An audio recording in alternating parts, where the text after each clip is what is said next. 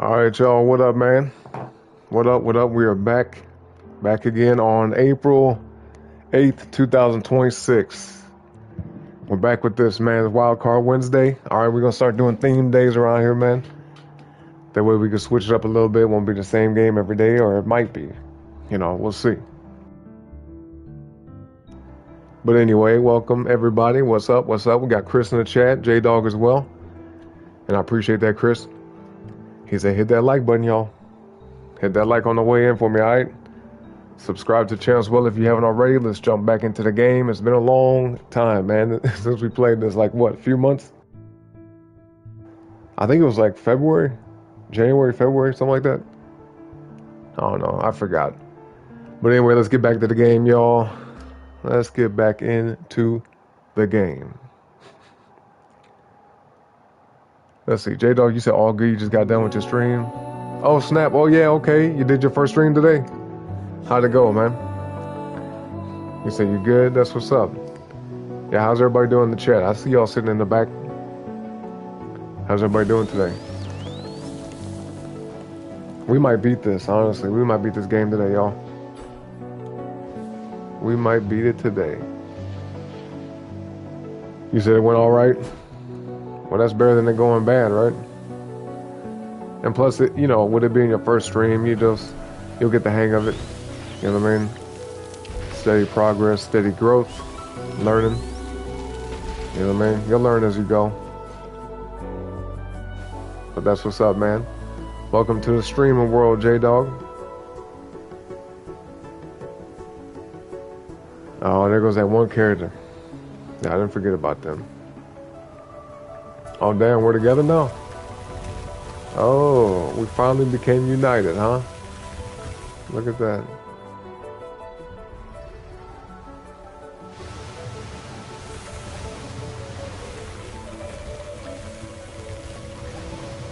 Yep, that's right, little Brooke Avery. Yeah, that's right. She said, listen to the old man. Oh, man, you hilarious. Yeah, like I say, I don't know everything, but I know about a lot, so, But you could take my advice or not. It's up to you. People gonna do what they do, right?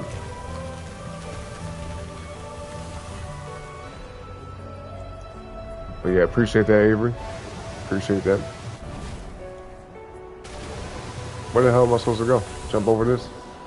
Oh, okay.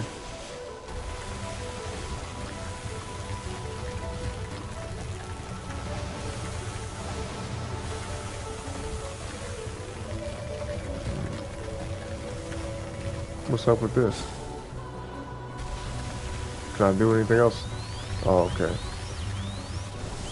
Yeah, there ain't no other buttons. What in the world? What's this go up here? Oh, okay, yep. This part's a little confusing, We might actually be towards the end of the game. I have no idea. Can I jump on these? Oh, snap. Okay. Look at that. Come on, belly flopping. Alright.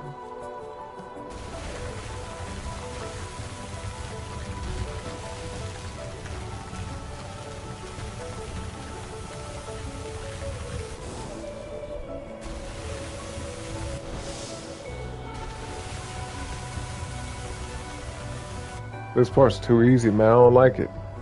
I want to get back to the, the platforming and all that. You know what I mean? Where's the challenge in this? There ain't no challenge.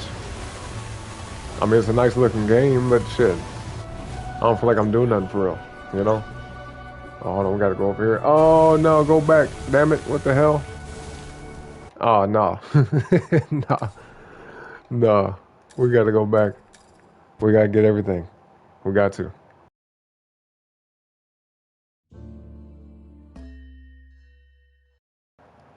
You say you just figured out how to make protein pancakes? They don't taste like pancakes? Oh, really? I suppose. I mean, I guess they should taste good, right? They should. Chris, you said you never seen this game before? And it's really nice picture. Oh yeah, definitely. I think you might have been here when I was playing it. You probably was, but this was some months ago, you know what I mean? It's been a long time, man. Long time. It actually, it was either January or like early February. I'm pretty sure it was like, yeah, probably January, honestly. Where the hell am I at now? Oh, they kept me at the damn checkpoint. See, I can't even go back. Find them. Find them. Oh, I didn't know I could break these. Them green things. Man, boy. I did not know that. What the hell? This whole time, really? That's crazy.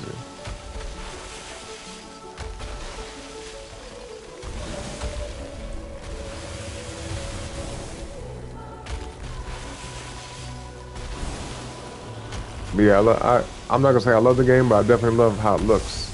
You know, it's definitely a very visually appealing game. Matter of fact, y'all saw me play Journey not too long ago. Remember that? It's basically the same type of game, you know. It almost even looks the same. Just this has better graphics, obviously. It's better looking. More modern. So what's up with this one? How do I get the water to come out of that?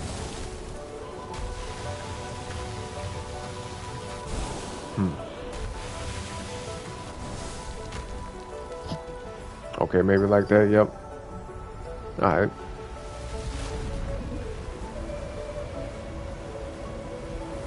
You said it tastes good, the pancakes? You said he was here? Yeah, I think he was. I think you were here, Chris. But it has been a while, so I understand.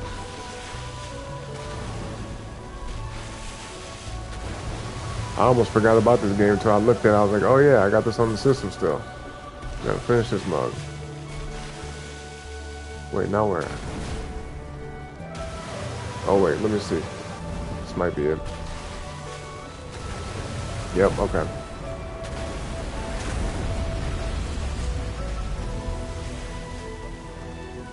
Yeah, I feel like I'm about to beat this. I feel like this is the end of the game because it's just too easy. And then me and this other character, you know what I mean? We joined forces. We became united. Or reunited or something. You know? I feel like this is the end of the game already.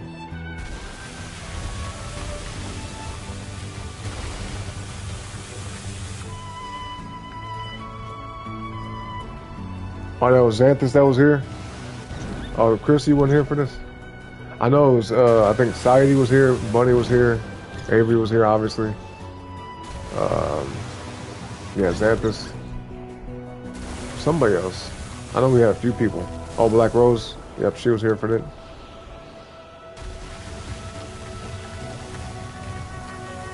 I feel like I'm passing up stuff.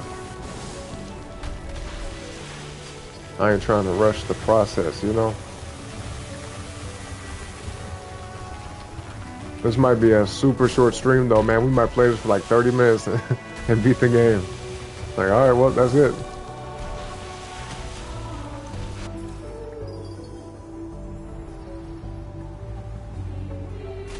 But yeah, I gotta get some space on the system too, so we just, we're in the phase of wrapping up games, you know what I mean? Wrapping up loose ends, tying up loose ends, basically. So we can move forward. Move forward the right way. Tying up the loose ends, man.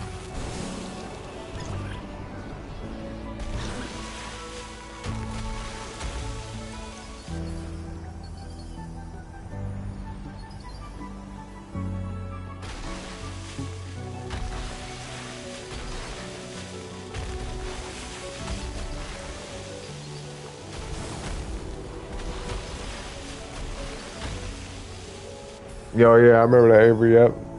Talking about the Ashy. Yep, you got some good memory, that's good. Keep it that way, okay? Keep training your mind, keep learning new things. You know, do brain exercises like crossword puzzles and stuff like that. or whatever you're into. You know what I mean? You can play a puzzle game, Avery. That'd be good for you too. Keep your mind sharp, and that's for all of you, really. You don't want to get older and be like, forgetting stuff. You know, keep the mind sharp.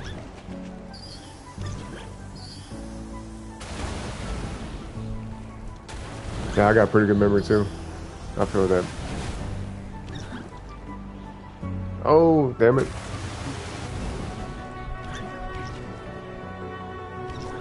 Get the one below. There we go.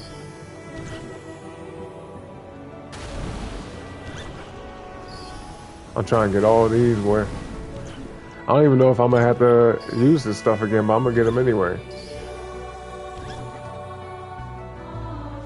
I'm gonna get them anyway.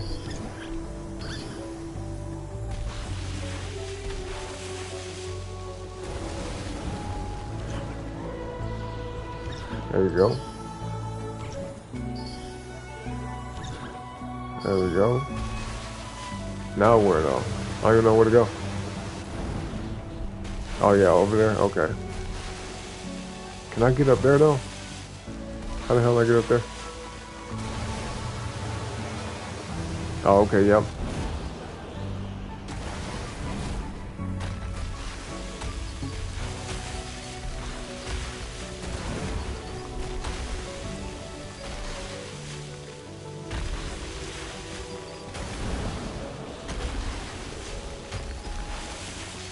Oh snap, look at that blue thing over there. Oh man, how am I gonna... Bruh. Come on, the dolphin just keep jumping by himself. It's messing me up. How the fuck do I get that? Ain't no way I'm jumping from right there to over there. That's not gonna happen. So I gotta... Well here, let me try it. I'm gonna see. It might work, might not. Hit that like button, y'all. Hit that like button. I see y'all. Yeah, I see y'all in the chat. Yup. Talking about you. Oh, there we go. What the hell made that pop up? There we go. What the... Come on, bro. Let me up there. Let me up there.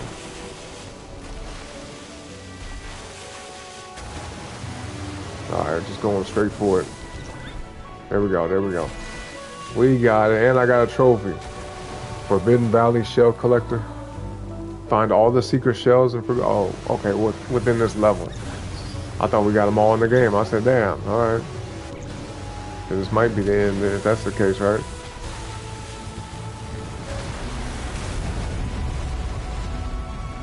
Whee! Looking ass. Yeah, you've been told you got good memory. Your great nan has great memory too. That's what's up. Yeah, if you can keep, you know, a sharp mind, good memories at an old age, then the chances of you having not only, you know, good quality of life, but also living longer is there. At least from what I know. But yeah, everybody wants to keep their mind, you know what I mean, all the way throughout their life. I think that's the saddest thing when somebody gets older and they start, you know, forgetting shit. They start forgetting people's names, faces, you know, like, God forbid somebody in the chat or even watching a replay has somebody in their family, or let's just say people in general, right? Nobody here. Let's just say it's sad to see when, you know, someone's grandma or grandpa or whatever don't even recognize them. They're like, hey, what's up, grandma? And they're like, who are you? Like, that's tragic. That's super tragic. I pray that doesn't happen to anybody in this chat, whether it's your grandmother or even yourself, when you become a grandparent, all right? Your grandparents or even you. I hope that never happens to any of you, all right? I pray that never happens. Because that is, I think that's the worst. Okay, well, I think we're beating the game, y'all. Yeah, I think we're beating it. It feels like it.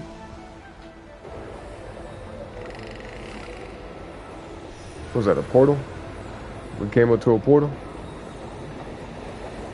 Alright, well, hop on in, man. Here you go. Why are we leaving the other person, though? They ain't coming with us. They said this journey is you and you alone. They helped you with the part of the mission that you needed. Type shit. Oh, there they go. Okay, they're still there. Never mind, never mind. We ain't leaving nobody behind. And they ain't leaving us behind. Oh, your great-grandpa called you somebody else's name, your aunt's name? Yeah, see, that's sad. Well, God bless your grandpa. You know what I mean? I wish him well. You said, to be fair, you've only met him once and a couple times. He was baby. Oh, okay. Well, I mean, but still, you know what I mean? I've seen that happen even in my own family. Somebody be called somebody else. Like my grandma, a couple years before she passed away, she was calling me my cousin's name. You know what I mean? She was like, "Hey, Sean." I'm like, Grandma, no. I'm not Sean. You know what I mean? And in a way, me and him kind of look alike a little bit, like we actually do. But not all the way, you know? Like we're not twins or nothing. But we're definitely related, so. It's a nice little scene, nice little view. Look at this. Stand at the gate. What we gonna do? We going on a date? What's happening? Come on. Oh, there they go. This is a cool looking ass level. No pun intended.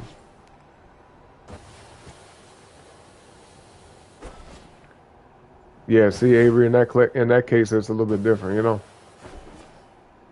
That's a little different.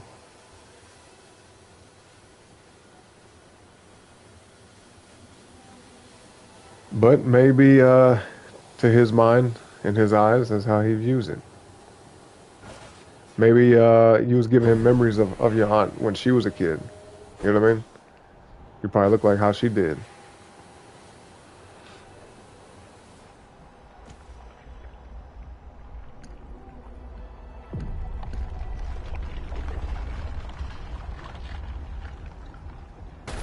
Oh, snap. What's finna happen? We about to fight? I feel like it's finna be a fight. Or something down here's waiting on us. Yeah, you get that feeling too, don't you? Don't it feel like that?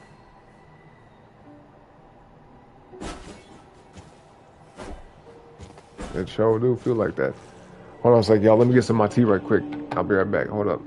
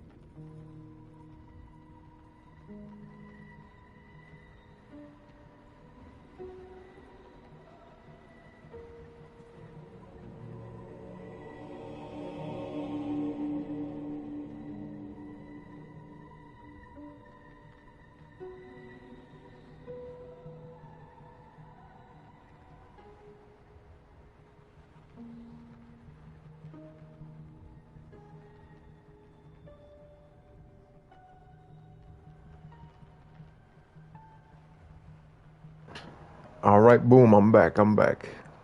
Let's see. Now, what we finna do now? Where y'all at in the chat, man? Y'all sleep? Y'all done fell asleep on me? What do I do here? Oh. All right, I guess we'll read it, man. I don't like to do this, but we'll read it. Yep, says fire elemental. Most beings are born. Most beings live and age and die. That's true. Yep. Wait, why did it say most beings are born? Huh? So what is a being that's not... Oh, never mind. I guess that's true, yeah. Anyway, but not the serpent. Tor Namun, she was forged of fire. Okay. Her body is scaled in metal from elements none had before seen on... Is it Farah? Farah? None could say how she wanted to live, but it was clear that she refused to die. Okay. Red fire forged her, but fury fueled her, made her strong and large and fleet, the most fearsome beast that Far had seen. Tor Namun frightened even the gods. What's up, Bunny? How you doing today? What up? What up? This Tor Namun. I wonder who that is. We keep hearing that name, you know, or at least we've heard it before in the game, right? We have heard it before. What the hell?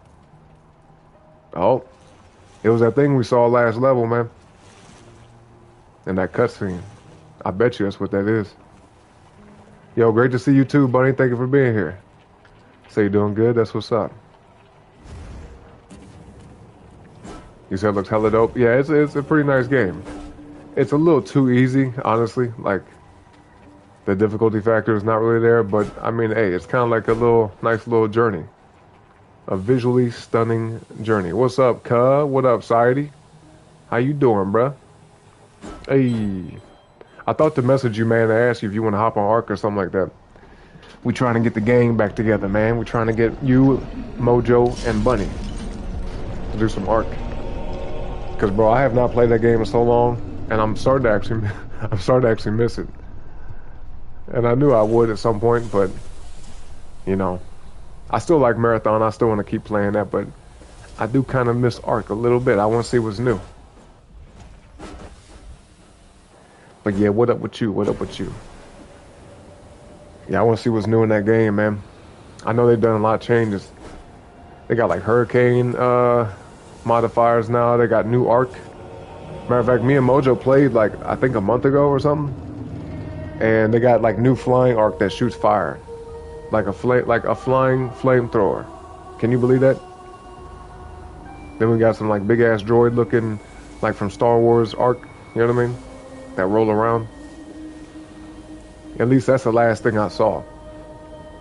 I'm sure they got new stuff beyond that now, you know? Because like I said, that was a month ago. Oh, and last time I launched the game, they had like a cutscene that played right as soon as the game started. So it's, I don't know, there's some changes. And I didn't even play the game last time. I just launched it. This was like maybe, I don't know, 2 weeks ago. I turned on the game. It played a cutscene. At the main screen was a little bit different, and at least initially, I just turned it off. I was like, I don't want to see nothing else yet. I want to save it, you know, keep it as a surprise, basically.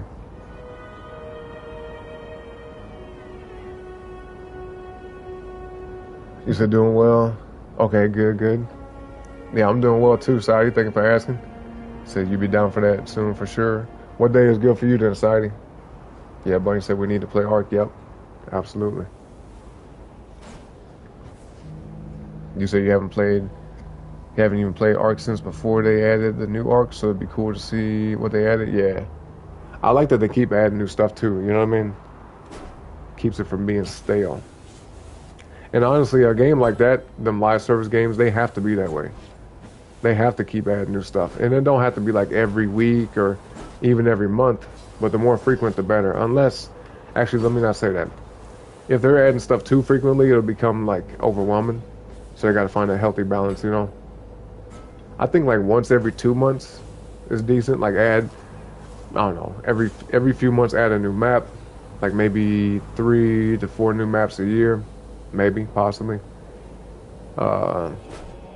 New weapons, at least twice a year. Maybe, yeah, at least twice, new weapons. Or we can reverse that, new maps twice a year, new weapons like 3 or 4 times a year. The weather conditions and whatnot, that's kind of cool to see, because the game came out in late October. So let's do the math. All of November, December, January, February, March. So at least 6 months has been out. You know what I mean? Right around 6 months. And they've done a lot of new stuff since it came out, so. Now what the hell am I supposed to do with this statue? Oh, let me try this one more time. Cause I see the little eye. Oh, maybe there's something I'm supposed to activate. To get the light to shine through the other eye. Let me try something real quick. Get on up there, come on. Get up there. Get up there. There you go. Oh, damn it. Never mind. I don't feel like doing that again. Nope.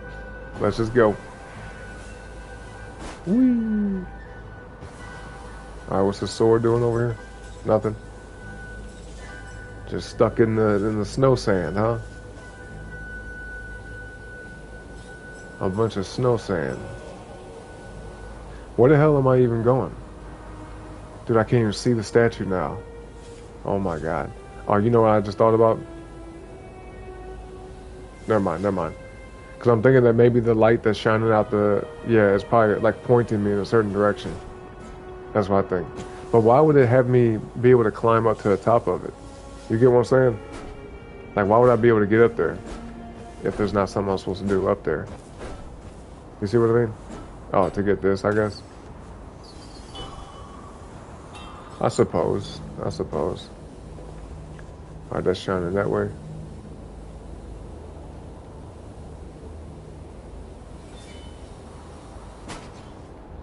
Yeah, maybe the little swords and whatnot is like to keep me on track, telling me I'm going the right direction or something.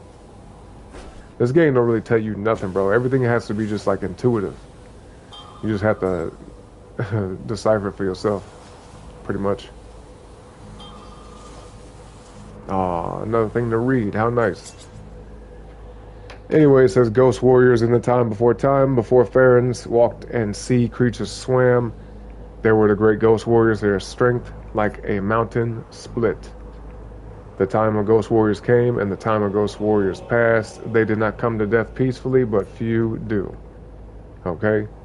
They enjoyed a peaceful afterlife, a well-earned eternal rest, until the serpent tore the moon, imbued them with fire and false promises, and back down the sacred river they came. Okay. I'm trying to piece together the story here. It's a little cryptic. You know what I mean? What y'all think this means? If you had to describe it, what the hell you think? What do you think is going on? It is a little confusing. Like they're talking about stuff we ain't seen or done yet.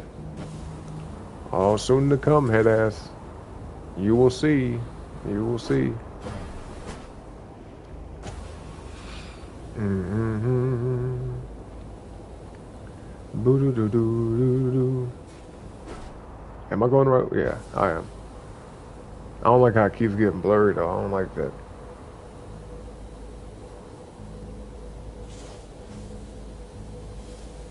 I guess I can't get up here. Oh, yes, I can.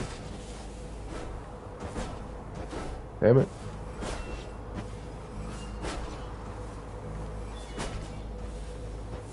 Yep, absolutely, buddy. You say you've been busting your ass cooking and cleaning, found all these new recipes, you've been making them every day. That's what's up. Have you found some favorites then?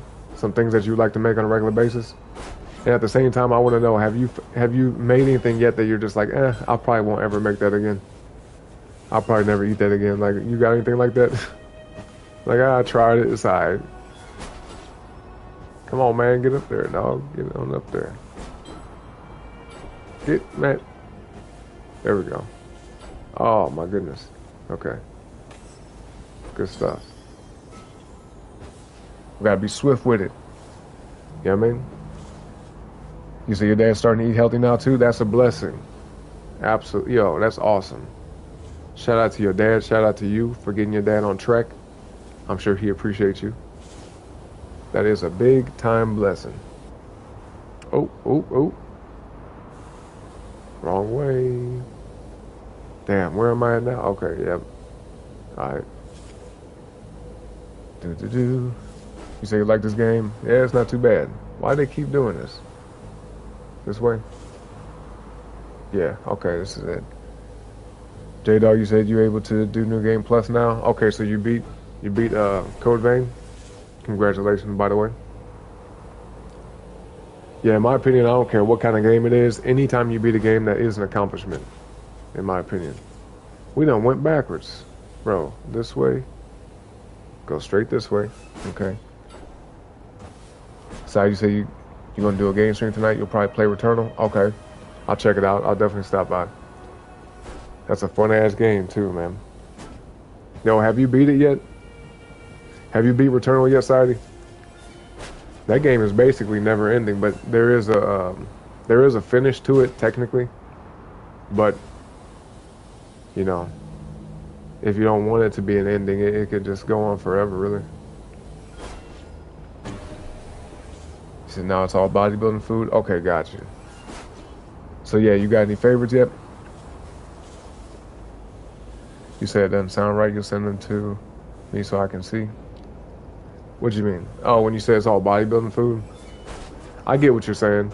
It's healthy stuff that has like, you know, high protein. You know what I mean? Stuff that's like good with the macros, right? I get what you mean. I get what you're saying, buddy. Yeah, when you say it's bodybuilding food, I'm not like, oh, she's eating like just protein drinks and just egg whites, drinking egg whites. You know, some people do that. They'll buy like a jug of egg whites and just drink them. You know, pasteurized egg whites. And just be drinking them, boy. I couldn't do that. Where the hell is the thing? Isn't there supposed to be like a little thing? I picked up something, but you know, like that little square thing to give me them points. This one ain't got one. The statue ain't got one. I don't see shit. What the hell, bro? Well, I guess we ain't gonna waste our time on this, right? If we don't see it, we don't see it. But why would they allow me to come all the way up here? I mean, they got little steps to lead up here, but I don't see nothing. Damn, ain't nothing up here, bro. Ain't nothing up here. Damn. Waste of time. All right, we're going this way then. Yep.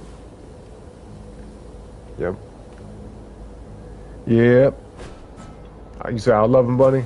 Okay, I believe that. I'm looking forward to checking them out.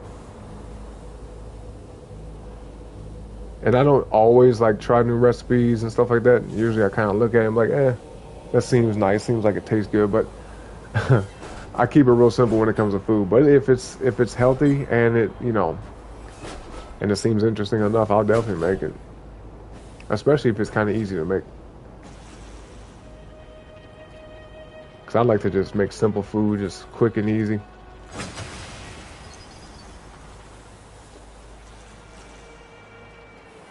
That's why I like the smoothies. I just be eating a lot of protein, sometimes eggs, sometimes yogurt, but smoothies every day. And a lot of protein. That's pretty much it. That's my diet. Just fruit and protein. I do have other things too, obviously. But just to put it simply, give y'all an idea, I just eat a lot of meat, and a lot of fruit. Mangoes, pineapple, papaya, shit like that. Pork, chicken, beef, yep. The Ghost Warriors, oh, and sometimes greens. I'll take greens, blend them up, or I'll eat them in a salad. Put some chicken on some arugula and spinach. Yeah, buddy, that shit good. A little bit of olive oil with it. Some vinegar. You know, apple cider vinegar, balsamic vinegar. But all right, it says Ghost Warriors Undoing. The Ghost Warriors had no care for mortals. Their interest laid in eternity and life beyond life. The Ghost Warriors were unaccustomed to fighting sea creatures and inconsequential as ants. Temporary and weak and small and nimble. Huh? The interests of the Ghost Warriors laid in eternity. They had no care for mortals. This was their undoing. Oh. Now we getting somewhere, huh? Oh, shit.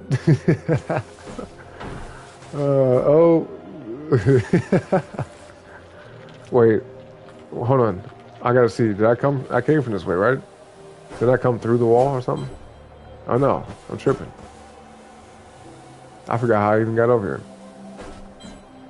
I don't know, I spaced out for a second. So I came through here? Yeah? Yep. Okay. Can we make it across? Oh my goodness. That was close. You said they're all for fat loss to get ripped? Hell yeah, okay. I mean, right now I'm doing pretty good, but hey, there's nothing wrong with getting in, you know, in better shape, right? I think there's always room for improvement, for sure. But to be honest with you, I've gotten down to a pretty good body fat percentage, you know? And I just want to tone up more, build more muscle. But I can see my abs, thank God. You know what I mean? I can see the striations in my muscle, the separation and shit. I told y'all, man, I look like I did when I was 19, but a little bit, you know, a little bit more muscle than back then. A little bit more. Cause yeah, I kind of stopped working out for a while, like months ago, back between last summer and the end of last year. And so what? Since like December, January, I've just been focused more on muscle building, getting back with that. Yep. God is great. God is good. 100%. And I'm grateful. You say you never beat Return before? Okay. Yeah, it's a hell of a game, man. What level are you on, by the way, Sadie? That game actually gets stupid difficult. And frustratingly so, too, man. I got to the point, like, there was one point in the game when I was like, bro, I kind of don't want to play this shit no more. You know what I mean? Because, you know, when you die, you get reset. And at the beginning, it's not that big a deal. You're kind of like, oh, okay, cool. I'm still learning new things. I'm getting more accustomed with the game. I'm getting new skills and whatnot. But, man, I got so far in the game, and I made it through, like, 3 levels without dying. And I had a really good weapon. It was upgraded. I had some other little perks and stuff. Had the right kind of parasite attached and everything. I had the perfect setup. And I got smacked down in one of them later levels, and I was so fucking mad. I was like, bro, I just lost all that hard work. But then again, that was before playing Arc Raiders, and I still had that inability to like let go and detach. So, you know, when you die and lose shit, it's like, oh man, it crushes you. But honestly, I'm not joking. When I was playing Arc Raiders, that game trained me and taught me a heavy lesson of just being like, okay, well, you're gonna lose some shit, but you can always get it back. You know what I mean? You can always get it back. And it was tough. It was definitely tough, but you know, once you learn that it's not so bad, it becomes easier. And it teaches you like a life lesson too. It's like that in the game and in real life. Straight up. It's a big ass statue, boy. Look at this. Is there somewhere back here? Something back here? Oh, yep. What is this? Oh, I feel like this is too much to explore now. Damn, son. Should I go down here? Wait, that's where we came from. You know what? I'll get it. Cause why not? I'll get it. Oh, maybe we can go this way. We just gotta be hella careful. Yeah. You said, but right now you back to the point that you got the first time you played it years ago? What do you mean as far as like getting back used to it? Getting back used to the game? Society? These are foods for getting ripped. Yeah, I'm looking forward to you sending them money. I want to check them out. Cause look, I mean, primarily when it comes to the food that like helps you build muscle and like keep the fat accumulation down, it is usually food that's kind of moderate to low in fat, and you know, moderate to high in protein, and then the carbs either are non-existent or it's like low to moderate amount of carbs. But that's the thing though, combination matters, and I'll be talking about this a lot with y'all. Timing of food and the combination of food that you eat matters a lot. Because this is kind of crazy and it is a lot to keep up with, and it took me a real long time to get used to this and understand it and whatnot. But there is a food science to where You know, let's say if you eat a meal that has heavy fat, heavy carbs, heavy protein, then it's going to bog you down. Even if they say, okay, let me put it this way. You know how they say calories in, calories out? That is true. You know what I mean? A calorie is a calorie. So you could drink, you know, you could make a sugar drink every day and drink 2,000 calories worth of just pure sugar. You get what I mean? But it's not going to be the same if you had 2,000 calories of just straight protein. You get what I mean? Because the composition of it, the molecular makeup of it, the compounds that are in it, you know what I mean? The nutrition isn't going to be there. If you just have all sugar all day, you're going to become malnourished, deficient in things. It could really fuck with your blood sugar, your blood pressure. So, you know, you might be losing weight, but it might kill you in a very short period of time. You get what I mean? So, yeah. But the combination matters. The biggest thing is, if you're going to have a meal that's heavy in carbs, avoid fat. You get what I mean? And if you're going to have a meal that's high in protein, I'm not going to say avoid carbs, but have 2 out of 3. But never have the carbs and the fat together. Okay? Never have heavy fat, heavy carbs. You get what I'm saying? Because the sugar spikes your insulin. Then it'll, like, you know, it'll mess with your blood pressure, blood circulation. Then you got the fat. The way it processes it is a little bit different. It's going to, you know, kind of mess with your metabolism a little bit. So, yep, it can fuck with your, you know, cause you to have clogged arteries, all type of stuff. But do your research, folks. Just kind of look into it for yourself. The macros matter, the food combination matters, the timing matters. And I'm going to give you another little tip for free. When you get done working out, the best thing you could do is have a meal that is high in protein, followed by a meal that's heavy in carbs, but pretty much no fat. So if you want to, you could have like a fruit smoothie soon after eating a protein-based meal. Or let's say if there's some type of treat you like, it could be chocolate, it could be some, I don't know, gummy bears, something. But have it like maybe an hour or 2 after the protein meal, all right? Because when you spike your insulin, that does temporarily increase muscle protein synthesis. You know what I mean? And it could, like, you know, I think it's IGF-1. It could activate that. I'm pretty sure. But look into IGF-1 activation, insulin growth factor. Okay? Look into that. And, yeah. Because the carbs will actually help you, you know? And if you're doing a ketogenic diet, honestly, and I'm going to tell you this, Bunny, and everybody else who's interested, if you're doing ketogenic, meaning like low to no carbs, right? Or a carnivore diet where you're not eating any carbohydrates, you should be focused mainly on cardio aerobic exercises, okay? The resistance training is still good, but keep it more so to just stimulate the muscle, not necessarily for muscle growth. You get what I'm saying? Does that make sense? Like, you don't want to be working out super hard and heavy when you're doing keto or carnivore, because the protein is going to more so sustain you rather than build the muscle, because you do kind of need the carbs for that muscle protein synthesis turnover. You get what I'm saying? You get what I'm saying? Get what I'm saying? You know what I mean? I'm trying not to confuse y'all, you know? But the carbs are actually very helpful for building muscle. Protein is good for maintaining muscle and also just to live, because every part of your body needs protein. Your hair, your skin, your brain. Brain needs protein and fat. Yeah. And the carbs is like an energy source, but it does have a lot of functions in your body, you know, a lot.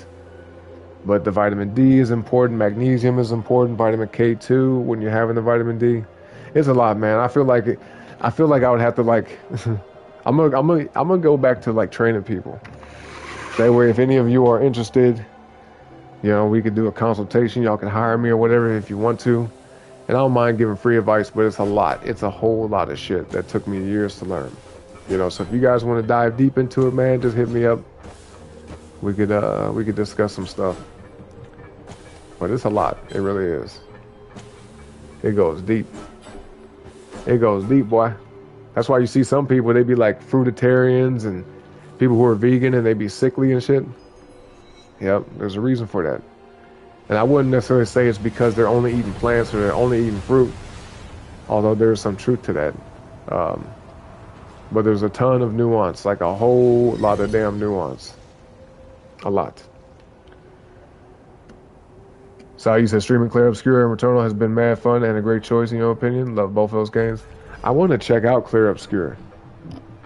I kind of want to check it out, but it's like, it's tough for me to get into any RPGs right now. You know what I mean? Just because of the time. I feel like it's going to be super time consuming and it's going to be hard for me to want to play anything else. Like, was it freaking Crimson Desert, bro? I want to play that game so damn bad. But I already know if I'm playing that, I'm not going to be playing nothing else. And it's going to probably take me, as long as it took me to beat Ninja Gaiden and, you know, a lot of these other games where I just play it, leave, and come back, man, well, I'll be playing Crimson Desert probably for like the next month or two. And there's too many other games coming out, you know? Sauros, Pragmata, just to name two. A few. But it is awesome, Society. I agree, J-Dog. You say you're currently in the best shape of your life for real, almost 3 months straight of going to the gym every week. There we go. Hell yeah, boy. Put the muscle emojis in the chat for my gym people, for the people getting in shape. That is a blessing. That is a blessing. Muscle emoji. And salute to all of you. To the both of you, really. I mean, I don't know. Maybe we got some other people in the chat that are doing that, but congratulations. Keep it up. Stay on that journey, because it is a lifelong journey, you know? Don't lose track. And listen, I'm going to say this too.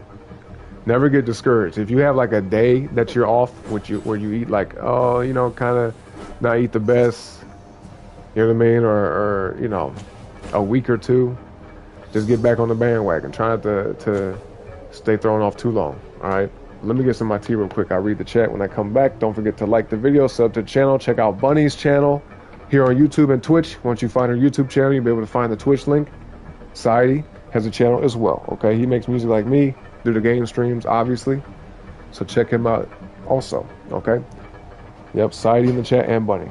But yeah, I'll be right back, y'all. Appreciate y'all.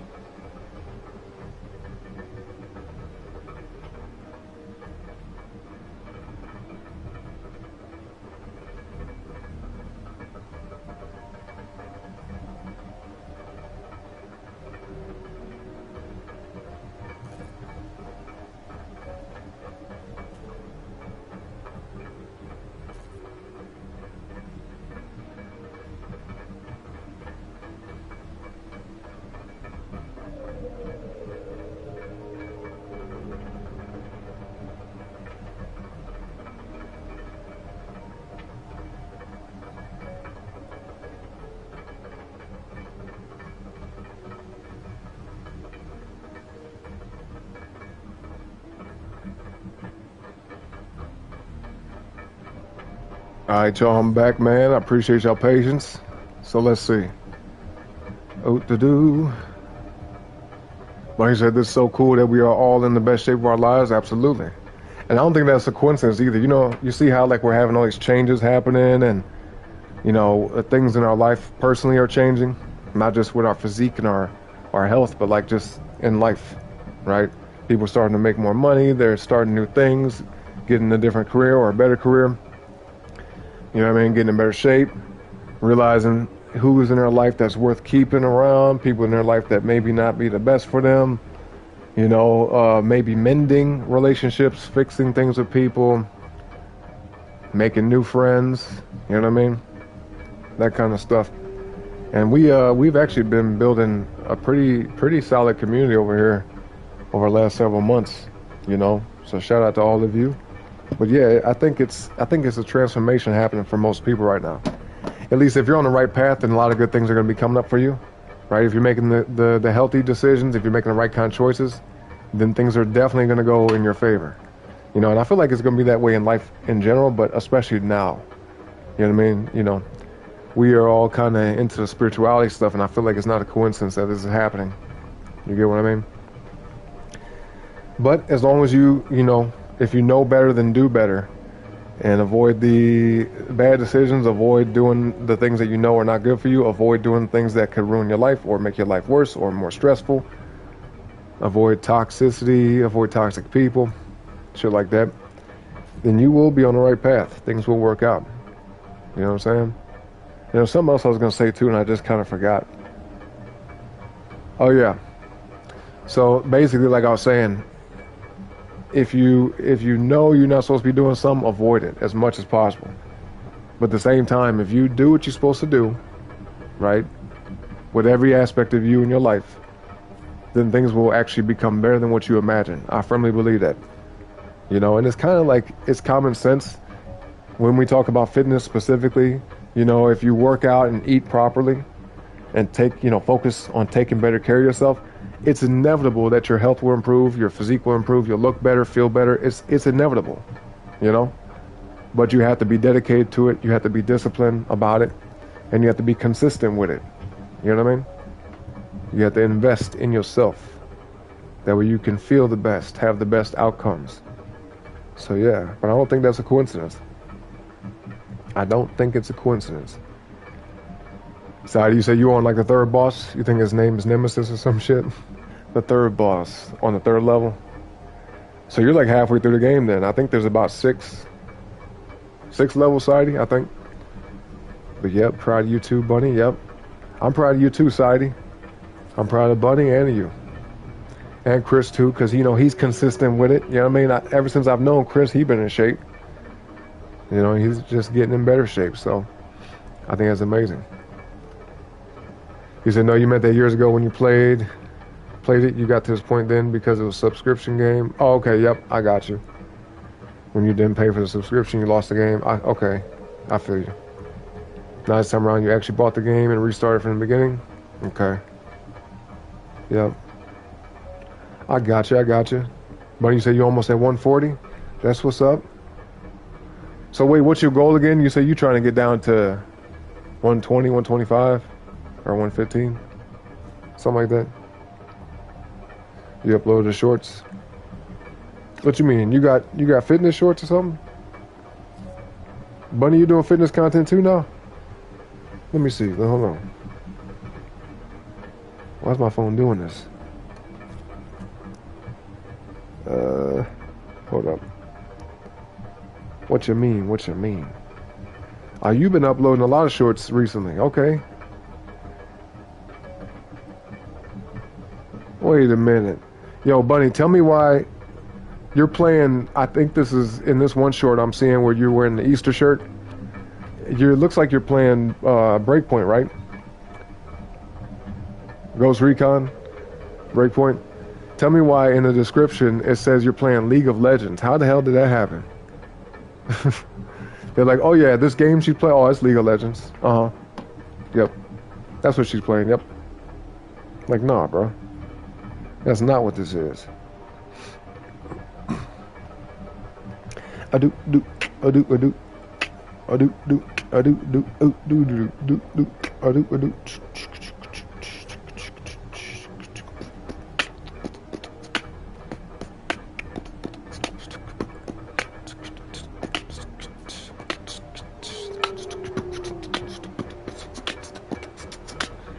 Oh, that's true. You know, that's a good way of looking at it, buddy. It could bring in a new audience.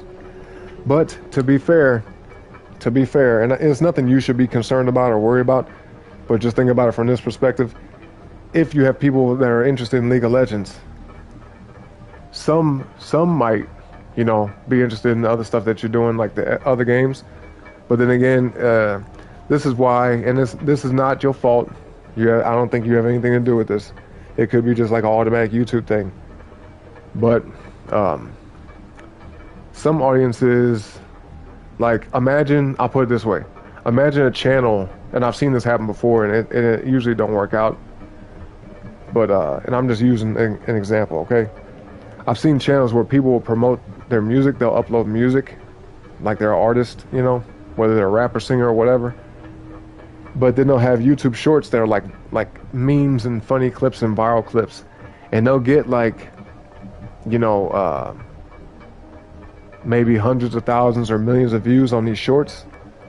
Might get a few little subs here and there, but nobody watches their videos. Like the videos that they upload when it's like music related or whatever, they might have a couple dozen views, maybe a couple hundred. But they'll have like 10, 20,000 subscribers that they got from the shorts, a couple million views on the shorts, you know, but it's like, it's not like a good funnel. You get what I mean? And if they do a live stream, there's almost nobody watching. So always make sure, right? And maybe you could try this, Bunny, double check and make sure, like, when you upload stuff and just see what's happening. Maybe you can change that, maybe you can't, I don't know. But yeah, you want the people that's coming to your channel specifically for what you do. You get what I mean? That's why this channel right here, you know, it's kind of conflicting because I do music and the game streams. But this is more so just like my personal kind of just, I don't want to say personal life channel, but this is just kind of like, you know, it is a very personal channel to me, rather than it being like about one thing in particular. So with that being the case, there is something I have set up to where I want to kind of migrate things to be more niche. I'm going to keep this channel the way it is now because it's been that way for a long time. There's no point in trying to switch it up and confuse the algorithm. So I'm going to keep it the way it is now. People will more than likely just come here just for me rather than like specifically the music or specifically the games. It might just be like, okay, well, maybe he does this or that. I don't know. I'm not sure, right? People are drawn to whatever they're drawn to. But I do intend to kind of shift the focus a little bit. And I don't know if I'm going to be doing streams from another channel, but I will be doing music on a very specific channel. All right. I'll still do the music streams here. Maybe on both if it's possible, but you'll see. You'll see. I want to make things a little bit more niche. But we're going to keep this one the same. Oh, it was a War Thunder short? Okay, I got you. Just your gameplay for now? Yeah, okay, so in the case if you do, and this, you know, for any of you that want to do that, if you do decide to do fitness content and you're also like a game streamer or a music maker or whatever, definitely make a separate channel. That's my best advice, all right? Don't do both on the same channel unless they're like tied into each other or they're related. You get what I'm saying? You said you checked it out, felt like it was quite impressive? Whoa, shit, what was I talking about? Are you talking about the short, Saudi? Yep, Easter short breakpoint, yep. You said new audience in, yep. You know, I'm talking about passion channel. Right, there we go, that's a good way of describing it. This is like a passion channel. It's more, you know, personal reflection of me, you see? Okay, I got you, Saudi. Directed by her short, okay. I see. Hold on 1 second, though.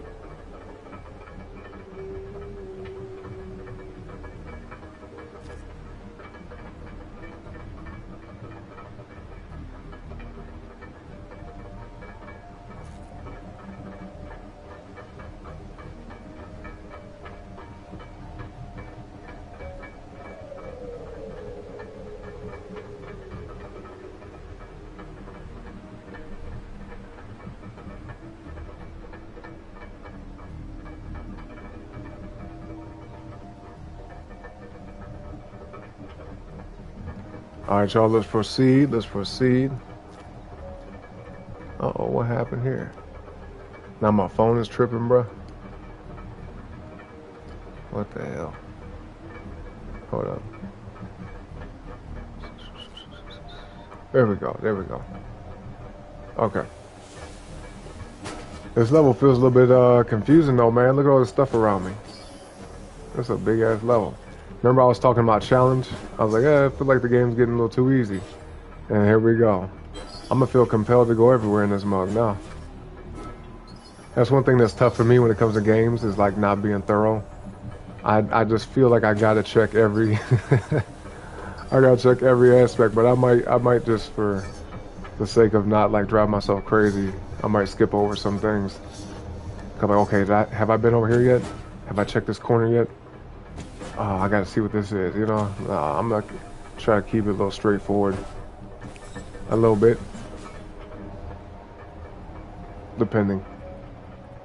Yeah, we don't want to be stuck on this all night. Because I intend to beat this game today, man. I mean, this is a short game anyway. You know, I feel like a person could beat this game within a whole day, right? Might be like a 5-hour game. 5 or 6. Come on, man, get there. Are you serious? There we go. I'm about to say, boy, y'all better hit that like button, though. Hit that like button, folks. Subscribe to the channel, alright? Like, subscribe, like, subscribe.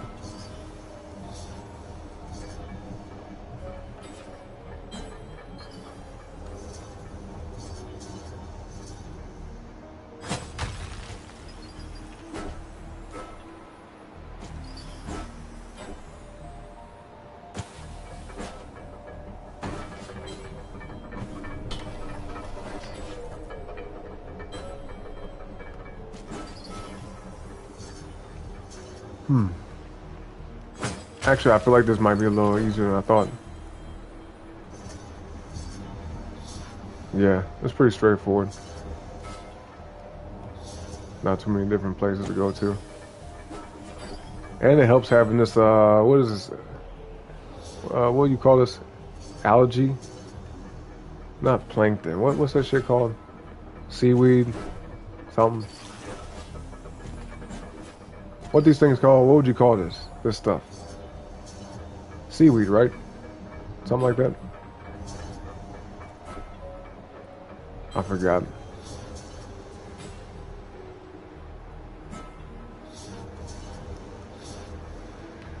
Welcome back, Lil Bronk. Welcome back, welcome back. Do-do-do-do-do.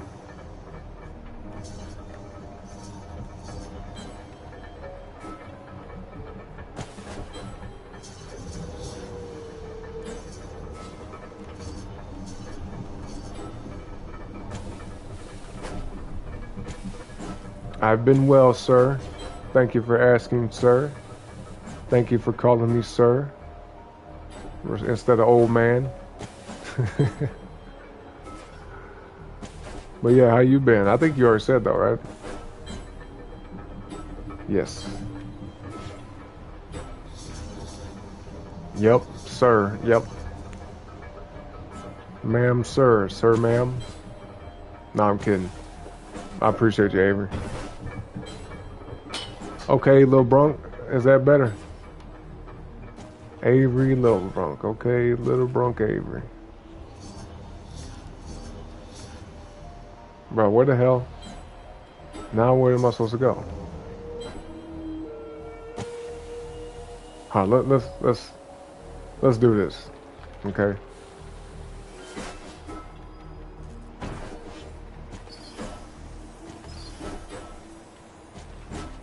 So you like your nickname? Good. It's catchy though, isn't it? That's a catchy nickname. Lil Bron. Yeah, we got names for everybody around here.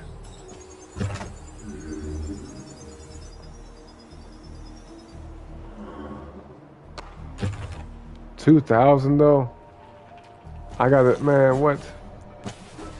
2,000 is ridiculous. Where the hell am I gonna get 2,000 from? Isn't that crazy?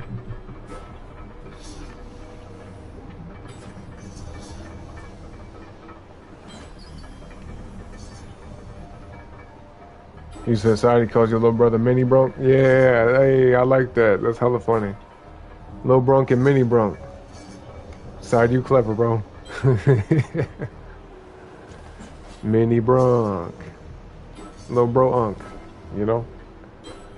Nolan hates it. He said, ban him. Your little brother's like, I don't like that name. Tell him to stop calling me that. It could be worse, though. It could be worse. So, if anything, I think it's a term of endearment. You know what I mean? And it's pretty funny. Well, okay, anyway, where the hell are we supposed to go here? This shit is weird. Actually, hold on. I think I just found out. I think I just saw it. Oh, get up there, bro. Get up. Oh. Over here. Over here. Let's do it like this. Oh, snap. Okay, I didn't expect this. Alright. Ooh, I see something up there. Yeah, that wasn't even what I was looking at, but hold on. Oh, I just got a freaking trophy. It said ride a humpback whale. Okay. So, yeah. A little secret thing, I guess. Not that, I mean, honestly, not that I care about the trophies in this game, but it's always cool to have, you know? I'm not going to say anybody be like, oh, I'm mad I got that trophy. Like, no. But I'm definitely not trophy hunting right now, if that makes sense. Okay, I saw something. Where did I see that? Wait a minute. Jump back down. Oh, there it is. There it is. Oh, shit. Whoa. Oh.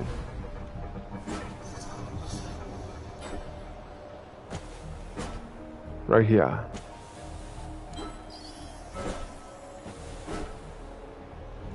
I'll get on back up there. All right, we have to progress forward now. It's time to roll on, okay? Oh, shit. Okay. Yep, we did this. Yep. Yep. Yep. All right. Come on. Oh, I wasn't asking you, Avery. I know you don't know. Ain't no way you know. Be like, where should we go? And you'd be like, I don't know. I don't know. Ain't no way. It'd be all guessing. It'd be all straight guesses. Like, I don't know, go the way that looks like it makes the most sense. Oh, snap, I can't go back. Oh, we're going up. Oh, yes, I can. Okay. I was like, it's just sliding. We can't stop it. Oh, that's it? That was everything? Well, Avery, you never announce when you go live.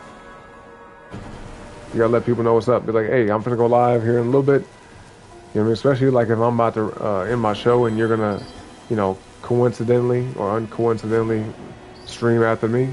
Be like, yo, check me out. I'm gonna go live. And be stop by and say hi or something, you know? Oh, you mean like, what are you posting in the Discord? I'm saying you gotta let people know actively while we're here. Because sometimes I get off the stream and I be going about my day. So you gotta bring it to my attention, you know? That's all, that's all. Wait, can we go this way? Ooh, I can boost now. Look at this. I got a new ability. Oh, wait. I gotta build it up or something? Oh, yeah, I do, yeah. That sucks. Dang, so I can only use it if I collect these things. So is it like a limited amount of boost? Alright, what? Oh, no, okay. These things recharge. How nice. How many can I hold? I'm finna gather. Finna gather them up. Alright. So I can hold only 5 at a time? Is that it? Let's try this. Let's see. Yep, 5 at a time. That's it. Alright.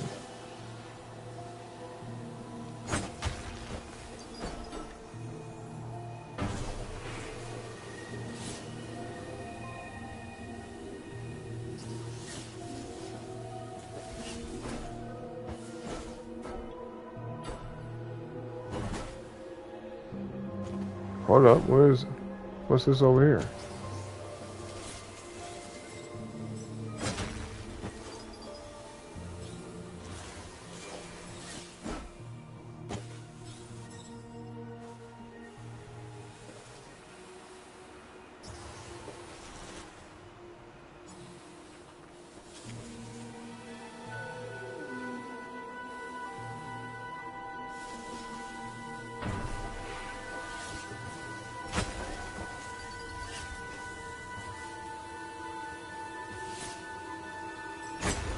You know what? This is possibly my favorite level in this game so far.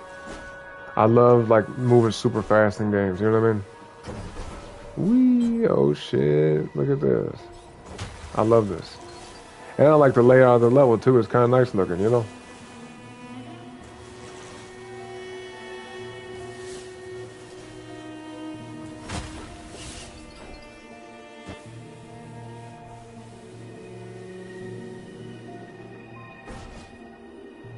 Damn! I should have boosted across that. Hold up, we gotta go back up. The Alpine Slopes. This is a dope ass level though, it really is.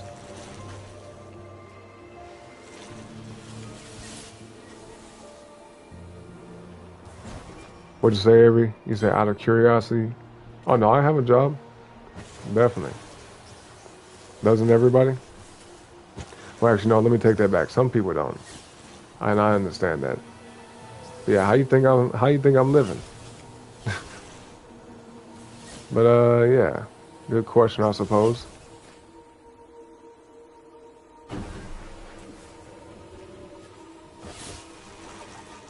I gets money. But it's legally, okay? And don't get the wrong idea, folks. Don't be like, oh, he hustling? Not that kind, okay? Relax.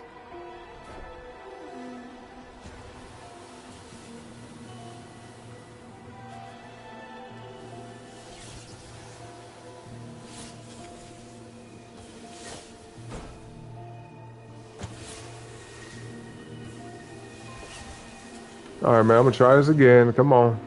I need to jump across this gap. Maybe, oh, it's okay. Oh, speed up. Damn, come, man, how the hell? That has to be the way. That has to be. It wouldn't make sense to have any other way of getting that. You know? That has to be. Let me see, maybe... Alright, hold on. Let's try like this. Why don't we pick up... Alright. Here we go.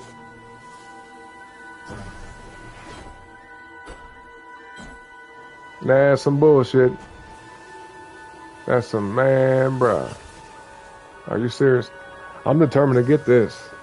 We can't move forward without it.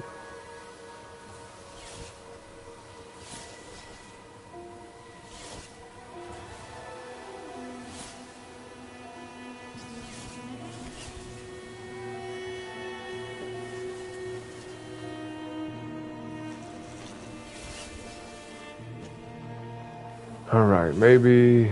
Okay, maybe if I come from right here, we'll just kind of go straight this way. Yeah, that makes the most sense, don't it? Yeah, alright, come on.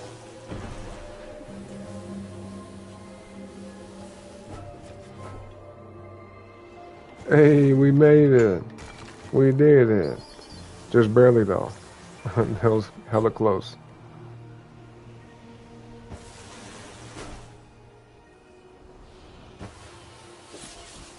Damn, what happened? The chat got hella quiet. Boy, y'all good? Everybody alright? Y'all good tonight? I know y'all sitting in the back of the chat. I see you looking. Looking with your looking ass. Looking with your looking ass. Okay? Okay?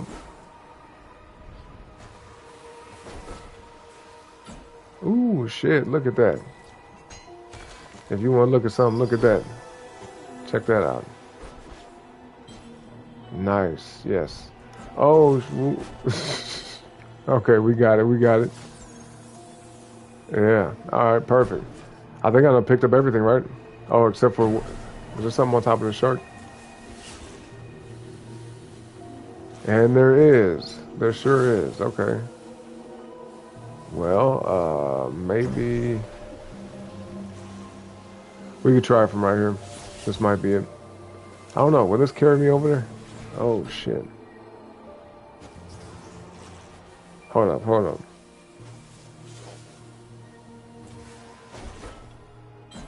Damn, nope. How the hell do I get up here? How do I do that? Let's see.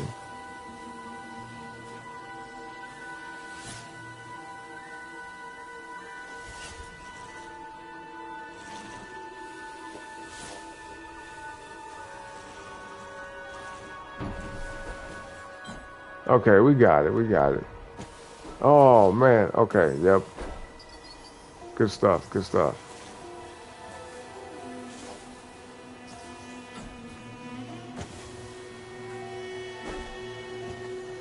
Did I go over there yet? I don't think I did. No, right? This ain't where we came from, was it? Up there? No, we came from over there somewhere. Yeah, okay. Alright.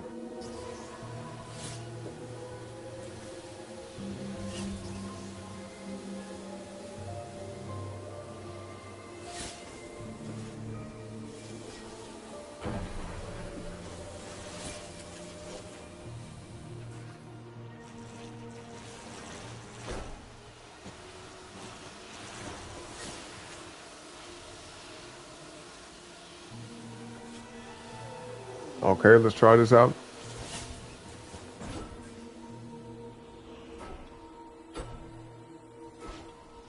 Damn, no way. I got a trophy for that though. It says long distance jumper, travel a huge distance without touching the ground. Huge, so huge. It's the hugest, it's huge. Type shit, type shit. You know what I mean? Y'all know that meme? With Donald Trump talking about something, it's huge. It's huge. Donald Trump, hey. OG Donald Trump, you know what I mean? Alright, we're gonna try it again. Come on.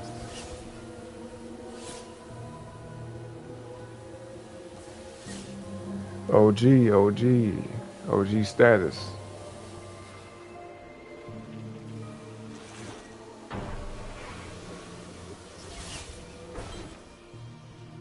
Oh yeah, we got it. We got it this time. Yep. Yep. Told you. Told you. So look, we have, I'm thinking I'm supposed to go up there, but I don't want to go this way and be locked out. You know what I mean? Let me see. Do we progress this way? Oh, maybe. Here, let me go back this way and see if I'm missing something. Hold on. Welcome back, J-Dog. Welcome back. Appreciate you being here back in the chat. Don't forget to tap that like button, folks. Like the video. Subscribe to the channel, all right? I greatly appreciate it. It helps out a lot more than you think. And it's free. It's free. Don't cost you a thing. Oh, here we go. All I had was 276, bro. This 2,000 gonna take forever. 1,400. So I need 600 left. Let me roll. Come on. Let's see. Wait a minute. I feel like once I do that, some shit is gonna shift.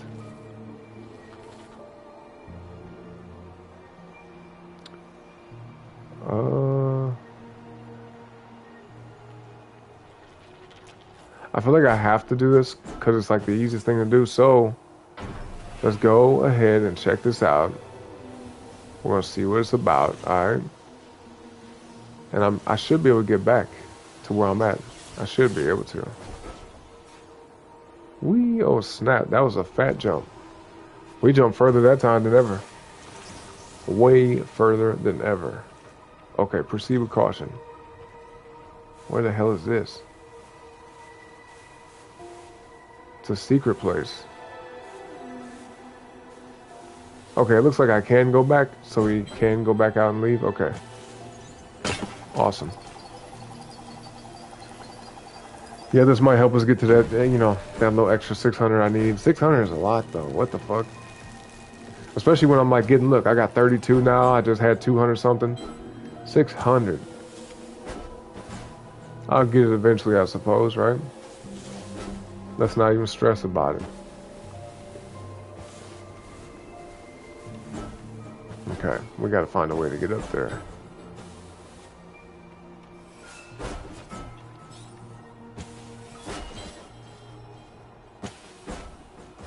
Oh no.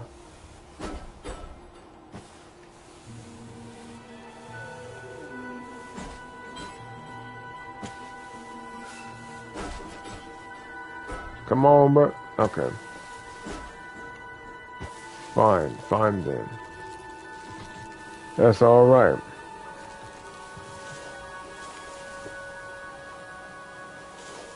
Let me see. The hell is that?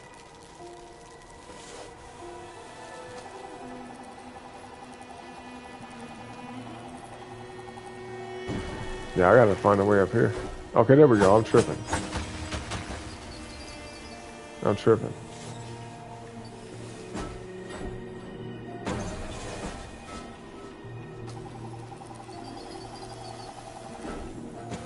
Yeah, buddy.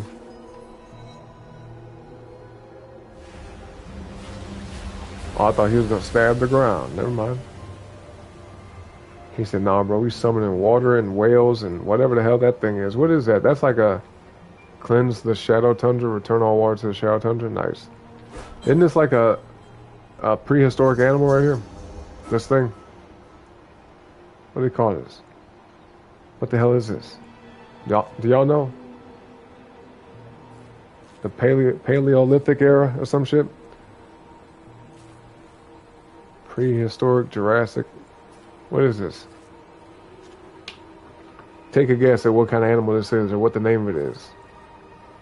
Definitely some type of amphibian, sea creature animal. Yeah, something.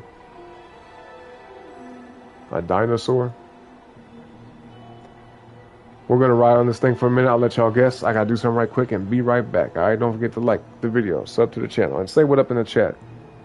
Don't just be sitting way in the back being shy, okay? I don't know why y'all do that, but I'll be back.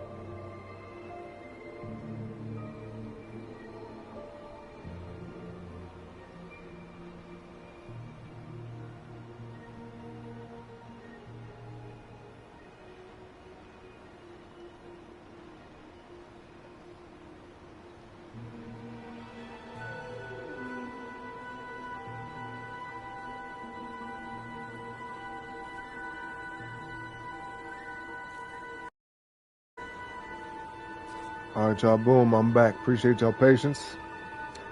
Who all do we have in the chat, man? Where y'all at? Where they at, though? Where they at, though? Where y'all at? Matter of fact, let me see. Okay. Do this.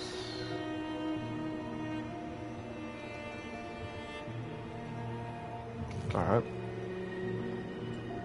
All right, y'all. Let's get back to it, man. Let's get back to it. Do. Oh, Bunny's streaming, by the way, too. Shout out to her. Where do we go from here? Let me see. All right, let's just start collecting this stuff. And I got a trophy. Wait, what to say? Elasmosaur rider? Riding Elasmosaur? What the hell? So that's what that animal was. I never heard of that. Did y'all know that's what it was? Ain't nobody even take a guess in the chat either. Y'all was like, well, I don't know, so I'm not gonna say. I don't know what it is, so I ain't gonna say nothing. I don't want to look stupid. Like, that's okay, you know? All you had to do is take a guess. Ain't nobody gonna judge you. You know what I mean? If you're wrong, then it's an incorrect answer. If you're right, then boom. That's amazing. You know? But either way, it's all good. Y'all was scared to type. I said, hey, what animal y'all think that is? Take a guess. And y'all was like, no, I don't want to say. I think I know what it is, but I don't want to say. Like, okay. All right.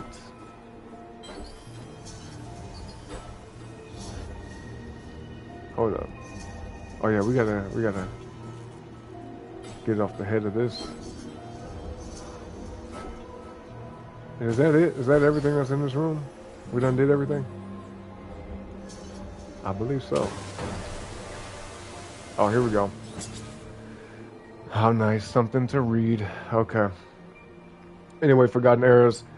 Time is a long strand, backward and forward. And Alma? Who's Alma? What is that? Is that like a race of people in a game or something? Anyway, it says they're older than time. As the cycle has waxed and waned, so too have the great beings of Farah.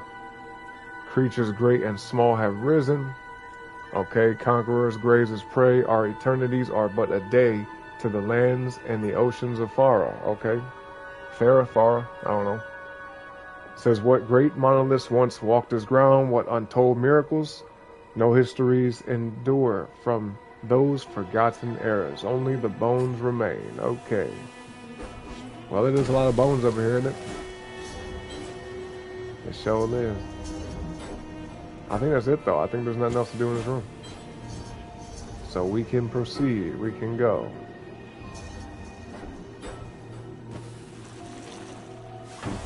We can go. We can go. Chris, what's up? You said Plesiosaurus? Yeah, I didn't even know what it was. I felt like I had seen it before, but I wasn't sure what the hell it's called. I didn't even know where to start. I was going to say Megalodon, but Megalodon is like a shark, isn't it? Or some shit. Like an ancient whale, I think. You said some people think the Loch Ness is one of those. Yeah, okay, that too, yeah. It does look like a Loch Ness, except for the Loch Ness. Well, I know, I guess they do lay down flat. I was going to say, every time I see one portrayed, they always got like that same kind of look to them, that same archetype, but, you know, the neck is longer, come up out the water or something. But yeah, that was a good guess, Loch Ness. The Loch Ness monster probably is actually like just a real creature from ancient times, but the fact of the matter, if it's alive or not still to this day, is a question that remains, I think. Just like Bigfoot and all the other stuff. But yeah, I like that, Chris. That's a good guess.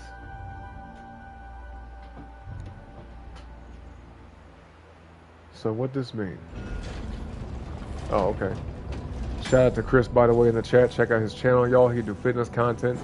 He's getting into the fitness, the fitness content game. All right, so if you're interested in that, check him out, okay? We was talking about you a little bit earlier too, Chris. We got on the whole health and fitness thing. I like this. I like how this look. It's nice. Like I said, by far, this is my favorite level. Yep, out of the entire game, this has been my favorite level.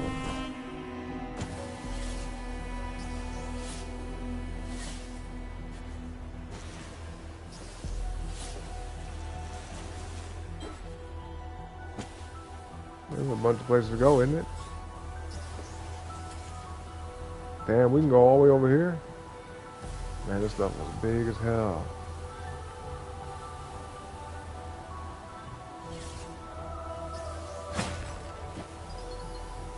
Jeez.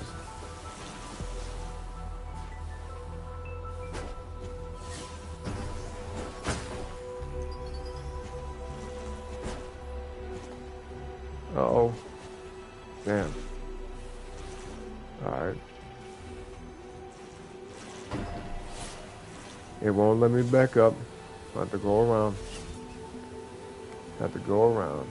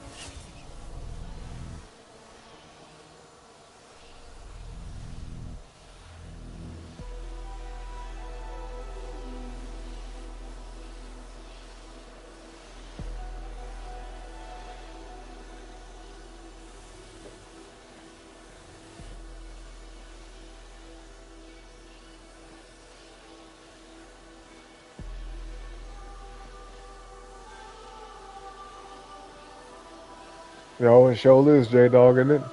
This is an amazing looking game. Straight beautiful, I agree 100%. That's how I felt about Journey though too, you know? Some of y'all was here for that not too long ago, but Journey, way back from 2012, I believe, was when it came out. 2013, 2012. But yeah, that game is just as pretty, but this is obviously better because it's newer. You know, technology has gotten better since then, but yeah, it's got that aesthetic. It got that look. I suppose, okay, we can go this way, but I'm gonna go over here first. And grab this. Alright, nice. Cause we need all them points, man. We need like 300 more.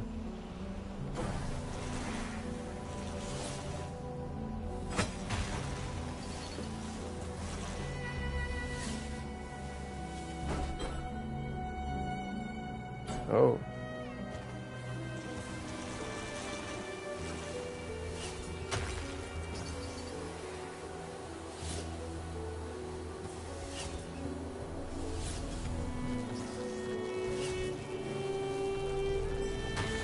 This level is stupid big, bro. There's hella places to go. I can't believe this.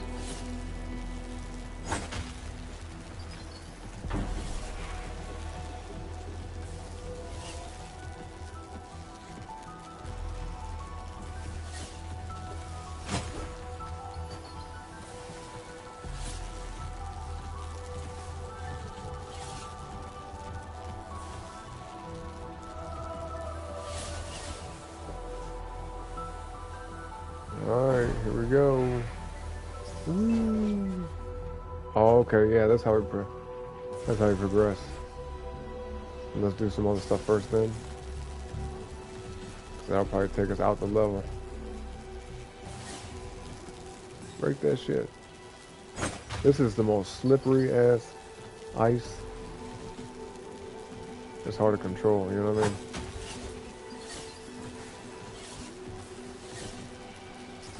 I don't know why, but this part, especially with the way the ice looks, it looks like something from like PS1. Like it reminds me of a game I played on PS1. Got the kind of grid look to it, you know? What's this?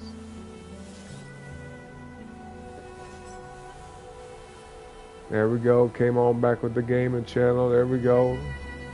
In phase Armada, aka Sire T. We see you, bro. Welcome back to the show. Ronan, what up to you too, bro? Hey, what's up? How's it going? How you doing today?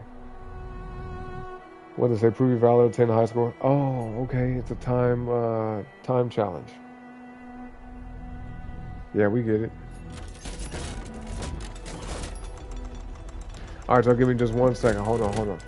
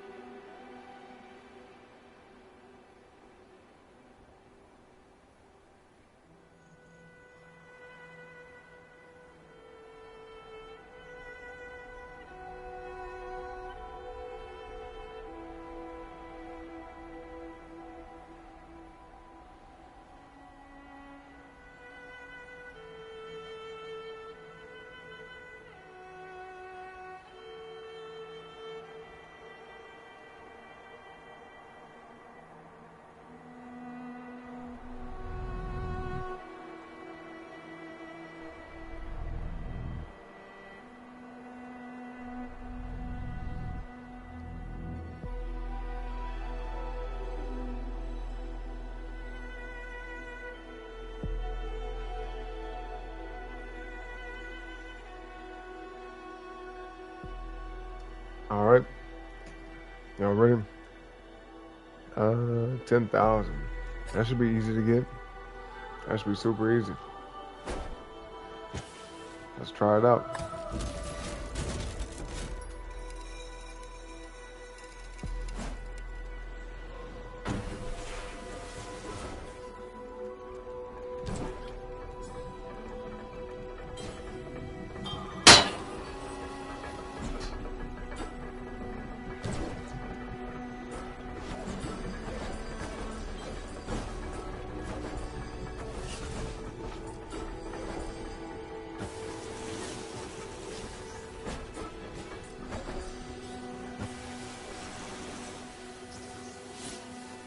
It was stupid easy. I already got like 11,000. We already beat it. This is too easy. It's dumb easy.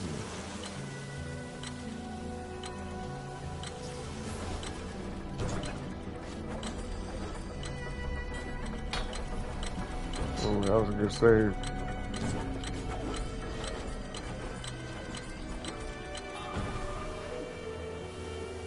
See? Why did they make this so easy like that, man? There was no challenge.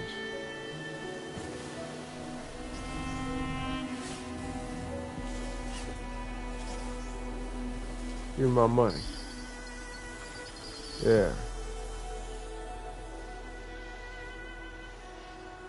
You say you say in Armada, same society? Yeah. Yep. Is our society, yep. That's funny. Let's see. Oh, that was good looking, Chris. You thought Armada was a society, and then you was like, yo, check out Society. He does also make music. He's a mod on the channel. Look at you, Chris. Hey, man. You're a real one for that. You know? I told y'all, man, we got a good community of people over here, you know? I said, I almost said a good community of folks, a good community of people. Yeah, that makes more sense.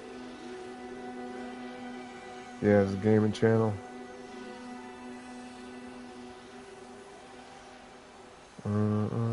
Welcome back, Avery.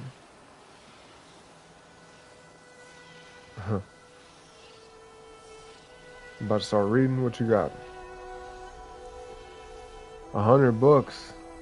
Damn. Sorry, said the Bible. He said you need to be reading the Bible. Yeah.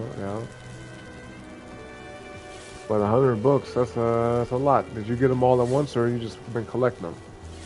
And you have neglected to read them. You say, I just like having books, but I don't like to read. You know what I mean? She said, I got a bunch of books, but they just sit there. Type shit.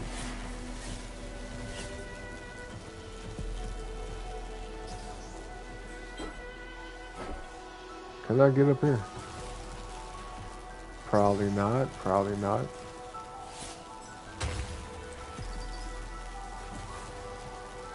Can we? Yeah. Whoa, how the hell? Oh, snap. That was lucky, wasn't it? I don't know how I did that.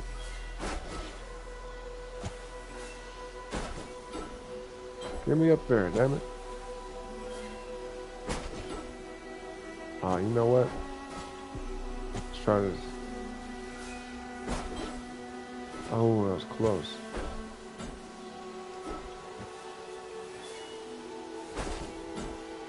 Oh. Oh, man. Fine. I don't care that much. I don't care enough to try that again, okay? Although, is there something on his head? Let me see. Let's try it from this angle. Sometimes you just gotta go at things from the right angle. Hold on, let me see if we can stop sliding. Slipping and sliding, head ass. Come on, man. Oh, there might be. Let's try this. Ah, come on.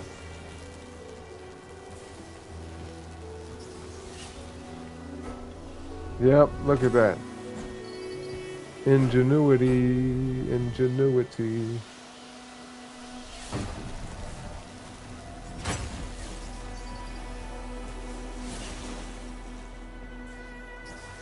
Awesome.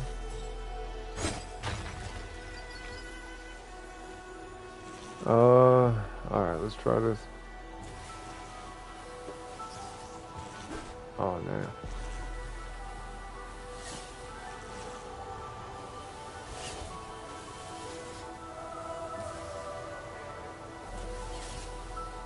What the hell?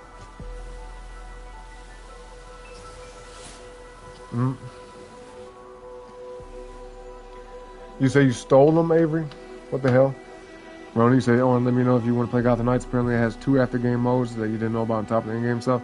Can anybody play it? Like if you, let's say if you're doing in-game content, Ronan, and I haven't, could you still invite me to it? Or does it require me to beat the game? Squanto, friend of the Pilgrims, got invited to a church. That's what's up. Oh, she said kidding. That's a good way to make friends. Yep, church, yep. School was giving them out, so you took a lot. You got plenty of friends. Chris said when you was personal trainer, you had a coworker who read over 100 books a year. Damn, her main job was in the library. Yeah, that makes sense. Well, that's not a bad thing, though, 100 books a year. That means she was reading, like, what? Every month, like 8, 7, 8 books. Maybe 9. Something like that. That's quite a bit. That means she's reading like 2 books a week. Wow, yeah. That means she was reading all the time. Like in her free time, she's reading. That's crazy. Just eat and then read. But then again, some people read fast, you know. I know somebody who reads pretty fast. I'm kind of like, I could read fast, but will I retain it? Probably not. I'm not much of a reader. I have to really be interested in something I'm reading for me to be like, okay, I'm gonna remember this.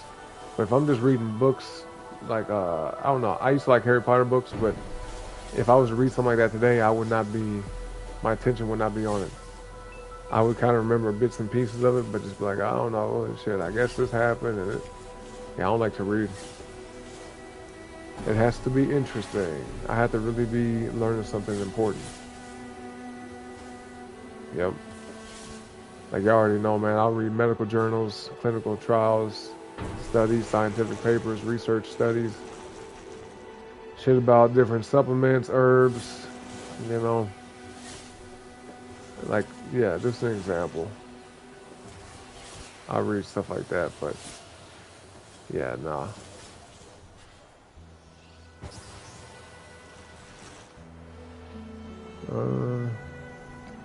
You said you got your boyfriend, you, yourself, and I. Well, that's good. That's enough friends. Yeah. I mean, it's not bad having female friends, but yeah. To be honest, I mean, you're young, but as you get older, for sure, as a female, you don't want to have a whole bunch of guy friends, necessarily. You know what I mean? Unless they're related to you. And that's just my opinion, but I feel like any relationship you have will be better served when you don't have a bunch of male friends hanging around. Like, hey, what's up? What are you doing today? Hey, want to go hang out? Want to do this? Like, nah. If you are in a relationship, that should be the main focus. But you're young. You're young. It'll become more of a thing for you as you get older, or at least it should be.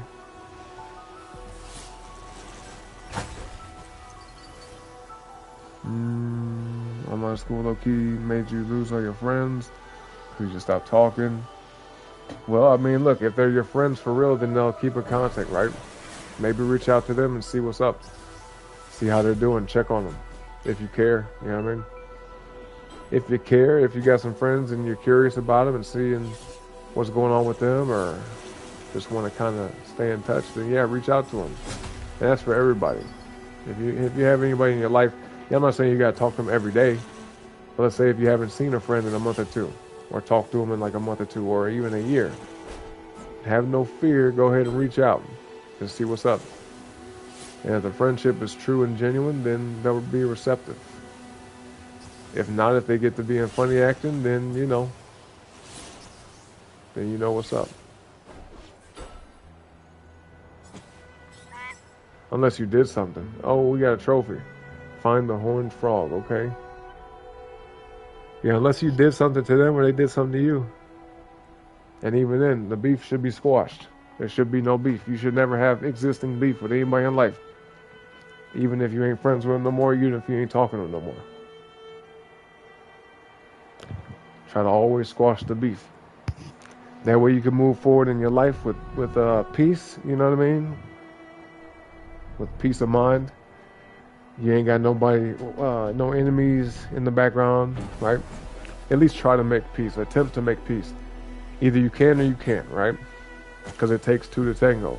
If you're the one trying to cooperate and make peace with somebody and they're not, then you just have to chunk it up and be like, all right, well, at least I tried. But definitely at least make the effort. Especially if you are not like holding a grudge against somebody. And if you are holding a grudge against somebody, man, don't do that. Let that shit go. Don't stay mad at people. I don't care if they're like your family, someone you're in a relationship with, or you're just your friend or coworkers, associates, whoever. Never hold grudges, alright? Just make peace with them if you can, or make peace about it. And keep it pushing. Oh shit. What the fuck? But yeah. How the hell am I supposed to get across this?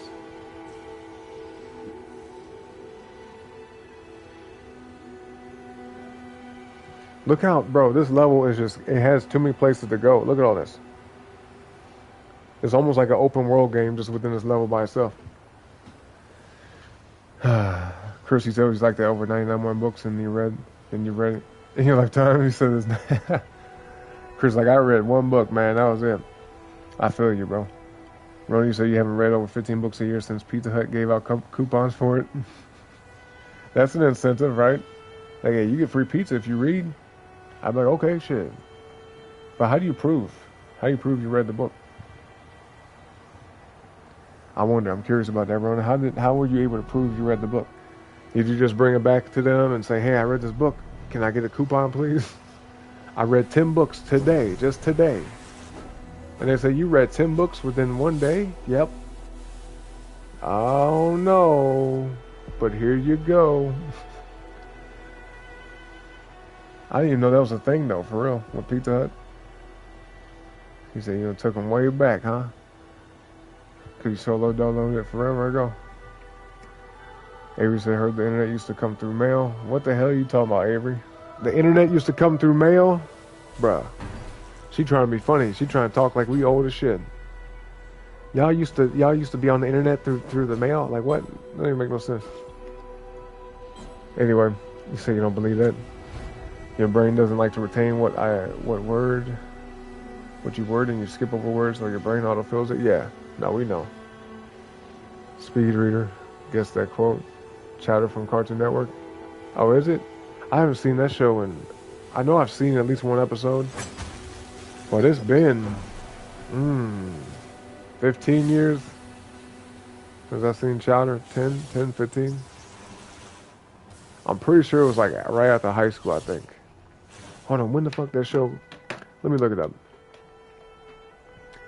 I'm familiar with it. It's like the little purple or blue cat or something. He got that hat. That little hat. Let me see. Chowder. Got like chubby cheeks, don't he? Little short chubby cheek cat or some shit. Chowder. Yeah, I was right. Yeah, it was a fat purple cat. That's a cat, isn't it? Oh, 2007 to 2010. So yeah, it was like right at the end of high school.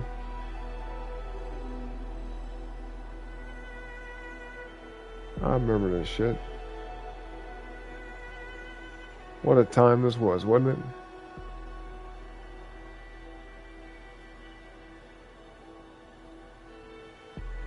What a time. What a time.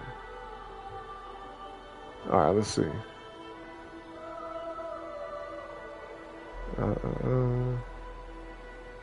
Rada.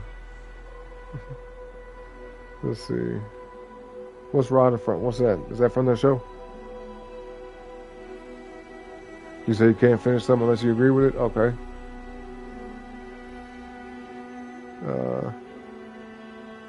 Chris said they tried to distract Endive by making her read a book and she finished it in like 10 seconds. Damn. That's from the cartoon, right? You don't have beef with anybody, Avery? Good. That showing Flapjack with the shit. I remember Flapjack as well, yeah. Well, that must have been made by the same person, though, right? Because they look the same. Let me look back. Let me look at Flapjack. Because I feel like they got the same art style, don't they? Flapjack.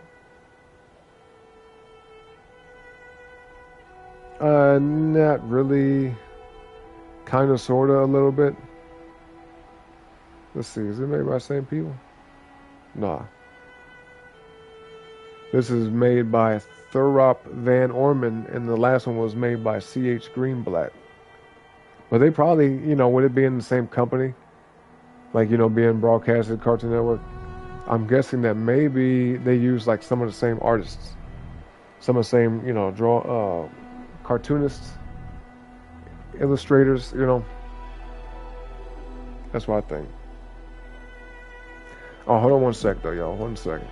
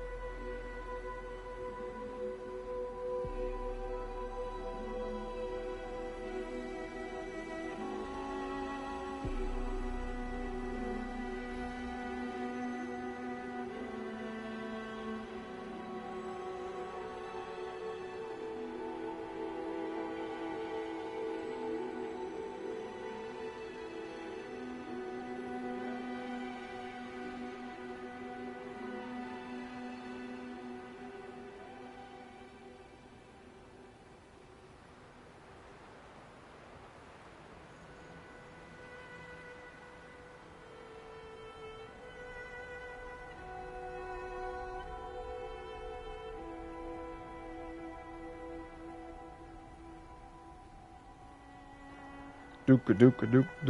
All right, I'm back. Let's see.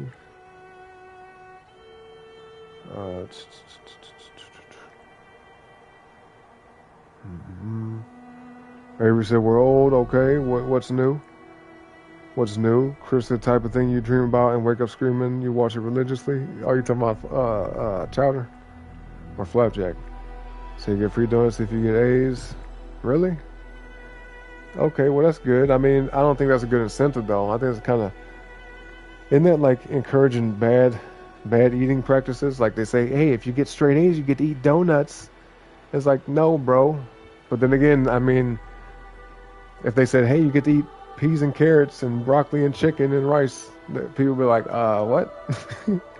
Especially if they're young, you know what I mean? They're like, I want some candy, shit. That's why, man, let me tell you all this.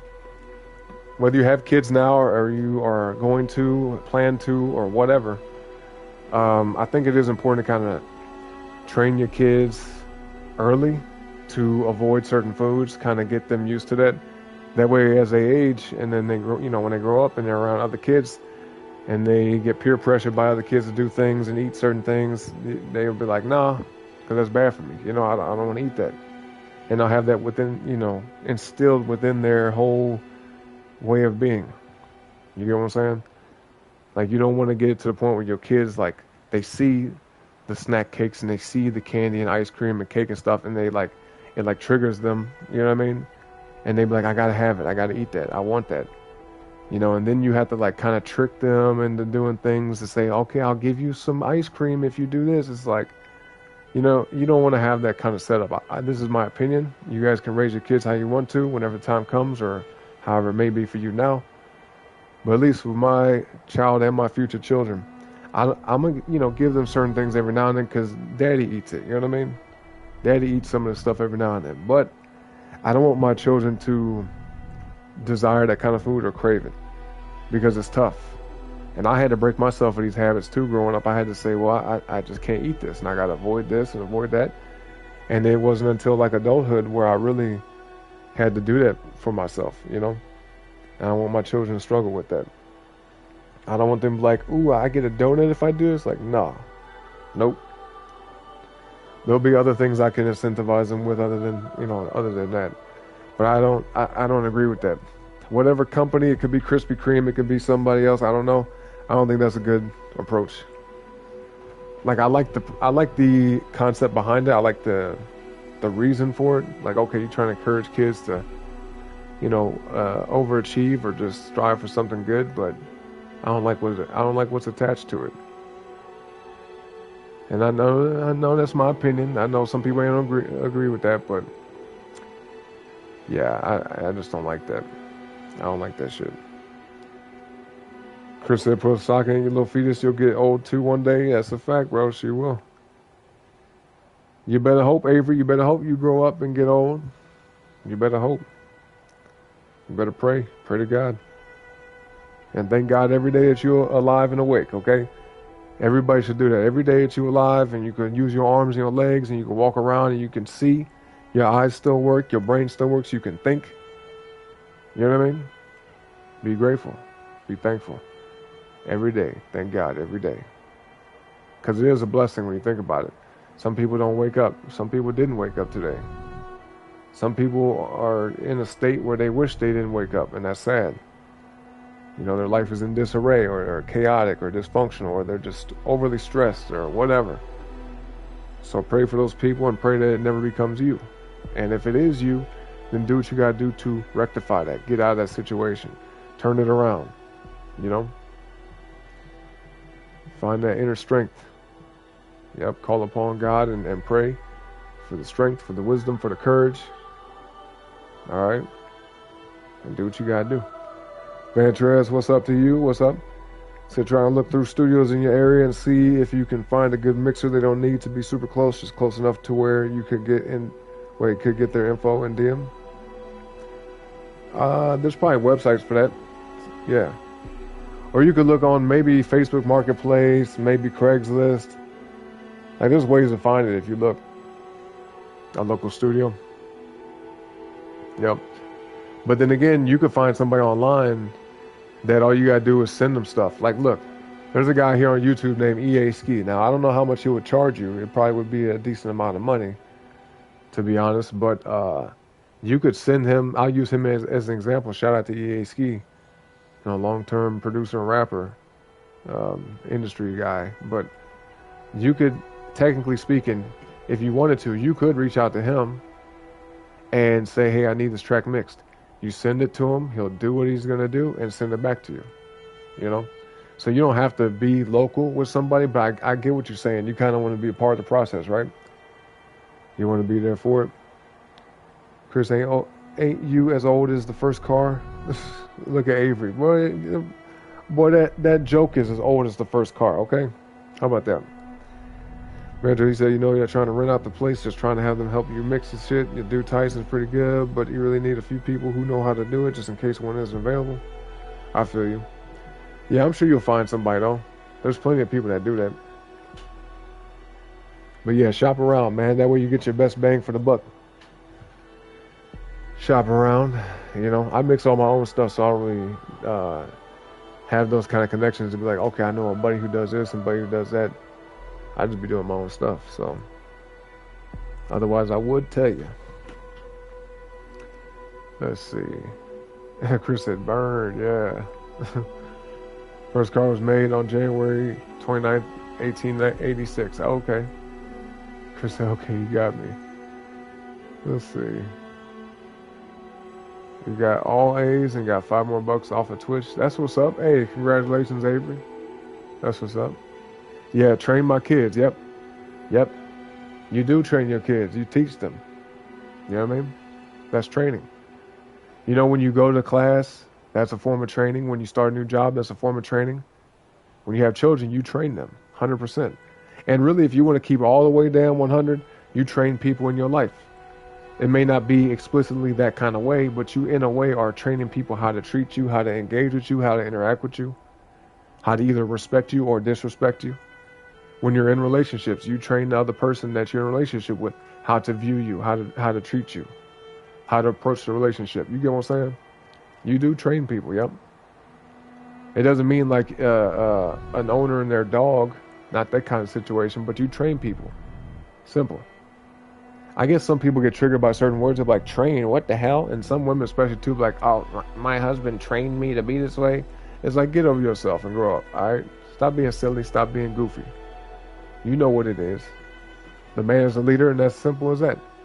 Boom. You know what I mean? And if anything, maybe the woman too, if you want to look at through the same concept, could train her husband how to approach a relationship and treat her. But yeah, that's how it is. And usually whoever's the leader is the person training. They're doing the training, they're doing the teaching, the instructing. It doesn't mean that they can't learn either, but they're the leader. And so therefore, when you have children, yes, you are training your children 100%. Or at least you should be. Don't just let your kids do any and everything they want to do. That's how you end up with some shit, man. You end up with kids that just, they become unruly. They start throwing tantrums when they don't get their way. They don't know the answer of no. They don't know how to be told no. They always want to get their damn way, and then, it creates some damn problems. Trust and believe. You're going to have a kid that might start whooping on you, beating your ass as they get older. In and out of prison, possibly. It doesn't guarantee these kind of outcomes, but the chance of it being likely is there, and you don't want that. Who would want their children to go through all that turmoil, right? All they got to do is train their kids, be a good parent. Show them some damn discipline. Don't just be letting your kids do whatever. Like, well, they want to wear this, and they want to eat this, and no, fuck that. Hell no. When my child is a kid, when they're grown, they can do what they want to do. And as they get older, I'll give them a little bit more liberty, a little bit more leeway. But when they're a kid, no, I literally dictate their reality. That's a way of protecting them. Does that make sense to y'all? Some of y'all already know that, but for those of you who don't, there you go. That's how you protect your children. You dictate their entire reality and make it the best one possible. Don't give them no toxic ass situation, toxic environment. Don't encourage them to do no stupid shit that could harm them. I'm sure most people wouldn't, but some people just kind of be like, well, they let their bad habits spill over onto their children. Fuck no. Protect them from it. And if you got bad habits that are bad enough to where you got to hide it from your children, or you have to kind of be ashamed of it, maybe you should cut that shit out. If you're afraid of your children doing something that you're doing currently or whatever, things you used to do, hopefully it's things that you don't do no more. But if there's things in your life that you're doing currently and you have children and you don't want them to go down the same path, or you don't want them to find out about it, or you don't want them to, you know, take on that same type of shit, then just cut it. Just cut it out. Because obviously if it's bad for them, it's bad for you too, right? Simple. Simple shit, man. It's common sense shit. You know what I mean? Boy, it's some common sense ass shit. Some people don't like to hear it though. They're like, I don't want to face my reality. I want to live in denial. Okay, keep on. Hey, see where it gets you. See where it gets your ass. All right? See where it gets your ass. Anyway. Let's see. Don't sound super good right now. Haven't had one in years. Yeah, I had one last year. Some months back. Put that differently? No. Why should I put it differently? Donuts taste hella bad right now nowadays. Where's Mr. Gray hair yapping? I ain't got no. Well, I do have some gray hairs, but not like that. Looks like it'll be better if you hosted because of the level scaling. What you mean? What was I talking about? Crazy that she knows the date when the first car was invented, but because Chris old. Don't agree with judging your kids' clothes, to be honest with you. Yeah, no, you do. 100%. Like, let your kids have their own self-expression, but like if your kids wanted to wear some shit that's like off the wall, then you gotta tell them, no, you're not gonna wear that. You're not gonna be living in my house dressing like that, leaving my house. Because your children, honestly, they are a reflection of you. If you have kids that are out there acting out and doing shit and displaying themselves in a certain kind of way, that 100% reflects on the parents. I don't give a fuck who you are or what you think. It does. And people view that certain type of way. You know what I mean? Now, you could say you don't care. You could be like, well, I don't care what people think and how they view me or my kids or whatever. All right, that's cool. That's your life. Right? But if you want things to be functional, if you want to have that respect, you know what I mean? If you care about your reputation and your dignity, then the way you carry yourself is the way you expect your children to be too. The standards you set for yourself is what you should expect from your children. Simple as that. And if you set high standards for yourself, then the same must be required of your children. Simple as that. I'm not saying if you're a businessman and you wear uniforms and business suits every day that your kids are going to be walking around with a suit and tie and shit. But you don't want your kids to be looking all dirty, unkempt, unruly. You know what I mean? Wearing whatever the fuck they want to. Tattered clothes or whatever, clothes hanging off them. Young boys, young men having clothes hanging off their ass, their pants hanging off their ass. Girls, young girls wearing revealing clothes and shit. Looking like they finna go to the club and shit. No, fuck that. Fuck that. Straight up. And I'm never gonna change what I say about it. Never gonna change on that. I'm very firm about that shit. Unless they sag. Yeah, that's one reason. Yep. I'd be damned if my son was sagging his clothes. I'd be like, you can't come in my house like that. Either you put a belt on or you wear some, more fitted pants, fitted jeans, whatever. But you ain't finna be leaving this house and you ain't finna be living here looking like that. Fuck no. They be like, Mr. Oren, why is your son looking like this? And I'm all well put together and I got my shit together. And my son looking like a little hoodlum? Hell no. Hell no. Nope. I'm gonna look at him and be like, son, I raised you better than that, and you know that. So get it together. He says also how kids end up having kids. Teenage pregnancy causes disaster. It can, yeah, 100%. Like not all people that had kids young turn out bad or bad parents or their kids turn out bad, but yeah, the likelihood is there for sure. And also too, at the same time, I'll be fair and say, yeah, you can do everything right by your kids and be the best parents possible, or at least the best way you think. You know what I mean? And your kids, you raise them properly, give them everything that they require, and all. You can do all these amazing things for your children. They can still turn out bad, God forbid, right? But the chances, you gotta look at this. You gotta look at it this way: pros and cons and risks, right? Would you want to risk the chance that your kid could turn out good, despite the fact that you could have done better, or you failed them in some kind of way, or you let them down, and you kind of was lazy, and you know what I mean? No. You don't want them to have to overcome the challenges that you put before them when they don't have to be challenges. Let them be healthy challenges. Let them be challenges that help them grow and become a better person, but in a productive way. Don't face your children with challenges that, like, they have to become a good person despite how they was raised. You get what I mean? You don't want to do it to your kids. All right? That's not good. That's not good. And you know, if we talk about the spirituality aspect of it, and karma and whatnot, that's bad karma for you and for them. You know what I mean? You bring upon bad stuff for yourself. A lot of dysfunction, a lot of disharmony. You know what I mean? Possibly it'll affect your prosperity in life. You know? It's not a coincidence that you see people who have things kind of figured out, or they have at least a very decent structure in their life, a good foundation, healthy foundation, and they're doing well outside of that also. You know what I mean? Like financially, health-wise, right? That's not a coincidence. Whereas if you see somebody who's living a kind of very loose, sloppy lifestyle, kind of lazy, disorganized, kind of just careless, reckless, then they're probably not going to have a lot of money, if much at all, okay? They will more than likely have health problems or not be in the best shape. And their mental will be all over the place as well. Because even if it's like it goes in tandem. You could have a disorganized mind and your life becomes disorganized, but also it could be vice versa. You could be living a disorganized life because you're just kind of like doing whatever you want to do, even though you know you shouldn't, and some problems come about.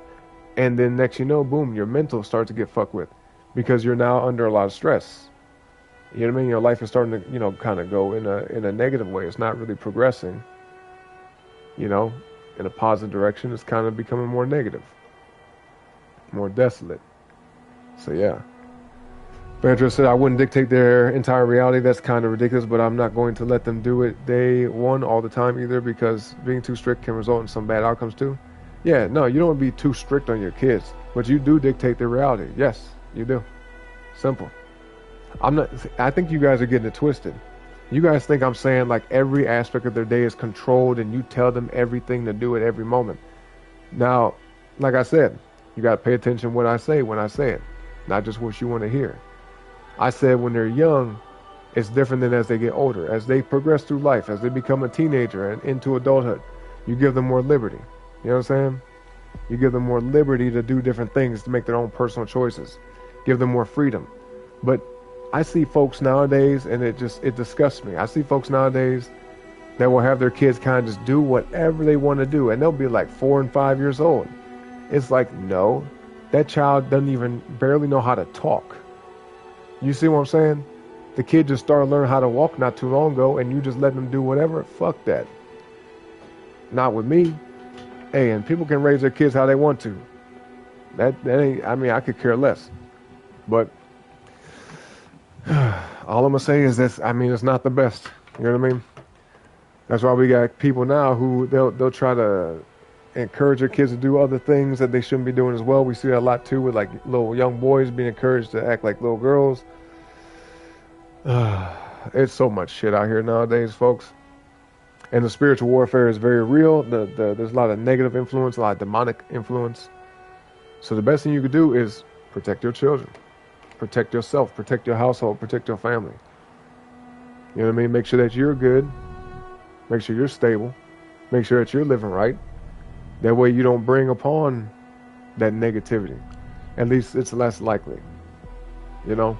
And I'm going to be fair. The closer you get to God, the more you go down the path of like, you know, doing what you know you should be doing. At least trying to be a decent person. Like your intention. You know, nobody's going to be perfect. You don't have to be like this super self-righteous person. But as long as you mean well and you're avoiding the bullshit, you will have a lot of stuff coming your way. A lot of things pushed your way to like test you and kind of mess with you. You know what I mean? Especially from certain people, because you'll see some people who are vibrating low as fuck, low frequency ass people. They'll come around and try to trigger you, try to like influence you negatively, try to peer pressure you into shit.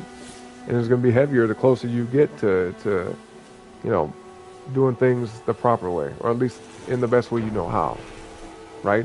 If you sit there and you pray to God and you say, I just want a good life, I want a peaceful life, I want to do the right things, make the right choices, do right by people and myself, you know what I mean? Do right towards others and towards myself. You will be guided in the right direction, but you will also be tested, just to put it simply, you know? Simple as that. Let's see, like, yeah, when they're like in kindergarten maybe, but when they get into elementary school and shit, as long as they're not walking out looking stupid, I'll let them dress themselves, you know? Yeah, I mean, you buy the clothes for them. You ask them like, hey, what kind of clothes would you like to wear?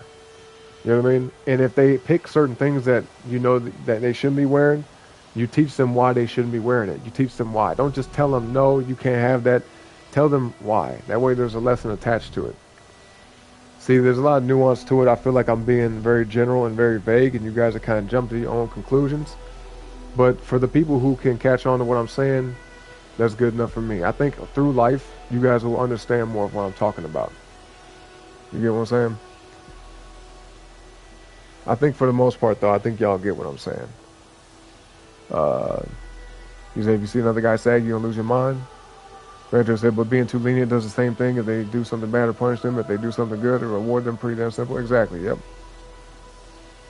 Like, yeah, when they're... Oh, I already read that. May seem easy, Van, but you gotta account for the fact that they will get out into the world. Exactly, and that's another thing. Like, they leave the house. This is the tough part about being a parent, right? And I haven't gotten to the stage yet, but I know it will come, where... And some of y'all probably have been there before. Some people have kids that are like in their teenage years or that have grown adult children, right? Maybe in the chat now, maybe people sitting in the back, who knows? But the point I'm making is you can only do so much when they're living with you every day of your life and you have full like control over like their access to things.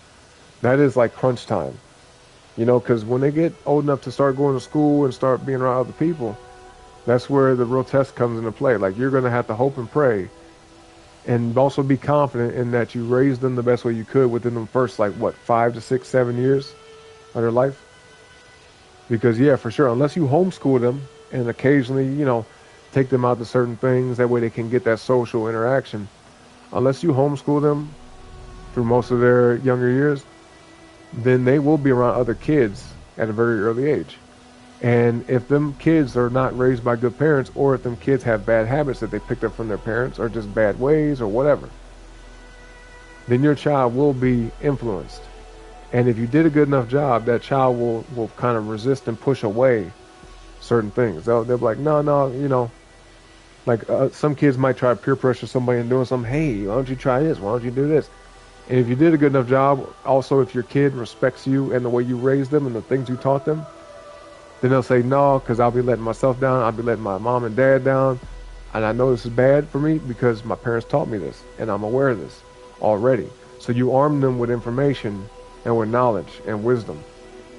So that way they can have that discernment to say no. Thank you, but no thank you. I'm not going to do that. You get what I mean?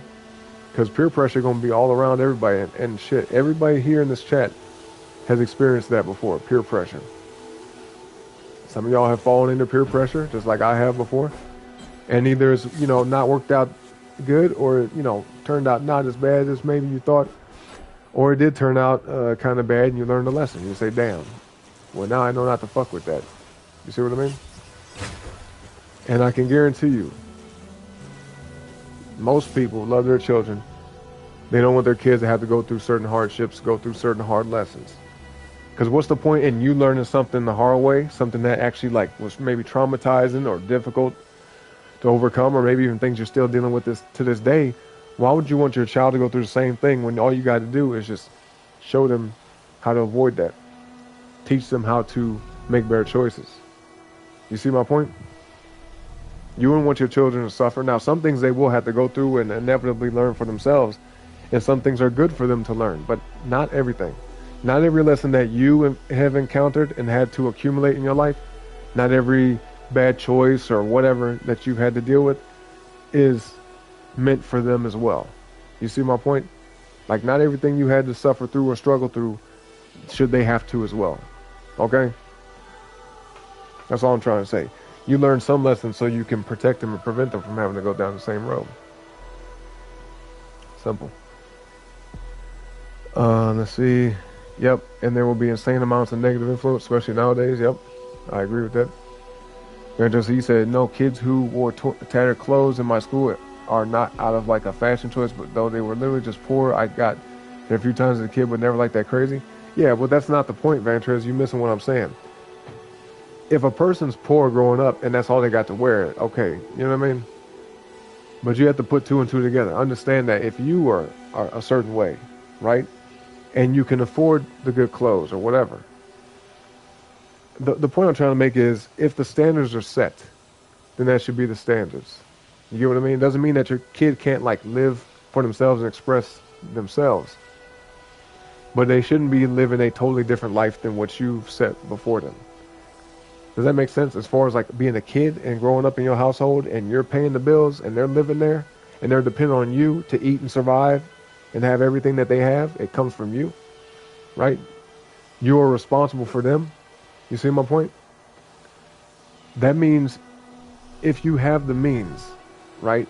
If they have the means because you've afforded that to them, you've provided that to them, then why should they be doing things that make it look like that's not the case? I'm not talking about poor people and people that are wearing hand-me-down clothes or whatever. Trust me, I went through the same shit. I didn't grow up with no money.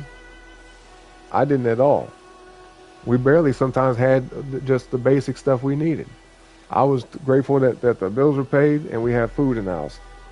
Now, I had everything I needed, you know, but I didn't have the luxury to have a bunch of extra stuff. Like, my parents couldn't buy me no car. You know what I mean? My parents couldn't do a lot of different things for me. You know? We didn't have a lot of money growing up. But my dad made sure we had everything we needed.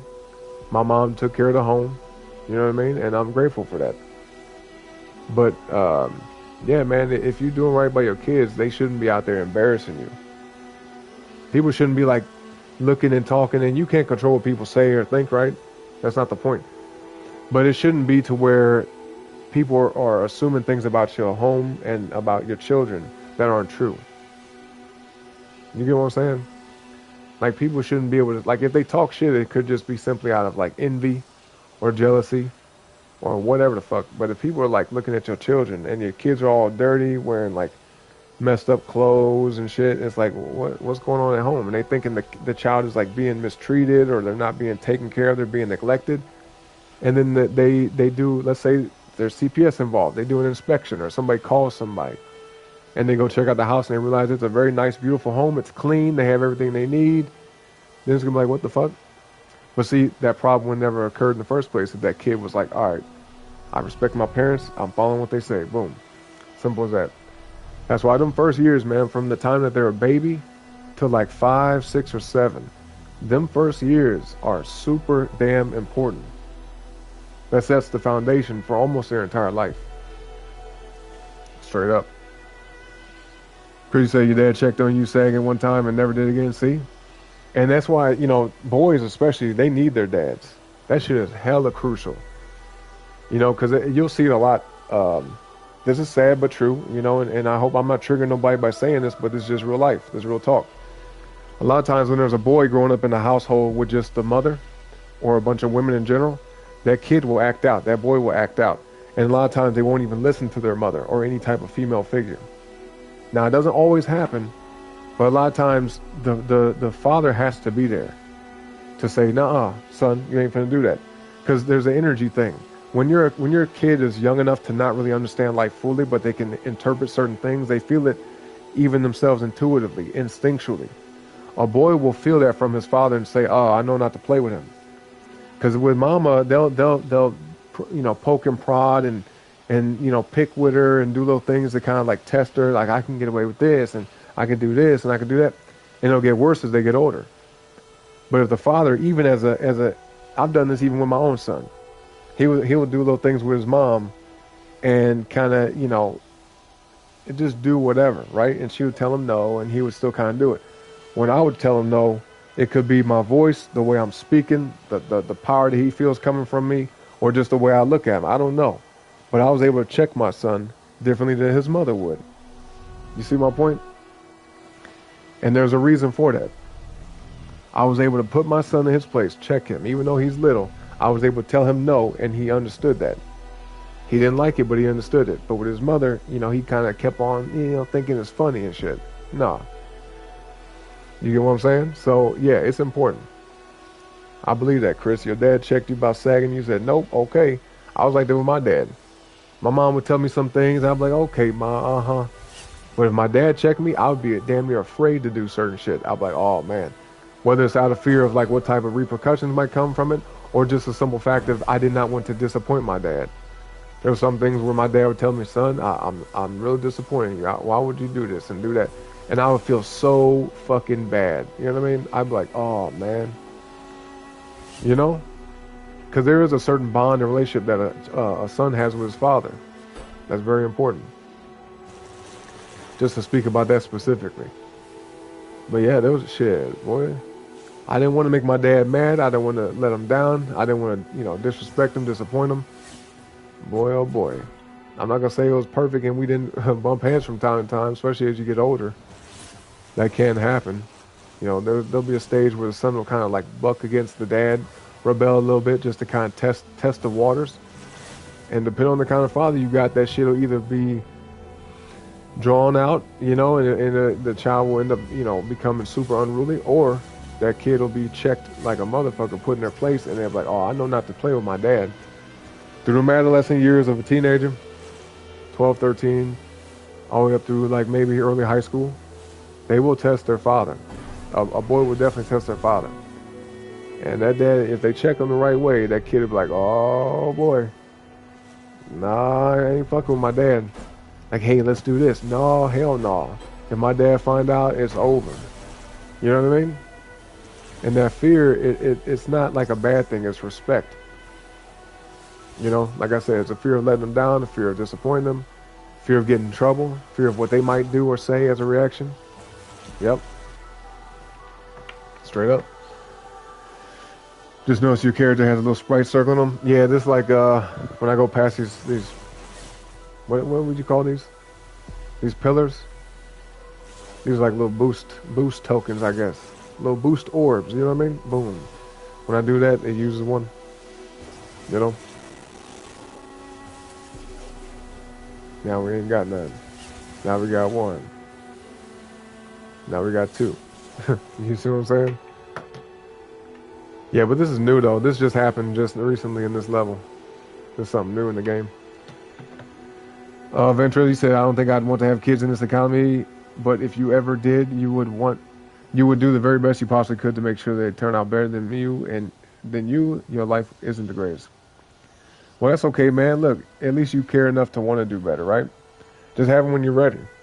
I'm not going to say that you can't have kids in this economy, but have them when you're ready. You know what I mean? When you feel like you're ready to take care of them, and also, even if you have money, make sure that you are within yourself together. Because let's say if you have a decent amount of money, may not be rich, but let's say you're making a good living, right? But if your mind is not all the way right and together, and if your character is not all the way right together, then maybe hold off a little bit and just continue to mature. Continue to, learn the lessons, become more experienced, more, more wise, right? And yeah. I can't think of the word I'm looking for. Just basically, develop more wisdom in life, mature, become more mature. That way you can be the best father possible. Because there's plenty of people out there that got money, they can take care of kids, but their mentality is not good. You get what I mean? And they become a bad influence. And sometimes vice versa. They might have a great mentality, but they might lack money. They might lack resources. And so it becomes tough. Not impossible, but definitely tough. So yeah, just wait till you're ready, bro. All right. He said, always annoys you when you see people trying to act like they're from the hood or some shit. If they were really living in that shit, they would understand why so many people want to get out, right? Yeah, I mean, some people, they ain't about that life. And there's nothing to be proud of, but like you said, if you are about that life, then you do try to separate yourself from it. You do try to get away from it. Not to escape it and say, oh, you're afraid, but you just want a better life. You want better for yourself. You don't want that bullshit. I think I told y'all this before. This was like a long time ago, but I had a conversation with a guy in my neighborhood. Somebody who I kind of grew up with, in my old neighborhood growing up. This guy, I've known him since I was like 9 or 10 years old, right?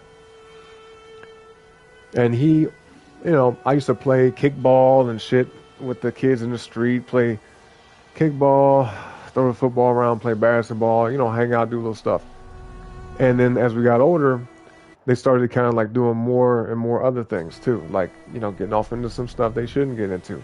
And some things I did right along with them, right? I'm gonna keep it real. But then it got to a point where they started doing some things where I was like, oh, well, hey, you can have fun with that. You can go ahead about your day. I'm good on that, basically, right? Some things that they started getting wrapped up in that I didn't want no part of. And it got to the point where one day I think I was like out of high school for like maybe a year. Something like that, yeah, about like a year. And I just kind of started going back out around them. Because before I wasn't hanging out with them at all. I was just doing my own thing. I kind of became real distant and detached from them. And we all still lived in the same neighborhood. You know, we all still lived around each other. But I wasn't really in like constant communication with them anymore, right? So one summer, I'm pretty sure it was like the summer, I went outside, started kicking it with them. You know, I was out there drinking with them and shit like that, even though I was still young, right? Don't be like me, folks, okay? But at the very least, that's what I was doing. Instead of like doing everything that they was doing, I was out there kind of drinking, smoking with them, shit like that. And I was sitting there with one of them one day, this particular guy, and he was talking to me about like issues he had. Like there was drive-bys on our street. He would be getting into like, you know, shootouts with people. You know what I mean? And I wouldn't say he was afraid for his life, but you can kind of tell that it was on his mind. That he didn't know if he was going to live a long time, right? He's like, yeah, you know, we beefing with that one block over there. I'm like, hey, bro, first of all, we live on the same street, so don't bring that around here, right? Essentially is what I was saying. Like, well, you know, why cause problems with people to where you bring it back home, like where your grandmother lives, where your neighbors live, where people that you care about live? He's like, well, we got it. We're going to defend the block. You know, I said, bro, like, why you feel like you got to defend the block? You know what I mean? Why can't you just like say, hey, I don't want to deal with this anymore. Let me just move out the city, move somewhere else, you know, try to like get my life on a better track. Because if you're having them kind of problems with people here, then maybe it is best for you to just kind of move somewhere and then try to, you know, just start different. Start a different life, different journey if you have all them kind of problems. Where people are literally trying to like, you know, take you out. You get what I'm saying? And so he was sitting next to me. He was like, I hear you, bro, but, you know, this is my life. This is my street. You know what I mean? He had that mentality where he was like, he's attached to the neighborhood, to the street. And it's his duty to like defend the block and beef with this gang and that hood over there and shit like that. I'm like, bro, you hear yourself? Do you really hear yourself right now? Like you think that's like the best way to go about your life? Don't you want to have a family? Don't you want to have kids? Don't you want to like, you know, be successful? I was like, what do you like to do, man? He was like, oh, well, I like to play football. You know, because he was kind of like involved in football for a while. I was like, yeah, why don't you do that? And me and him both was like the same age, like 19 years old, right? I was like, why don't you go do that?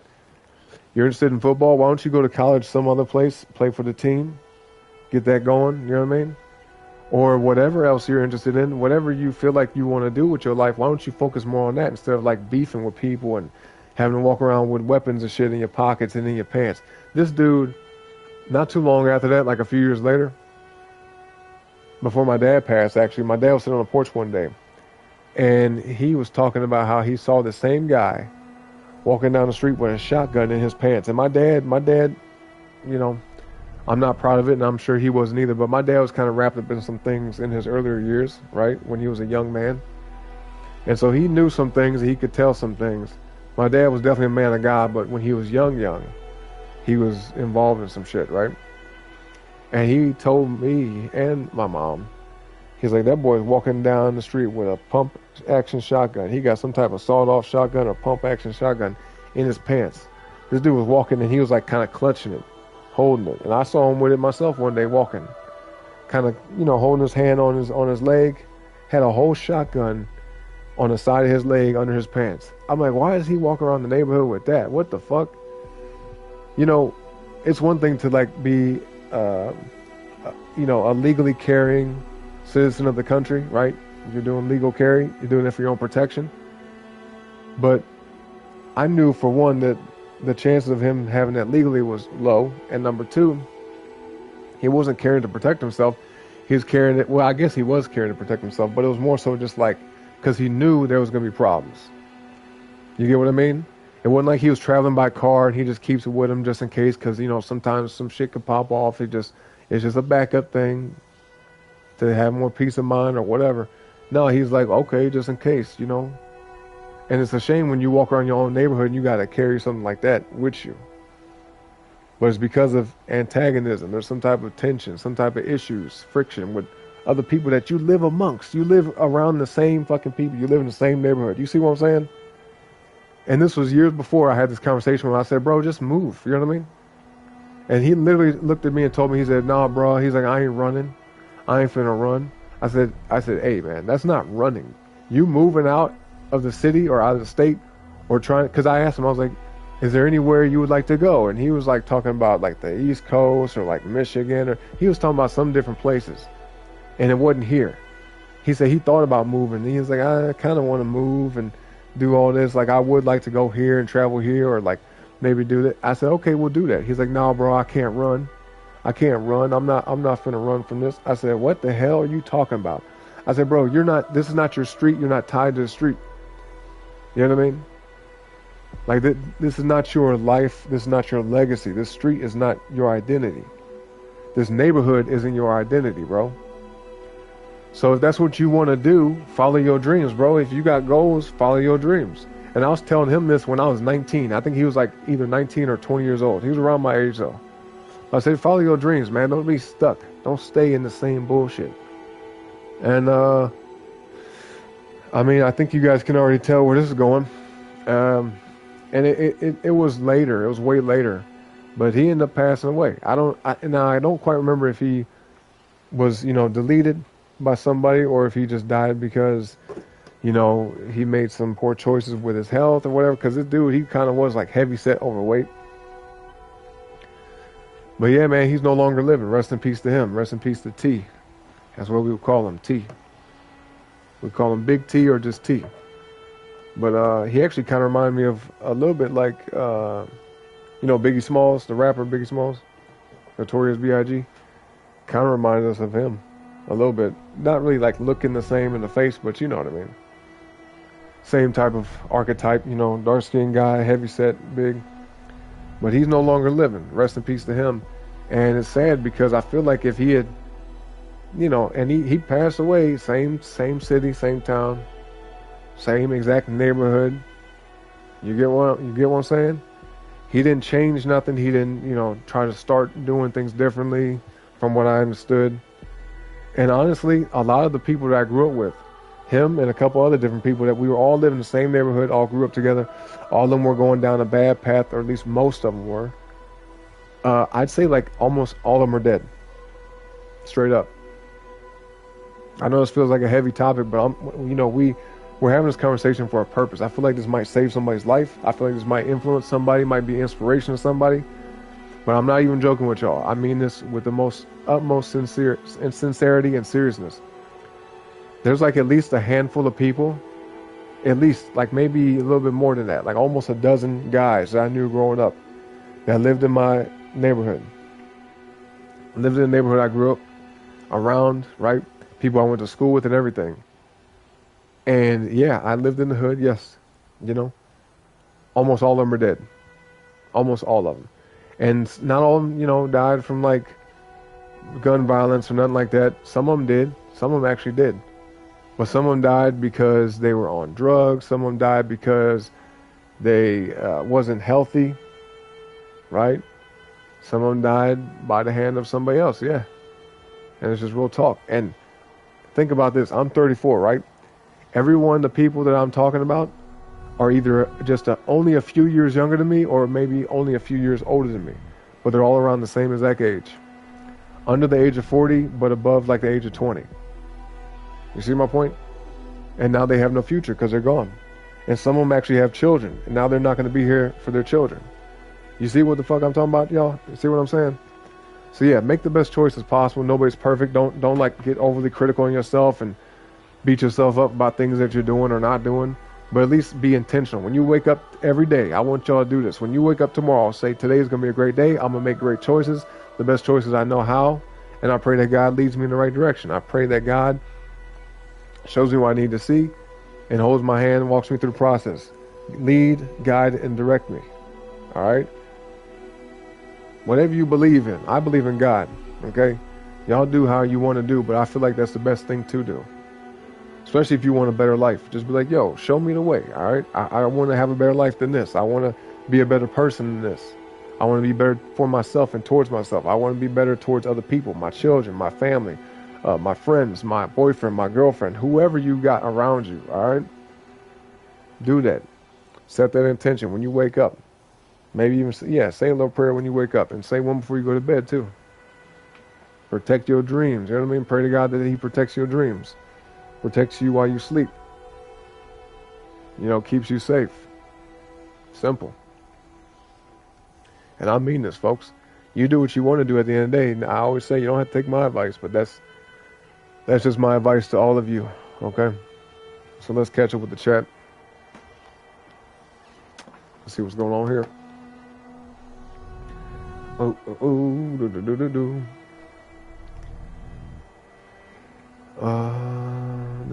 Chris said, if I have offspring, you want to be in a much better financial situation. I feel that. I respect that. You say you only really make enough to take care of yourself. You give and loan money, but a family is a huge responsibility. It is. It is. So I think you got the right mindset. But yeah, just do it when you're ready. I feel like you'll know. It'll either be that you found the right woman, and or you will feel like you are stable enough for that. But I mean, obviously you have to have the woman there, unless you go like a very unconventional route and get like a surrogate or just, you know, adopt or whatever you might do. You know what I mean? But that's you. It's up to you, however you want to go about it. But yeah, usually they come all at the right time. And I believe that even if a person has kids young or has kids when they're not in the best predicament, it doesn't mean it was a mistake. It just means that now there's going to be a challenge that you have to overcome. Now you're going to have to, you know, put forth a little bit more effort if you really care. If you do want things to turn out good, despite the fact that maybe the conditions set were not the best at the time initially, you know, let's say somebody does have a kid while they're still in high school. It doesn't mean that it has to just be, it's all doom and gloom, or it's already predetermined that everything will be fucked up. No, it doesn't have to be that way. But now you know you gotta be a little bit more on top of things. You gotta put a little bit more effort in. You gotta push yourself a little harder. You know what I mean? Because you do kind of gotta make up for that fact. You know what I'm saying? So, you know, either way, whenever you have kids, just do right by them. Make sure that both parents are included. Make sure that both parents are involved, whether you stay together or separate. You know, that's very important for the children. If you truly love your kids, you will make sure that both parents are present. You play your part and pray that the other parent plays their part. But be present. Don't just be like, okay, well, I'm cool. I send money. If you're the guy, I just send her money. No, that's not good enough. You got to be present. But unfortunately, at the same time, too, some women, they either alienate the kids from the father, or they keep them from the father, which is a shame. I think that's truly evil. And vice versa. If there's a man out there trying to keep the kids from their mother, that's evil. Never do that. Unless that parent is like on drugs, or they're in and out of jail. Like if you know that this other person is like a bad influence, and even then, like go through the court to get it. Say, all right, well, the court gave me custody because you're not fit, or you're irresponsible, or like your shit is out of whack. But in essence, the best thing is for both parents to be there. So whoever you decide to have kids with, try to make it work. Do your best, put in the effort, especially once you have kids. Work things out. If you have arguments, get over it. You know what I'm saying? As far as like discuss your issues, be mature about it, have the conversations that need to be had, play your part, be mature. You know what I mean? And make sure that you're fair in the situation. You know, because you can't control what the other person does. Only thing you control is you, whether you're a man or a woman. Okay? But try to make it work. Because if you love each other enough to have a kid, then you love each other enough to make it work. But if for whatever reason you guys end up growing apart, or, you know, start not to like that person much anymore, that is your prerogative. You're within your right to decide that. But at least be fair going forward, because the children at that point, they do factor in. You get what I'm saying? They do factor in. So never be petty, never be silly, never be resentful, holding grudges, none of that stuff. You will not be blessed doing that. It'll fuck your life up. As soon as you start being petty towards the other parent, because for whatever reason, it will fuck your life up. It will ruin your life. because God sees everything, and it will backfire on you. God sees everything. Let's see, Venture, you say you kind of getting what you're saying now, or what I'm saying. I was being a little too vague at first, but you get it. Yeah, I mean, because it's a lot to go into, right? Like, obviously now we spent almost an hour talking about this stuff, and I wasn't necessarily trying to, but I feel like it's a valid conversation. I feel like hopefully it has helped somebody, maybe give some of y'all some insight, help you think a little bit differently. All right, if you haven't already thought that way, I don't know. You don't even have to say, right? But if you learn anything today, then that's a great thing, and I'm happy. You know what I'm saying? And we all have things to learn. I'm not perfect. I don't have it all figured out. You know, we're all still kind of figuring out life ourselves. But at the same time, if you know better, then just do that. Don't do the shit you know you shouldn't do just because of how you feel or because you're angry. No, hell no. I'm telling you, you will block your own blessings. You will actually interfere with anything good or productive happening in your life. And honestly speaking, if you go that route, then anything that does come your way will not be of God, in my opinion. Anything that comes your way when you know you're living wrong or you're doing things you shouldn't be doing, especially if it's towards other people, you're harming other people, harming yourself, whatever it may be.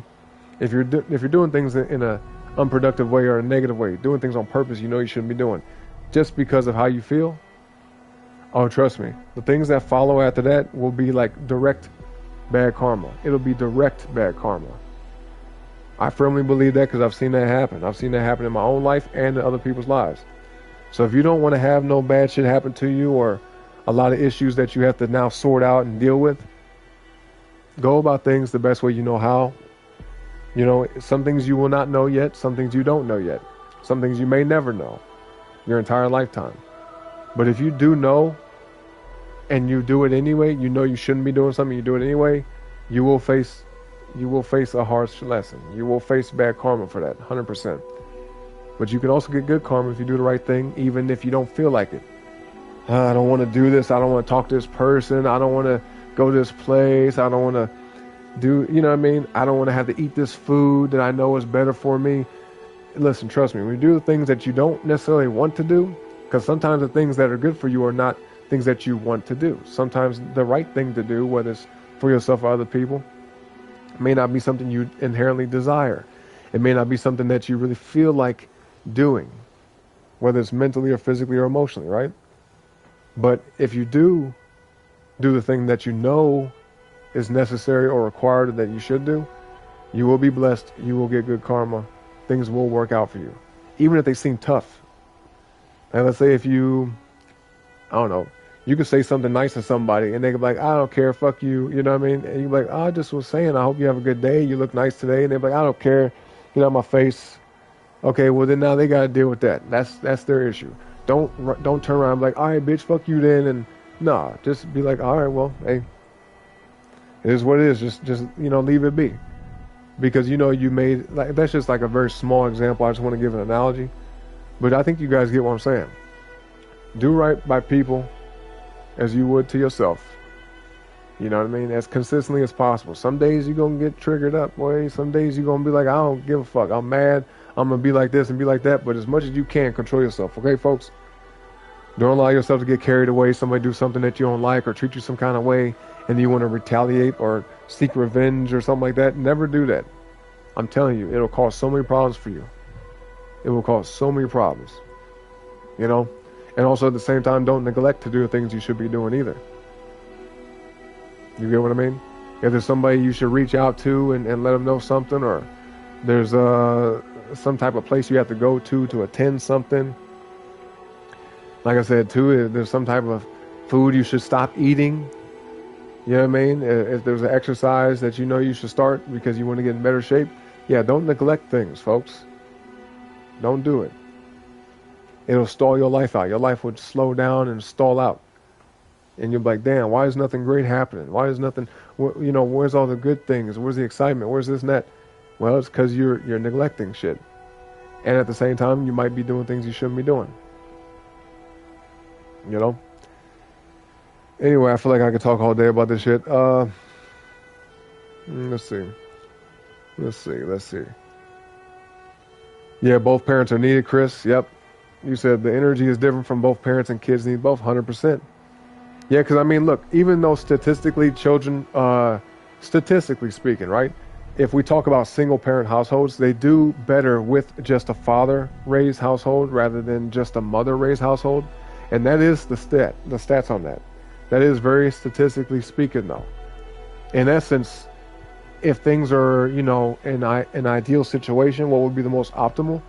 Obviously, is to have the mother and the father both in the home, both raising a child, both being in harmony and balance and loving each other and loving their children and just, going about things the right way, right? Just to keep it simply, just to put it simply, okay? Both parents are very necessary. You never want to have that imbalance. Like, well, even though I just had my dad, I turned out pretty good, but damn, I don't have that nurturing side of me. Don't have that affection side of me. I didn't have that growing up because my dad was let's say you grew up with a very serious, stern dad, very stoic dad, but he didn't show you a lot of emotion. And then your mother, let's say, God forbid, I'll say somebody.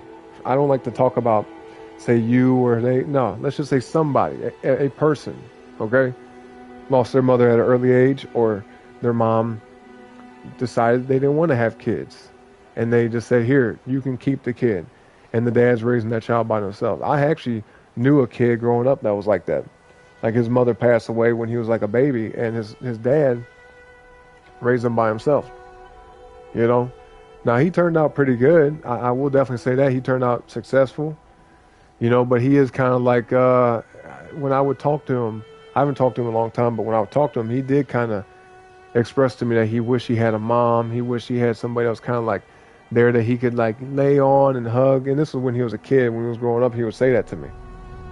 He was like, yeah, I kind of sometimes wish I could just have a mom and go to and just like lay next to and be close to, Now, he wasn't like a little baby or nothing. I think me and him both was like 10 or 11 or 12 years old, something like that. So we weren't like babies, but we weren't like full-grown adults either. We were like basically almost like teenagers.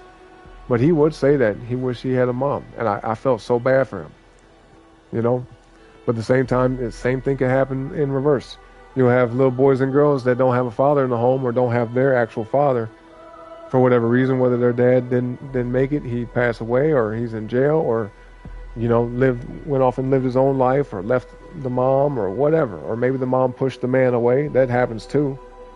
Usually it's not the other way around. Usually the man don't push the woman away if the mom is not in the picture. It's not usually as a result because the man said, nah, bitch, I don't want to be with you, and then I'm going to just raise this kid and I want to cut you out of my life. No, usually it's the other way around if it's like that, if that kind of dynamic exists. But you will have kids who are growing up and they'll feel like a void. I have friends right now, I'm not going to name any names, but I got friends right now that speak about that they wish they had a dad growing up, that they feel like they missed out. They feel like they got cheated, that they didn't have their dad. And usually, most of the friends I'm talking about is because the mama pushed the dad away or, did whatever to prevent the dad from being around.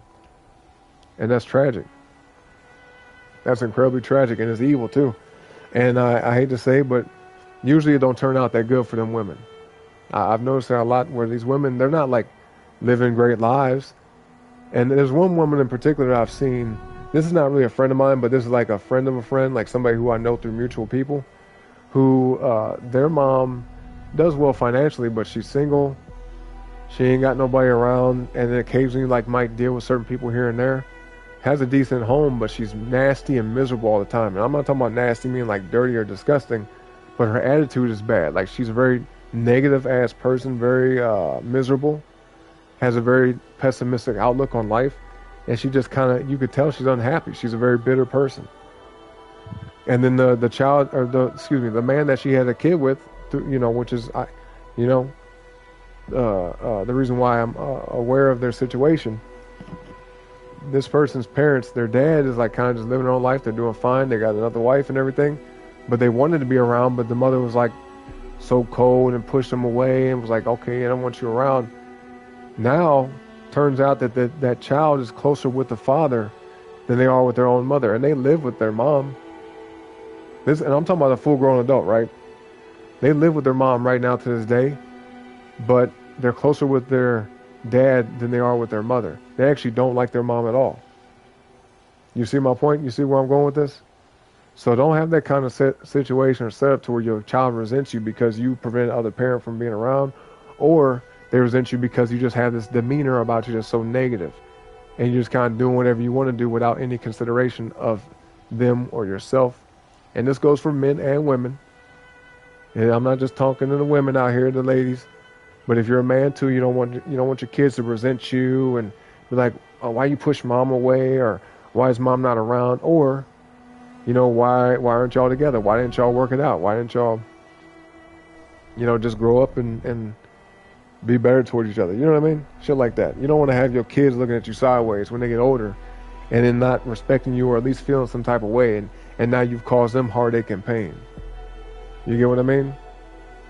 So I agree with that, Chris. Both parents are necessary. If you can make it work, make it work. If you can't, that's understandable. Not every relationship stays together. That definitely does happen. But I firmly believe that if you had kids with somebody, then it's more likely that you can work it out than not. Unless it was like a one-night stand, unless it was a oops baby and you barely knew this person or some shit like that, that's different. But if you were in a committed relationship with somebody and you decided to have children with them, and then for whatever reason y'all, broke up or split apart or got into it and then went your separate ways, there should be some type of at least, how should I put this? There should be some type of idea to try to make it work, not just for yourselves, but for the kids too. Because I'm sure that, I feel like we have some people in the chat that are like this, but I'm sure you still love this person, or if you end up going through this type of thing, I'm sure you will still love them. But it doesn't mean that either you're meant to be together, or it doesn't also mean that you're not meant to be together. But you got to determine that for yourself. You got to say, is this person willing to put in the work? Because you might be willing. Are they? You might be willing to work out the issues and discuss things and overcome the challenges that y'all facing, or whatever type of disagreement y'all had, or whatever type of anything. But are they? They got to be on the same page as you. They got to be willing to be as mature as you. You know what I mean? If you're a man, that woman's got to be as mature that you need her to be, and be willing to say, all right, I'm willing to, do what I got to do to make this work. Same thing. If you're a woman listening to me right now, that man has to be willing to grow up, be mature, show it the way he needs to, and approach the relationship in a proper manner. Just like you would, the same expectation is set for him. So it goes for both parties. I mean, this is a very pivotal conversation. I feel like it's very important because there are people out here right now that are either going through this currently, unfortunately, hopefully, God forbid, will not go through this. I pray that you don't. But some people might. They might end up going through the same thing. Or some people have been through this and they either got back together or they didn't. But at the end of the day, once you have kids, it's not really about y'all no more. It's not really about you individually or that other person individually, or even much about your relationship. As far as like that being like, well, who cares what happens? No, it does matter, because it will affect your children, whether you stay together or not. So they definitely have to be taken into consideration, everything at that point. Even if you decide to go your separate ways and date other people, even that has to be taken into consideration. How will that affect you in your life? How will that affect your children? The shit matters. Yep, kids need both. Banter said there really is a lot of kids, especially when they get older, where them parents don't even have to punish them, really. They give them that disappointed ass look, and they already know they fucked up. Exactly, yep. Yeah, sometimes they be like, I can't play with my parents.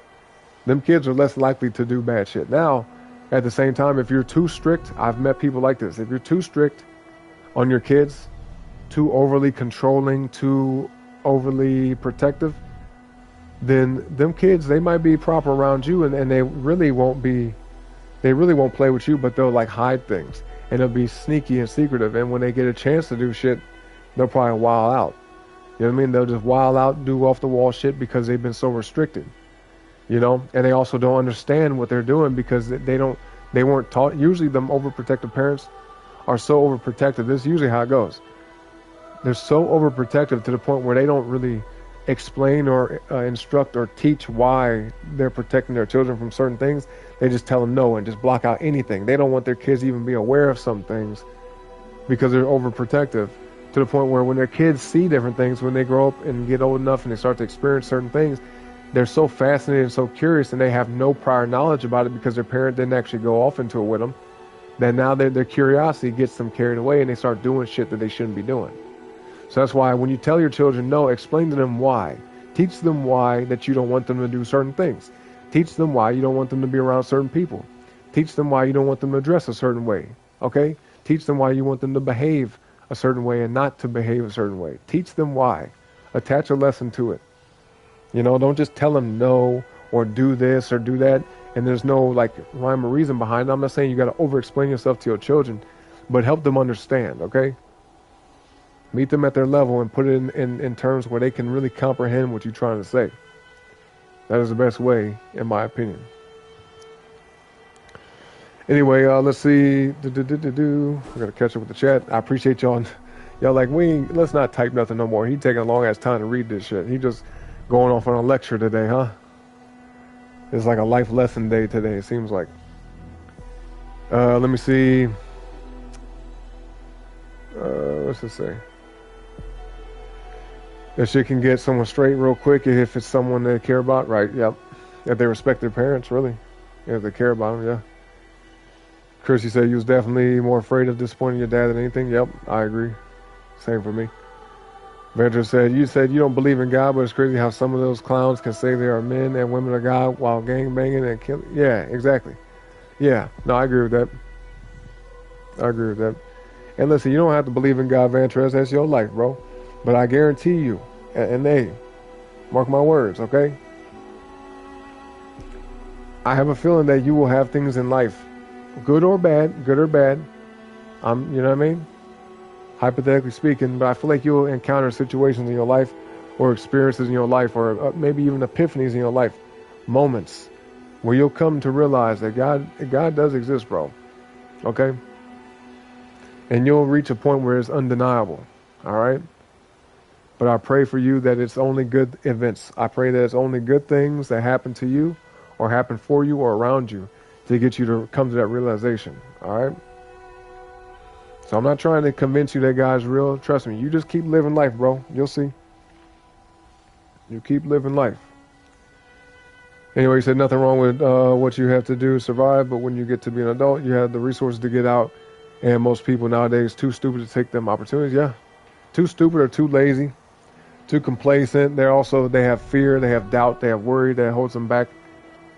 You know what I mean? Also negative way of thinking, negative thinking patterns. And also too, maybe they're just angry. They might harbor a lot of resentment, a lot of hatred and anger, whether it's towards other people or towards themselves for different things that have happened in their life. And they might not even be aware of it too. You know, it's sad but true. Like I said, it could be fear, it could be anger. Right? Like you said, they might be just outright stupid. You know, might be a little intimidated, might just be lazy. It could be a bunch of different reasons that people don't take good opportunities in their life when they're presented to them. Or they might push away good opportunities too. There might be blessings that come to a person, whether it's a person, place, or thing. It could be another person that is in their life that is a blessing to them. It could be a situation, a place, like a location. It could be like actual material things. There are blessings in their life. It's a gift from God, and they push it away because either A, they're not ready, B, they don't know how to handle it, C, I mean, it could be a bunch of different things, but it could be just because maybe they have a low viewpoint of themselves as well. They might not feel like they're deserving of some things, but I will say this. If God puts something in your life, if you have something in your life and it's good, then you do deserve it. But if you feel like you don't deserve it, if you look at yourself and say, I don't deserve this, right? If that's what you're saying about yourself,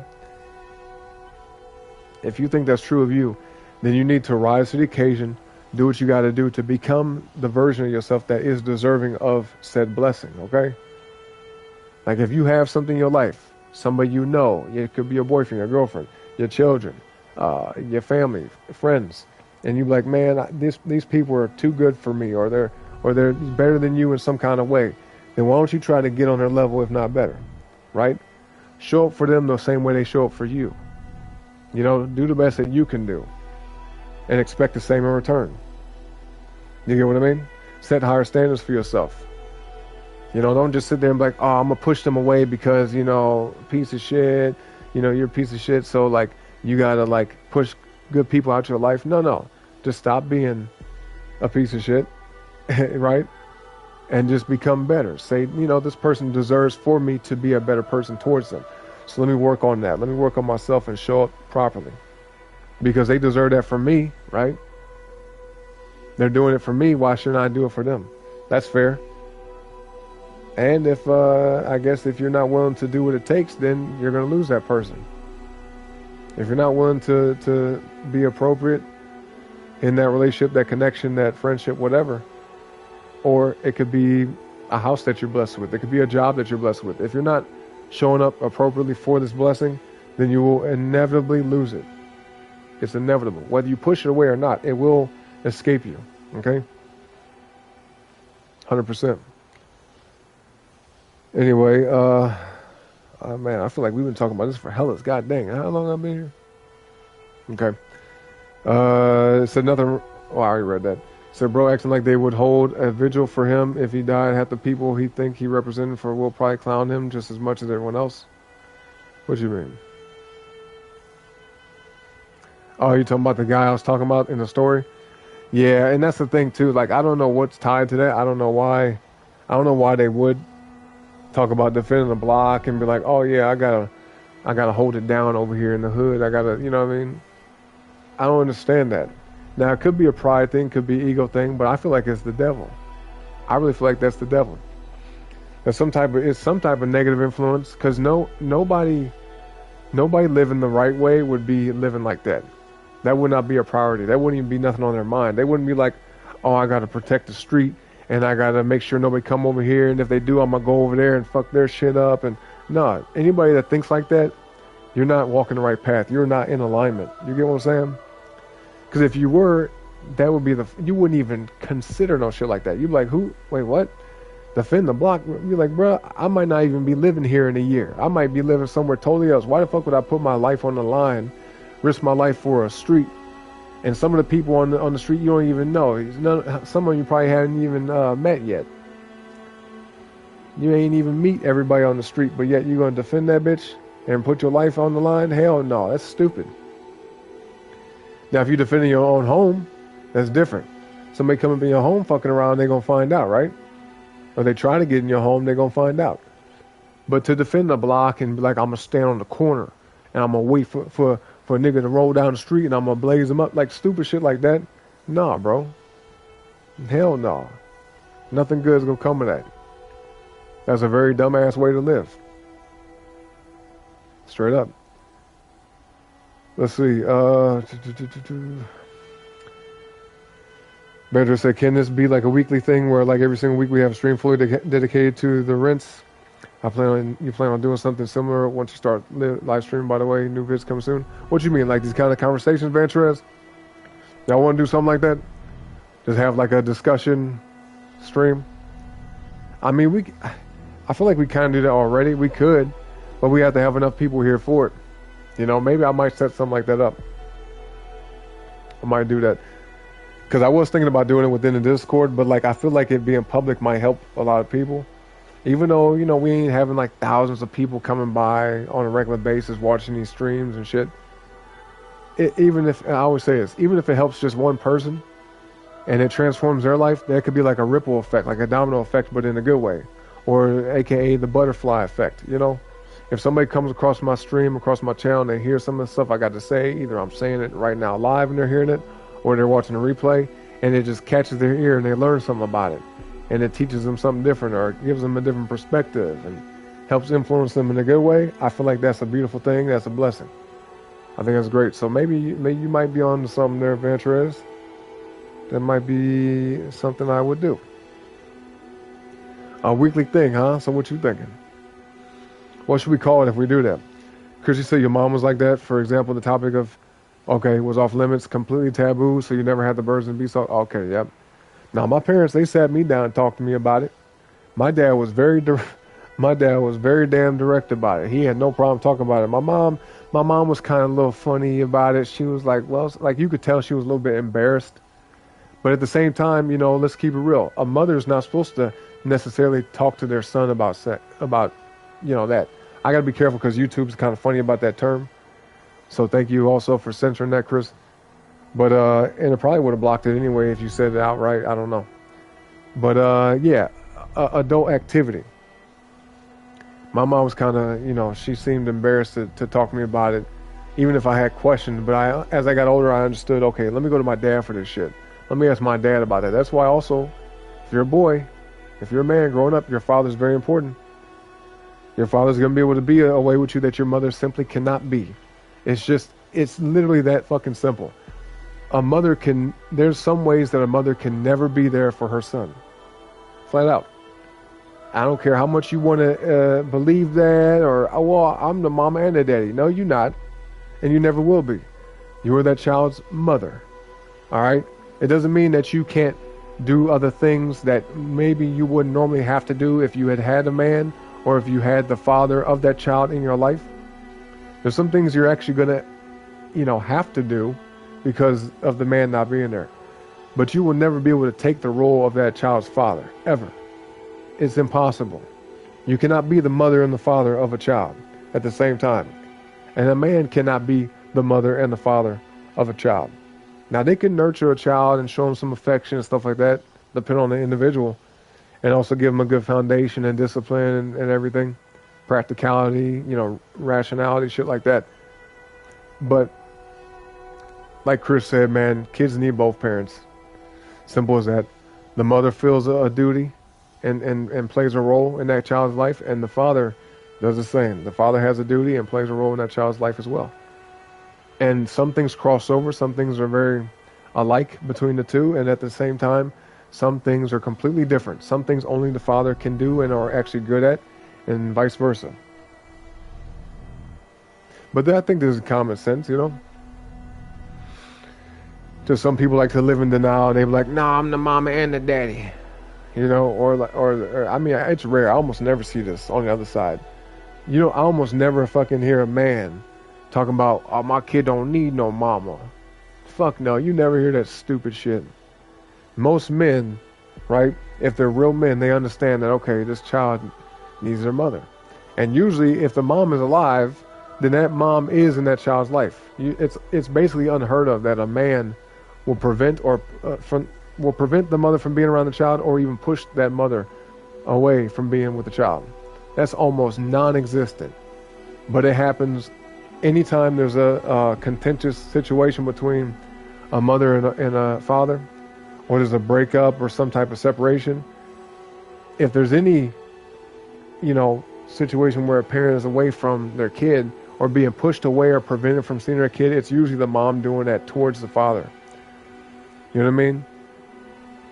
And it is a great disservice to that child. It's an immense disservice. And also, sometimes they do it to hurt the father too, because they know, let's say if that father does want to be in that kid's life, they love their child, they do it to kind of get back at the dad. They do it to be petty towards the dad and to hurt the dad. But guess what? That's evil, right?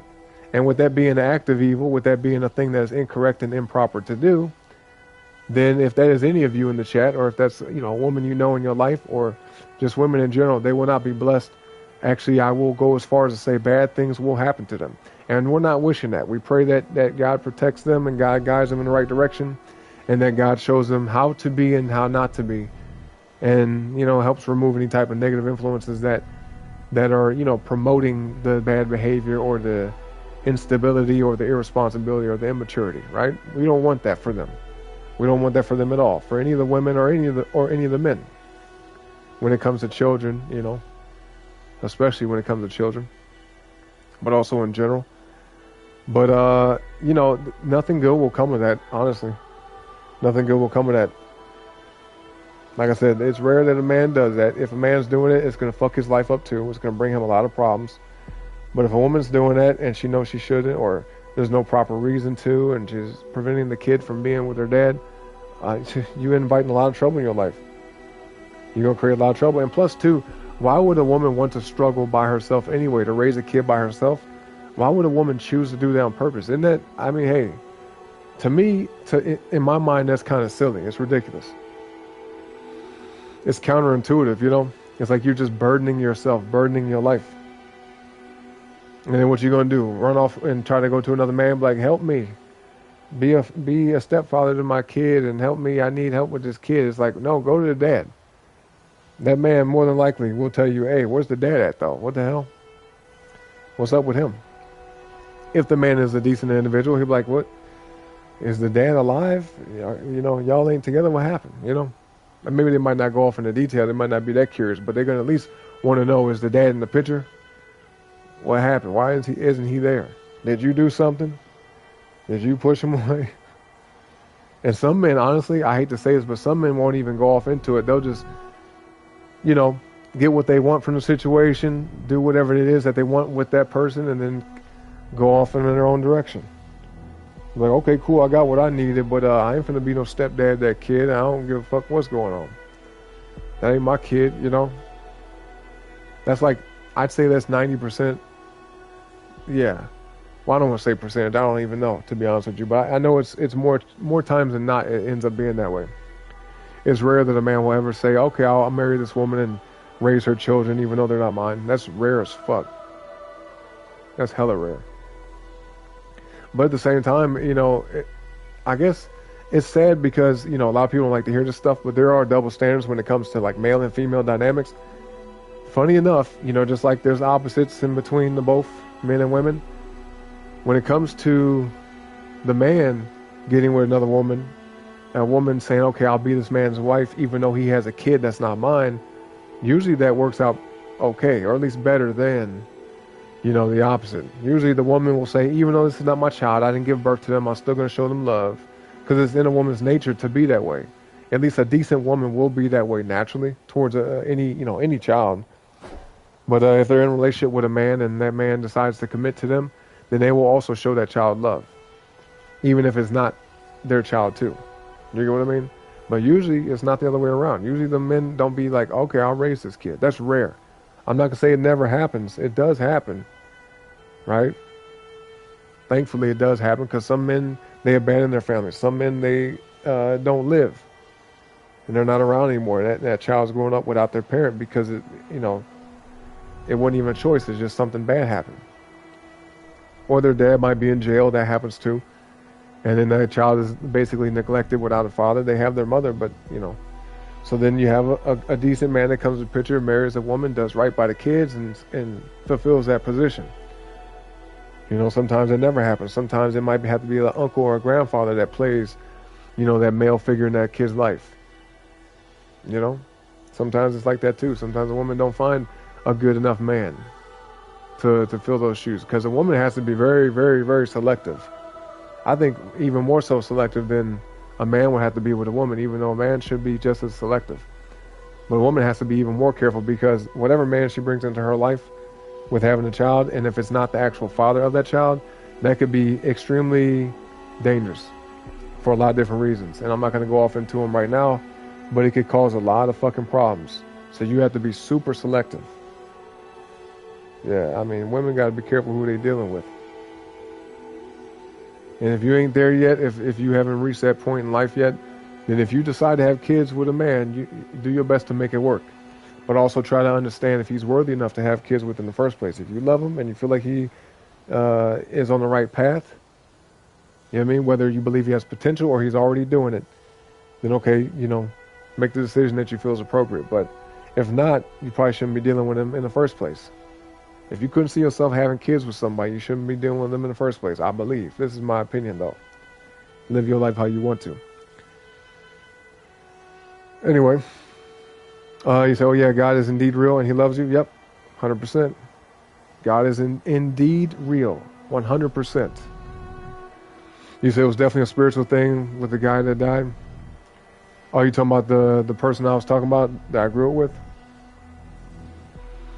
Could be. And sometimes, I hate to say it like this, but sometimes people in your life that you are familiar with or aware of, or they're like involved in your life, sometimes they go through things too to teach you lessons. I'm not saying it was just they had to go through bad shit just to teach you, but it's like a byproduct of it. You know, you might even hear about somebody who you don't even know for real, but you see a story that is like it ends up being the outcome that you're headed towards. You get what I'm saying? Like, does that make sense? What I'm trying to say? Like, imagine, This is kind of like an innocuous one. You know, you guys might think this one's kind of silly, but I'll give an example. Here's an analogy. Imagine if you see on the news that somebody passed away from drinking too many energy drinks, and you know that like you have people in your life that have been telling you, hey, you drink too much caffeine, you drink too many energy drinks, or you know, you this blah blah blah, and you was noticing kind of some issues with yourself, or it could be like something with somebody smoking. It could be that too.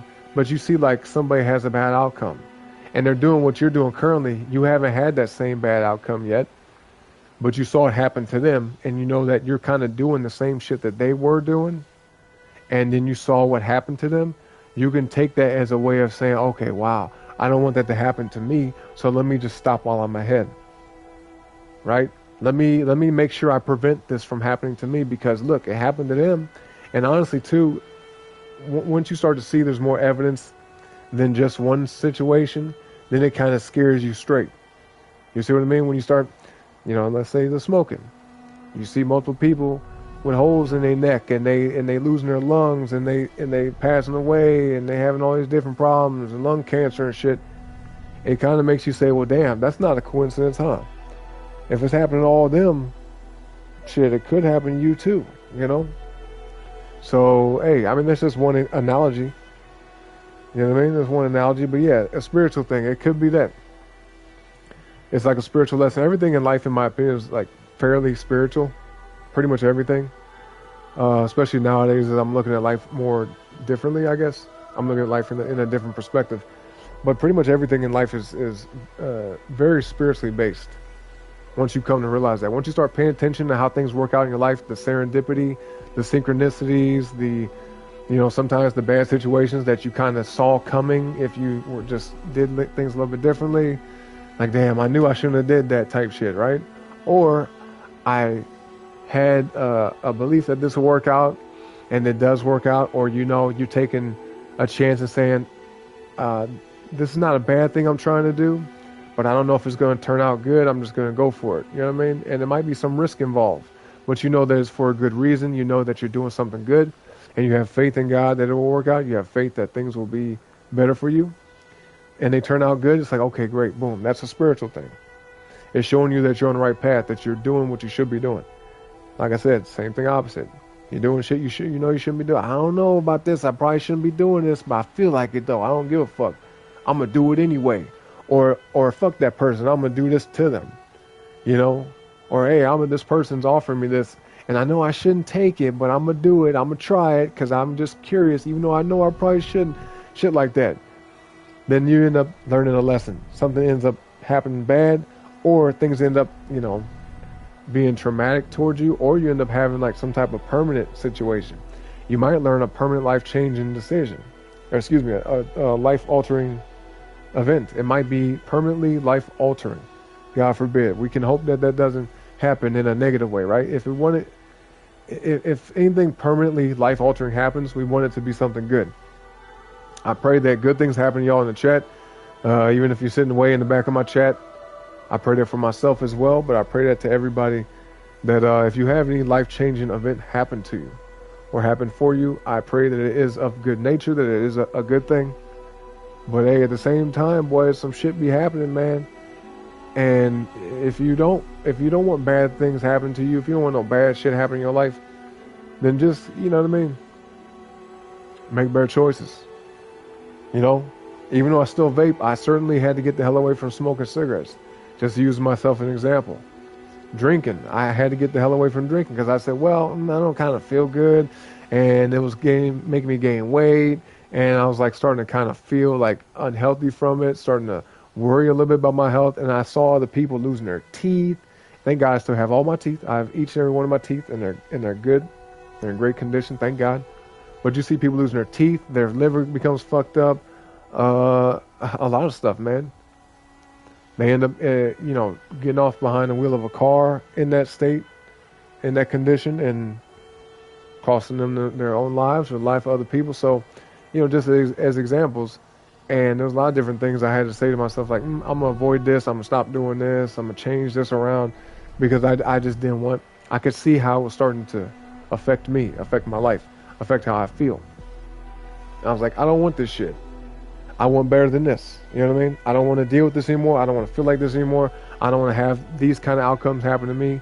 I'm using myself as an example right now, just to give y'all some type of insight, a different perspective. Because I'm not just speaking from some damn high horse. I'm speaking as a person who had to learn some things in my lifetime. I had to learn some things the hard way, unfortunately. That's why I speak the way I do. That's why I try to help some of you, because thank God I have never had anything like so bad happen in my life where it's like I can't come back from, Thank God, right? I'm very thankful. I can still walk. I can still see. I still have my health. You know what I mean? I've never been in any type of criminal situation. Thank God. A lot of great things. I've been protected by God, 100%. I will say that. I got guardian angels watching me. I feel that. But there have been some things where I was like, damn, I wish I would never did that. Like smoking cigarettes, with the drinking alcohol. I was having health complications. My skin was fucked up. I was having like autoimmune issues, because I wasn't eating right. Then I was drinking, and it kind of, one bad habit leads off into another. Sometimes people, when they drink, they become more risky when it comes to other people and their adult activities. Now, I wasn't like that, but that does happen, Smoking, it could fuck with your stamina, your lung capacity. It could do a lot of shit. So there was some things where I had to learn, but I caught myself before they got bad. You get what I mean? And I'm grateful for that. And I just pray that any of you, no, none of y'all are perfect, just like I'm not. But if there's anything y'all doing in the chat, the people that we have in the chat, if there's anything you're doing in your life right now that you know is unhealthy, toxic, or bad for you, I pray that you just cut it out. We're in a new year now. We're in the springtime now of a new year. Better things are ahead. Let's set the intention to have like a blessed year every day when you wake up. Your choice. You do what you want to, but I would, if I was you, pray. Say, I'm going to have a great day today. This is what I do. I say, I'm going to have a great day. And I attack the day with positivity, but also determination. And I say, damn, I may not feel like doing this, but I know I should, and I know it'll be good. So I just fucking do it.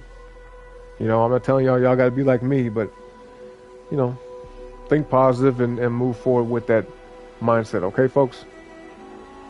You know what I mean? Yep. You said, yeah, maybe like in every week or two thing, we have a stream floor dedicated to the chewing people's ears off shit. Oh, okay. Is that what it sounds like I'm doing, chewing people's ear off? I think the only people that might take it that way are people who know they're not doing right, or they're feeling triggered by the things I got to say.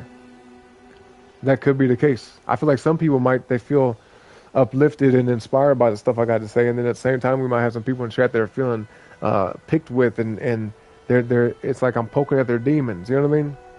Like I'm antagonizing their demons. I'm frustrating them or making them mad or getting them to look at themselves differently. And some people, especially when they're living in denial, they don't like to look at themselves. They can't even look at other people. They can't, especially if they did something wrong to somebody. They can't face that person. You know what I mean? Anyway, it's 11:11. Make a wish, y'all. Make a wish. 11:11. Make a wish, aka a prayer. I just like to say wish.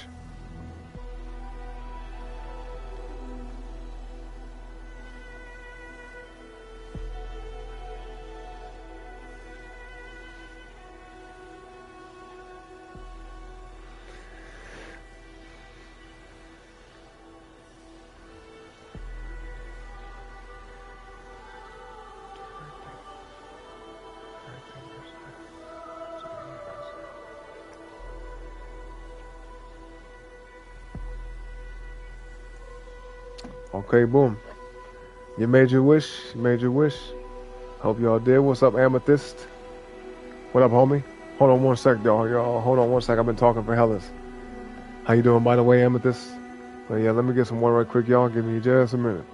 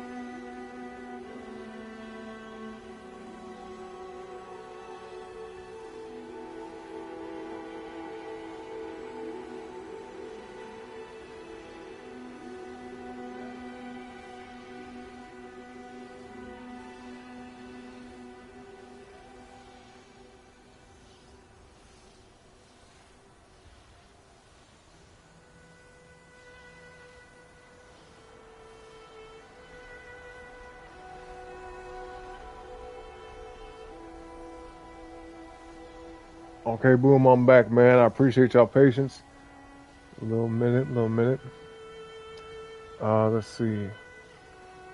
Ventura said we do this a lot, though. Maybe people not trying to hear our bullshit for an entire hour. Well, I mean, they don't have to watch the show. You know what I mean? It don't matter to me. Shit. If we talking about certain topics, if we talking about things that are important, things that are valid, then I honestly don't care if people don't want to stick around for that. I'm just gonna keep it real. I don't care. You know what I mean? If I'm playing a game and people came here to see the game, great. But if we end up start talking about, certain things, they don't have to stick around for it. You know? It'd be one thing if I was sitting here talking about goofy, dumb shit and being silly, things that are unnecessary to talk about, or things that are just, maybe not of good nature, then they'd be like, okay, that could be a problem. That could be a bad look for the channel. But if I'm talking about things that are valuable, things that actually might help people, things that are true, especially things that are true, then I don't care who sticks around, who doesn't, who stays in the show, who wants to watch, who wants to hear what I got to say or not. I don't care. That's up to them. If they find value in what I got to say, then hey, that's great. I love that. But if they don't, if they're triggered by what I got to say, if it upsets them, that's not my problem. Just gonna keep it real. It's not my issue, not even my concern. You feel me, dog? You feel me? I don't give a damn. I don't care. But of course, we want as many people to come by the show as possible. We want everybody to stick around and want to be here and feel included, feel like there's a great place to be and hang out. You know what I mean? We want people to find value in being here at the show, whatever it may be, whether it's the game, whether it's just pure entertainment, whether it's, some people might like my voice, the way I speak, or they might just flat out like what I got to say. The topics that we discuss. But either way, I do want people to be here. I do want people to come by, and I do want y'all to share the show and like the video and all that type of stuff. But hey, we're not going to be for everybody, we're not going to be everybody's cup of tea. So they say, okay? But yeah, it's all good. It's all good, Van Therese. I appreciate you. I appreciate that you're here. I appreciate you. Appreciate that you're here, I'm trying to say. I was doing something, trying to multitask at the same time, looking at my phone and trying to play the game at the same time. But but yeah. Now I appreciate you, Van Therese, everybody else in the chat, Chris, all y'all, Amethyst too. Thank you, bro. Chris said good points. Thank you. Amethyst, you said Saidi sent you. That's what's up. Shout out to Saidi. Tell him I said thank you, man. Or I'll tell him the same thing when I see him. He said Multifairy wants to know if you're doing tea leaf readings tonight. He trying to be funny. Is that like the thing now? That's like that little inside joke. Or in the tea leaf reader, huh? That's pretty damn funny. Hell no. But yeah, you said you're trying to quit vaping. Yeah, same, bro. Yep. I'm not gonna say I'm trying to quit, but I do plan on quitting. You get what I mean? Like I'm working towards it. I've been kind of cutting back on it a little bit here and there. But the ultimate thing is really, I face the reality of the fact that I don't want to be vaping all my life. I don't want to be an old man sitting with a fucking vape in my hand, I don't want to be sitting with a vape in my hand as an old man. I do not want to be doing that. Get up there. Nice, I got it. So yeah. So I feel you though, I feel you. You said you liked and sub. Thank you very much, Amethyst. Said can't wait to catch a music stream because that's what you're really about. Okay, yep. I'm familiar, man. I know you make music too. Shout out to you, by the way. And everybody, if you haven't already, check out Amethyst's channel right here on YouTube. He makes great music, very talented. I've checked out some of your stuff, bro. You've been making some good stuff. You and Saidi both, man. We have a lot of very great, talented people that come by the show. Not just music-related people either, but people that are talented and gifted in life. You know what I mean? With whatever your background is, whatever you're good at, whatever your interests are, we have a lot of people. From near and far, you know what I'm saying? From near and far, that could damn near, if you want to, we could say they could be a star. You know what I mean? Even if not officially, or even if not like on a celebrity status, within their own right, they're a star. And people can recognize that. When you listen, when you move through life with positivity and great intentions, at the very least good intentions, and you live your life as an example of like how things work out when you do the right thing, or at least when you go about things the right way, then you do shine bright like a star, okay? You do shine. People recognize that. Even the bad people, even evil people, they recognize that shit too. They certainly do. And they hate it, boy. Ooh, they hate it, but fuck them. Who cares, right? Who cares? Fuck them. Who cares? Straight up. Shit. Straight up. Don't let that shit bother you. If you got haters, man, that you're doing something good. As long as you know you're doing good. If you know you're on the right path, you being a decent person, and you know what I'm saying? Like I said, got good intentions, and you're doing better based off what you know better to do, right? If you got haters, bro, if you got people talking shit about you, man or female, man or woman, then who cares? Fuck them. Straight up. Don't mean you gotta do nothing to them, or you ain't gotta go out your way to cause no problems for them. Just leave them be. Let them be stupid. Let them be how they want to be, man. And don't let that shit bother you. Don't let it affect you. Just still be you. As long as you're being authentically you, as long as you are being genuine and true to yourself, and as long as you love yourself. If you love who you are and you understand that you want to do better and want to continue to progress in life and become a better person, and continue to strive to become the best version of yourself, right? As long as you are pushing towards that, then you will have some people that got a lot of shit to say, because some people ain't living the right way. Some people are doing shit they know they shouldn't be doing. They be in a type of way they know they shouldn't be. But that ain't got nothing to do with you. You see? So don't never let it bother you. Don't never let that shit get to you. If anything, if you want to, you know, be involved with it in any kind of way, at least try to help them if you can. Help them get on the right path if you can. Right? As long as it's not interfering with you and what you're trying to do, as long as it's not hindering you or setting you back or holding you back, right? As long as it's not doing that, then yeah, help them. Help them become more like you. But, you know, within their own life situation. You get what I mean? Not to become you or do exactly what you do, but just to, you know, learn from you. Right? You get what I'm saying? Like, I use fitness as an example a lot. And I say, well, if you see somebody who's fat, sick, out of shape, whatever, lazy, you know, and you care about them and you want them to have a better life, you want them to look good and feel good like you do, then try to be their influence. Show them what they could do to get to where you're at. You know, but don't let them drag you down if they're not trying to do that shit, if they're not trying to get on your level, then sometimes, hey, you might have to leave their ass behind, you know? Even if they're your family, even if it's somebody you're in a relationship with, even if you care about them very dearly, very deep. You know what I mean? Some people you just have to kind of either put on pause or walk away from entirely. It's sad, but it's true, man.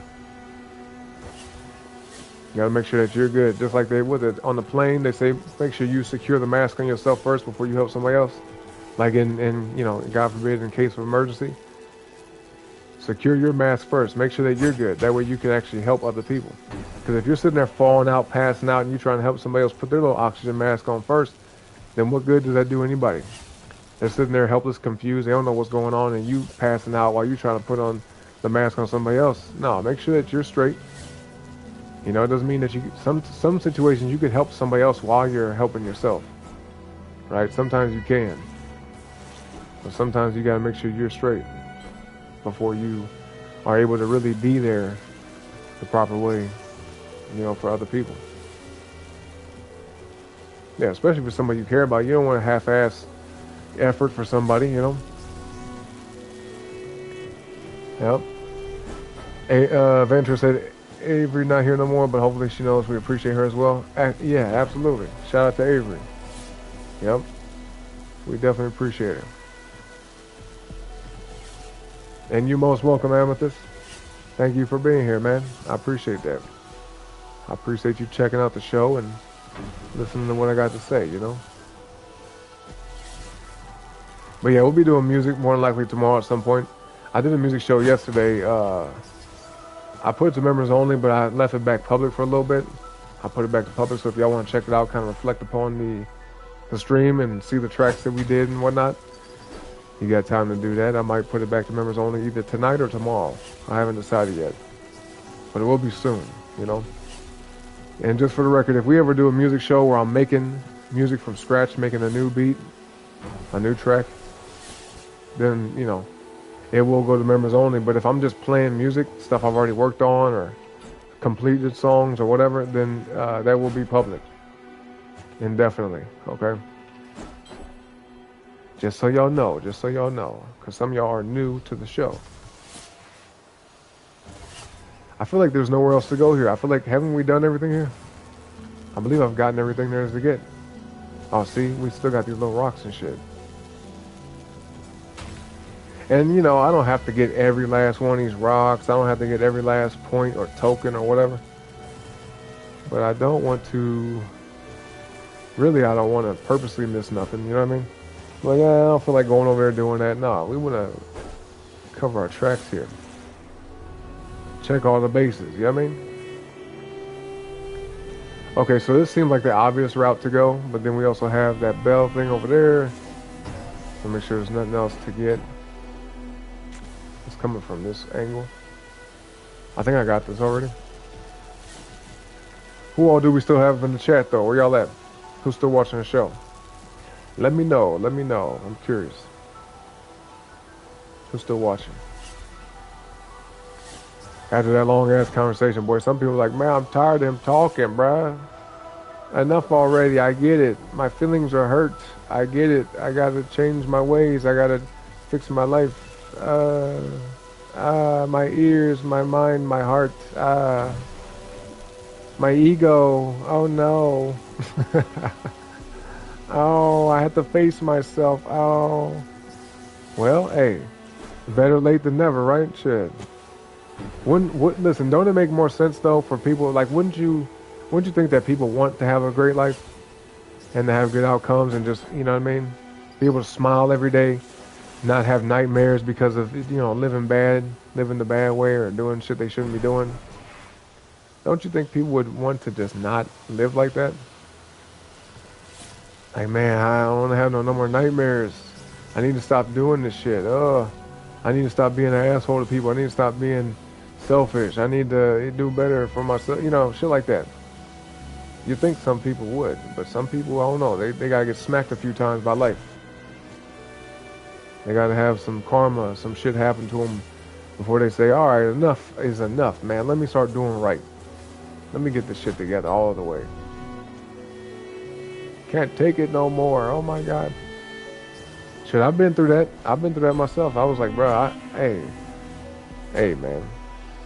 Hey, I'm like, this is a problem. You know? Waking up some days not feeling good physically, I'm like, I gotta eat different. You know what I mean? I gotta, hey. You know? Sometimes pushing people away, maybe because I might have came across too mean, too insensitive, too inconsiderate, and I said, damn, okay, I love this person, or I care about this person. I don't want to be that way towards them. Let me do better. And sometimes the other person doesn't want to hear it. They're like, no, you've hurt my feelings too much, you've upset me too much, and then they don't want to deal with you. And that's kind of like, well, what can you say about that, right? That's their choice. But, you know, at least apologize, make amends, do the best you can to try to resolve the issues. I was talking about that earlier, but that shit is very important, man. At the very least, so you can have peace of mind and know that at least you tried, right? Because if you just go through life and let your pride get the best of you and you done alienated people you care about or whatever, you've done something to somebody you care about that you have a great deal of care for, but because you were too short-sighted or too selfish to go about it the right way and now they don't want to deal with you or whatever the fuck, then you should make the effort to make amends. At least try. At least try. And then it's up to them whether they want to accept it or not. They definitely should forgive you, 100%, because holding grudges, it doesn't help nobody. But you have no control over that. You know what I mean? If they don't forgive you, then that's their issue to deal with. But you have to forgive yourself. All right? But at least make amends. Make the gesture. Okay? Do that. Because it will haunt the fuck out of you if you don't, alright? It will haunt your ass. It will haunt you, boy, and you'll have, it might not even hit you right away. It might happen years down the road. You might actually be in a great place in your life and boom, get smacked with guilt and be like, damn, I should have said sorry. Or damn, I should have told him how I really felt. Shit like that, you know what I mean? Don't live like that, okay? I think the worst kind of regret in your life that you could ever have is not the kind of regret of things that you didn't get to do, but the things you should have done but you didn't. Does that make sense? I firmly believe that is the worst kind of remorse and regret you could ever have in life. Like, not the kind of regret you're like, man, I could have took this, or I didn't get to take this trip to Japan, or whatever. No, like doing things you know you should have done, but you just didn't. You get what I mean? That's the worst kind of regret, boy. That's the worst kind of regret. Yep. Now, like, oh, I didn't get to play in the Olympics or something. I don't know. You know what I mean? But the things that you know are right to do, and you just, you were too stubborn to see, or too petty or immature, and you just kind of let that be what it is, and just stayed within that negativity, in that toxic state of thinking. Oh man, that's the worst kind of regret. Because when you get old, if you don't rectify that shit, and you make it to the end of your life, it will haunt you. Boy, it'll haunt the fuck out of you. It will deeply haunt you. Oh, get it. There we go. Oh, y'all quiet in the chat now, huh? What happened? Y'all done got quiet on me? Oh, we made it back. Oh, I straight thought I was going to jump off and go all the way down there. Okay, let's stop taking a risk. Let's see, where else can I go here? Have I jumped every platform? This is a cool ass little game though, isn't it?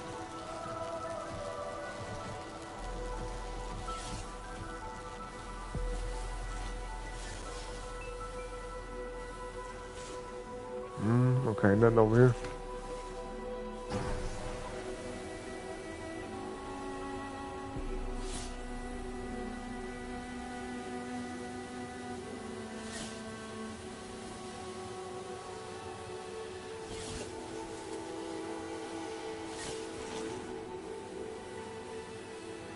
Maybe, can we get this part? Get up there. Alright. Damn, how the fuck am I gonna jump this? I don't think I can. Oh, I see, I gotta go the opposite way. Okay. Okay, yep. Other way, over here. Over here, right here. Yeah, there we go. We got this, watch. I already picked this up. Oh, I didn't get that one though. You see that one over there?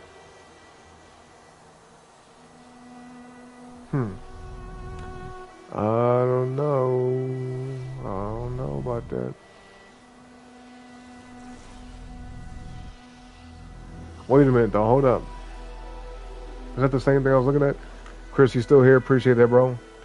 Just chilling at work. He said, hey, I'm taking it easy, man. I hope that is an easy night for you, bro. I hope that you're able to chill pretty much the entire time. Get that easy paycheck, that easy payday. Easy shift, you know what I mean? We love that. Who doesn't love to just have a nice laid back day at work? Man, I tell you, there was many nights when I was doing valet, working overnight, where I was like, even though I was like, okay, I'll make some tips when the cars come, because obviously it's a tip-based job. There was plenty of nights where I was just like, bro, I ain't in the mood for this shit. I don't want to even deal with nobody. I don't want to see nobody, because honestly speaking, working at a hotel and working overnight, a lot of them folks were like unsavory people. Some of them were fucking ignorant. Some of them were just straight up disrespectful. A lot of them were like on different substances, drinking, using drugs, shit like that. Some of them was like kind of, well, a lot of different ways. I'm not going to go off into it too much right now, but I have stories for days. Okay, folks?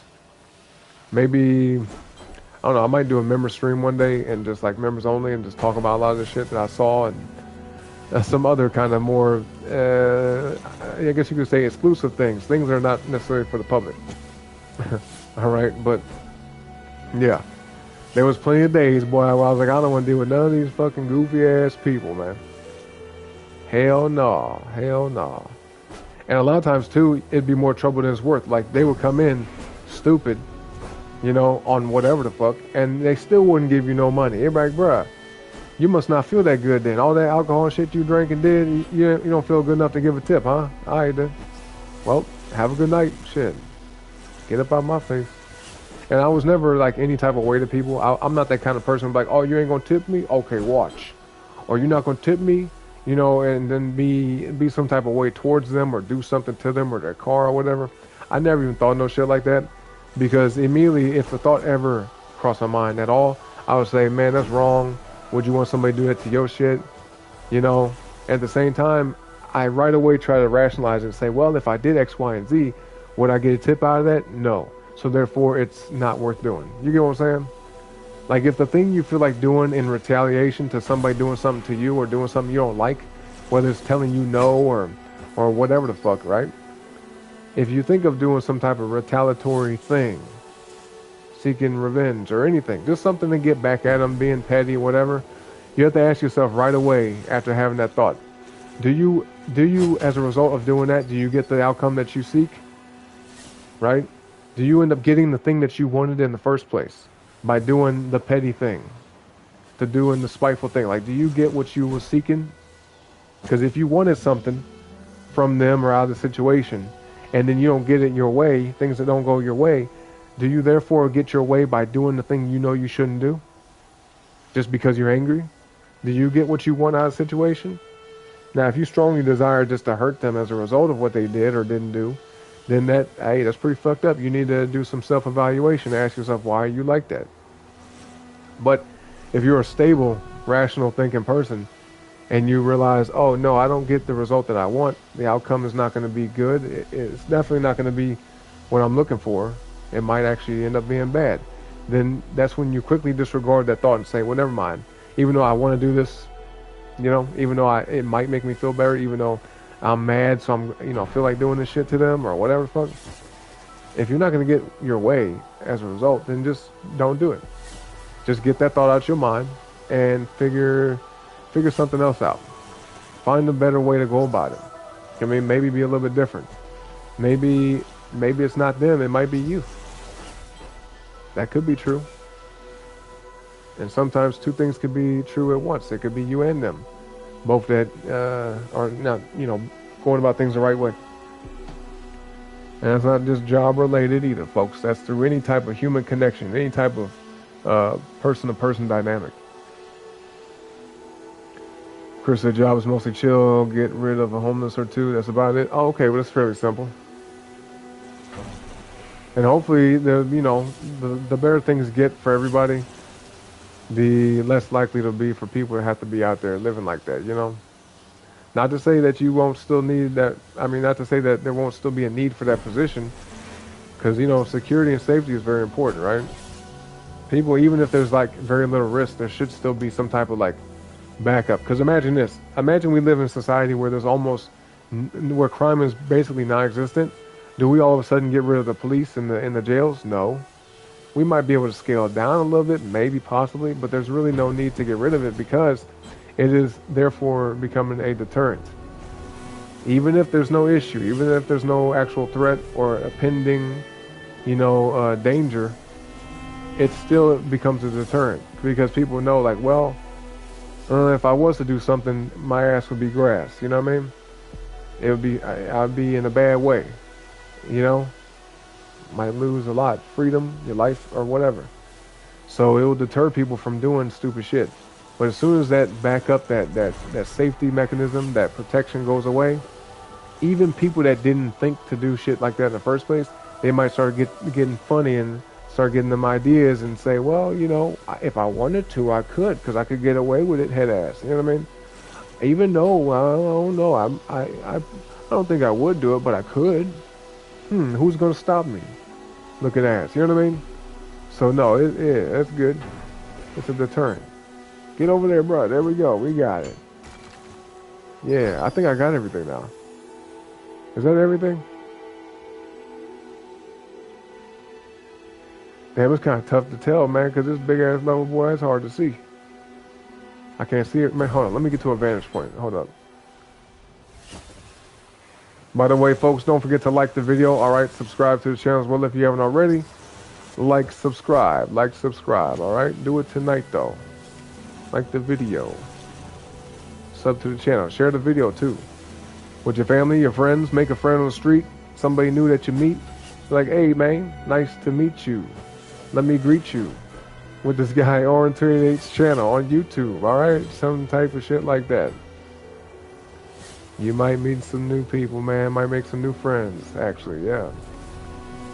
You might make some new friends. And y'all can meet up in the chat, like, yo, what's up, man? You that same guy I just met today? Or you that same lady I met today, you know? What's up, homie? Yeah. See? We bring people together around here. Yeah, we about that.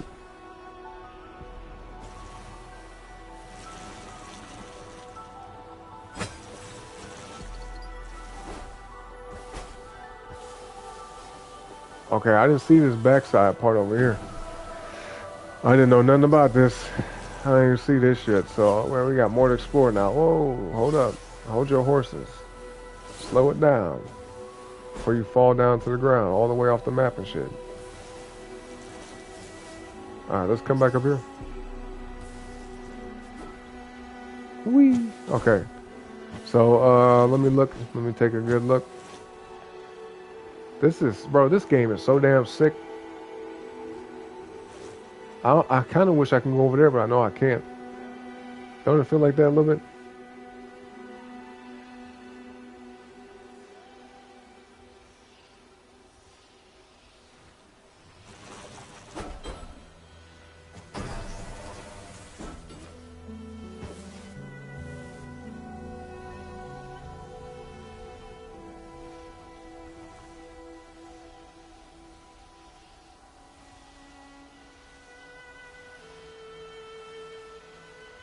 I'm trying to remember like everywhere I've been already. It's kind of hard to tell. But there's a high likelihood, a high chance that we have done everything. Although, wait a minute, no, because well,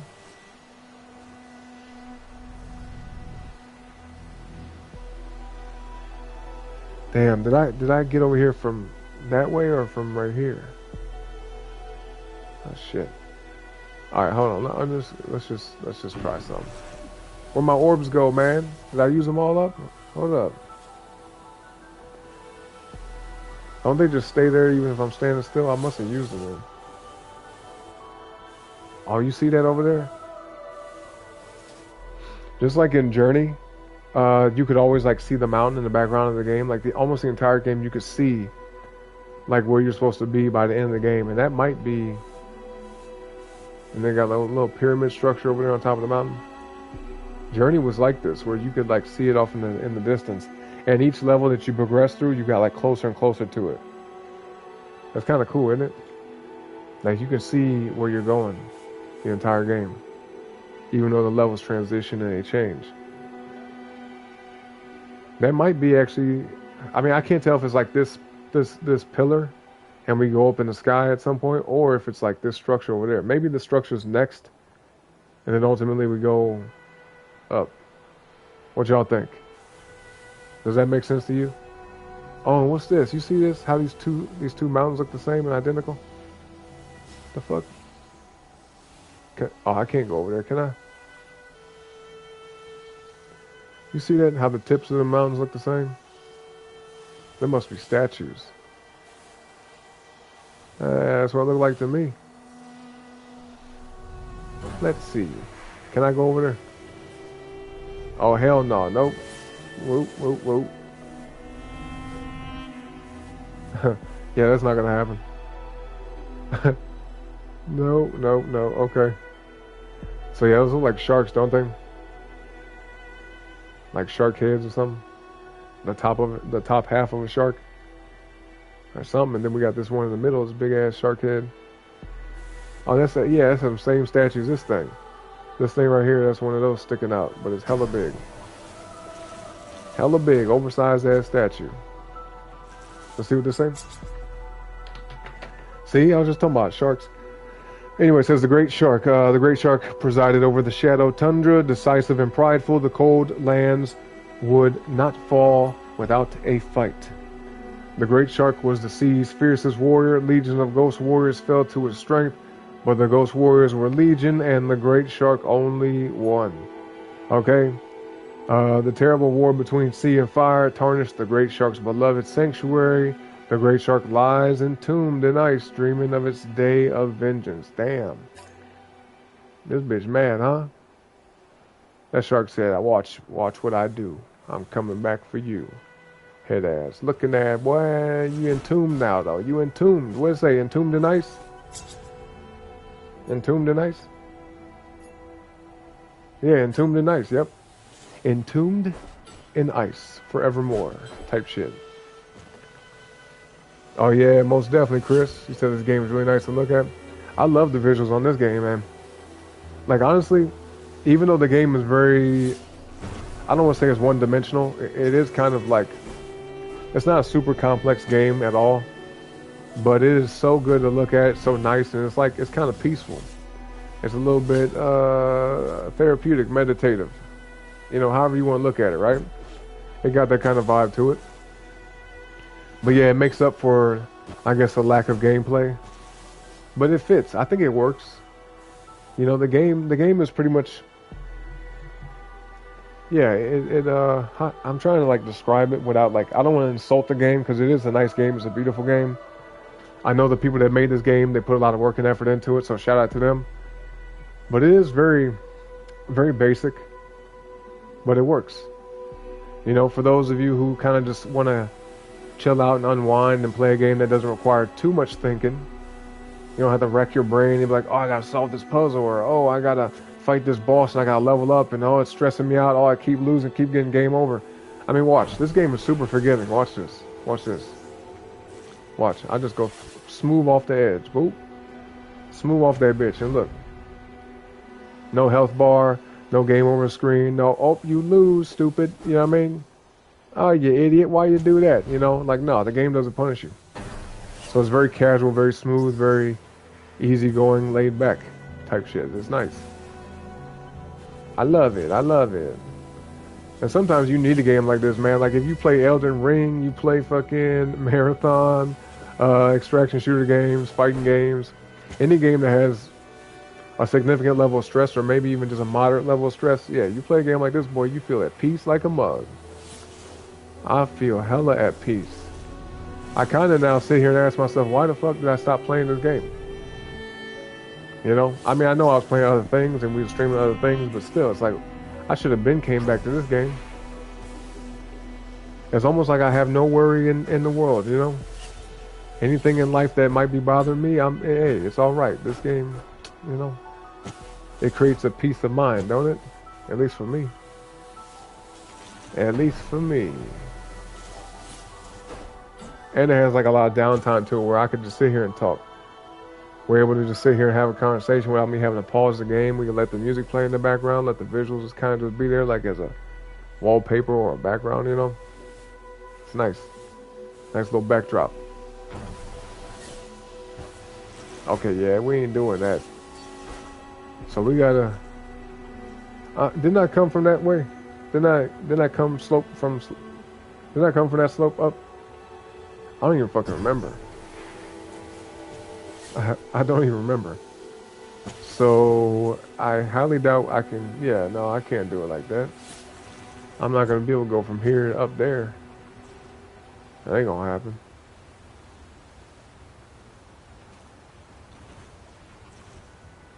I'm glowing. Look at me.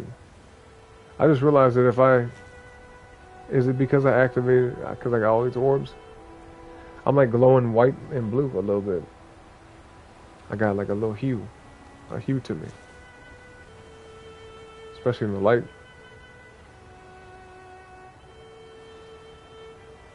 Okay. So let's just check out something real quick. I'm gonna use all these orbs and see what happens, like if I change. Damn, I went so fast that the... You hear that? Like the audio got distorted?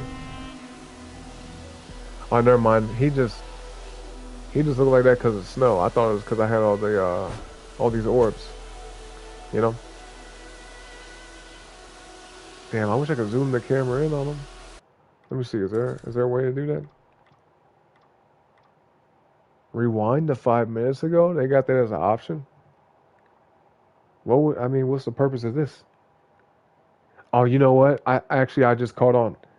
This is like if I pass up an area and I'm not able to like, backtrack. I'm not able to go back and return to that spot. Remember I was talking about this earlier? I was like, damn, I can't jump back over this wall. I could have done this if I knew this was here. Just rewind 5 minutes ago. That could have. 5 minutes ago seemed like a lot. Maybe it would be good if it says like rewind a minute ago. Because if you just jump over something and realize you can't go back, you don't want to backtrack a whole lot of shit. 5 minutes a lot can happen in 5 minutes. A lot could happen in 5 minutes. So I might not want to go back that far. But it's an interesting option. Interesting. What's it say? Okay, stabilize the camera. Okay, I don't have motion sickness, so I'm good. Let's see.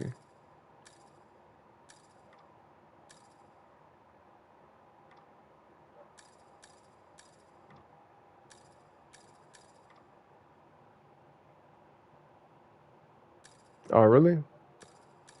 Having a dot in the center of the screen helps ease motion sickness? I never heard of that. Let me see what happens. See what it looks like now. Oh, I see the dot. Okay. This does help, like, if I'm trying to point at something for y'all. Like, yo, look at that. You see the dot? Can y'all see that dot, though? Is it showing up good for you? Like, I'm like, look at this statue. Look at that. Boom. That statue right there. I got the camera sensitivity too high. This shit jerking around. Medium. Yes. Yeah, you see that statue? See that building? I can do like this, But I don't know. Should we keep the dot? I don't think we need it, right? Maybe I'll turn it on only if I need to. Because I like the fact that it's not there. It's better to look at without it being there. So, yep. Motion blur. Let's turn this back on. What else we got? Trick mode, drop, boost. Oh, I forgot about the drop shit. Uh-huh. Okay, yeah, you can see it, Chris. Thank you. Thank you for the confirmation. Okay. Okay, yeah.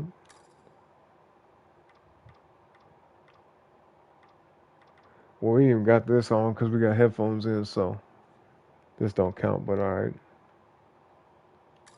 Photo mode. Well, how you do photo mode? Oh, I see.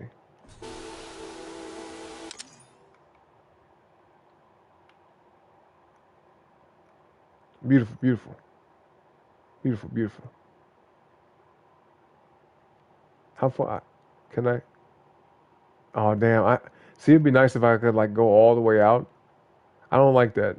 Some games will let you do it. Like, see, I can only move like in a bubble. See, look at that. As I'm going this way, the camera goes down, so it's like a dome.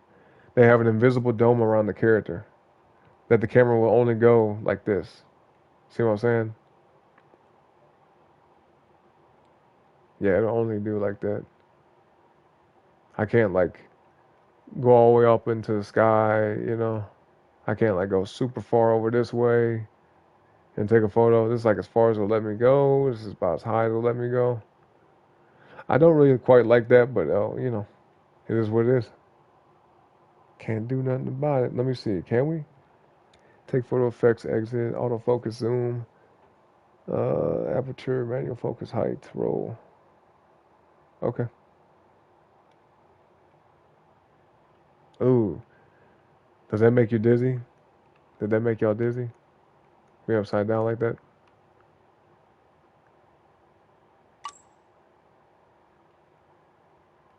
Like, whoa, what the hell? Look at the flame on his head. It's moving. Okay, let me stop because I feel like I'm making some of y'all nauseous. Okay.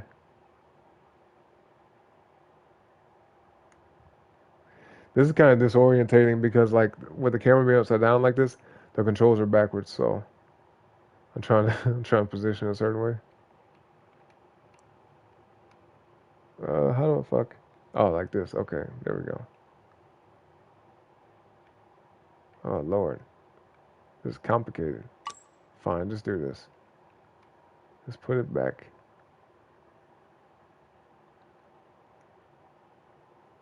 This is a badass character though, despite how kind of like uh, easy this game is to play. How like kind of just simple. They did pretty good with this character. Like I'm glad they didn't make him seem like a little like some little like kids thing. Like oh, this is a kids game. I feel like someone who's young could still play this and know what they're doing and get through the game without having too many roadblocks. But then at the same time, an adult could have an adult can play this game and have you know what I mean, have good results. And they have good results. Hold on one second.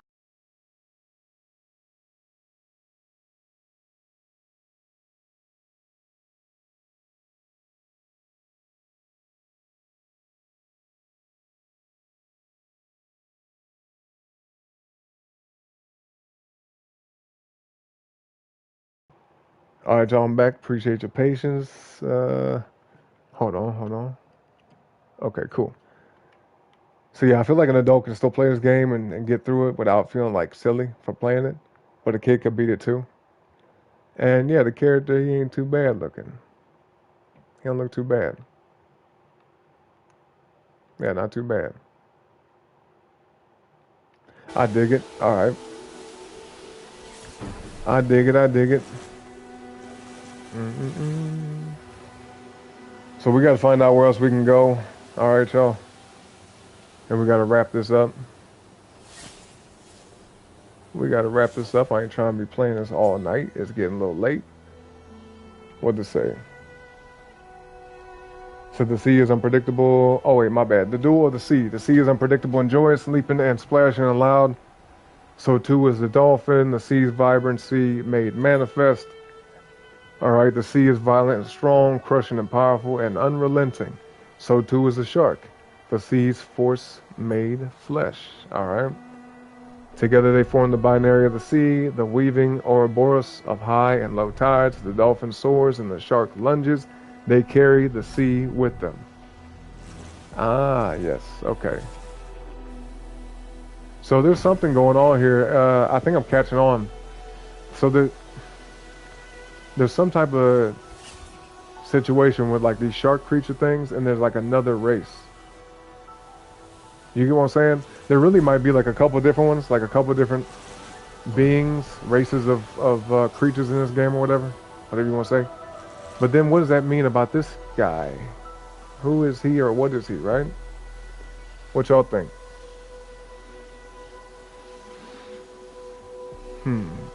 A dolphin. So it's dolphins and sharks, right?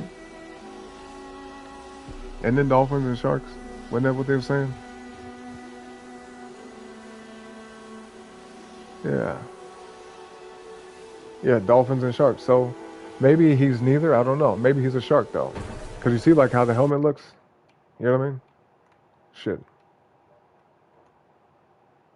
You see that? Don't they kind of give shark vibe? Yo, and if that's the case, what about the chick? The chick that he reunited with when they came back together? She might be the dolphin then. So he's the shark and she's the dolphin. But that's just my guess. I don't know. I don't know. That's my guess. Yeah, shark, right? Like, yeah, he must be like the shark.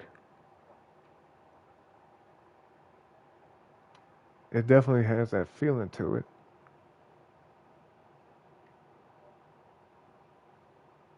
Yeah, that might be the case. That might very well be the case.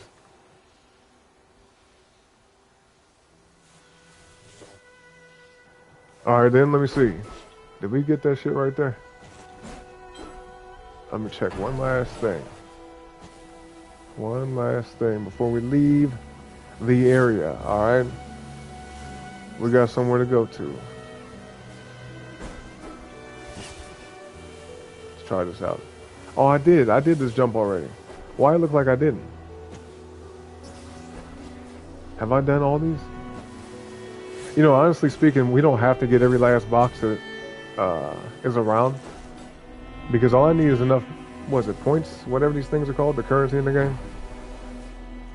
The little gems, the little diamonds, the little gold pieces. They got a name for it. I forgot what it's called though. I forgot what they call that shit. What the hell do they even call this?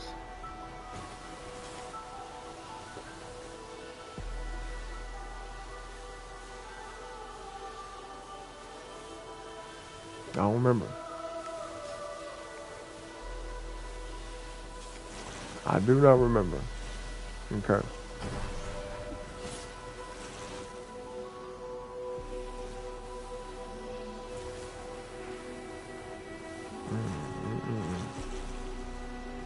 Yep, I've been over there. Oh shit, look at this. You see this building? Alright, let's do this real quick. Let's do this. Come on. Boom, boom. There we go. Activate.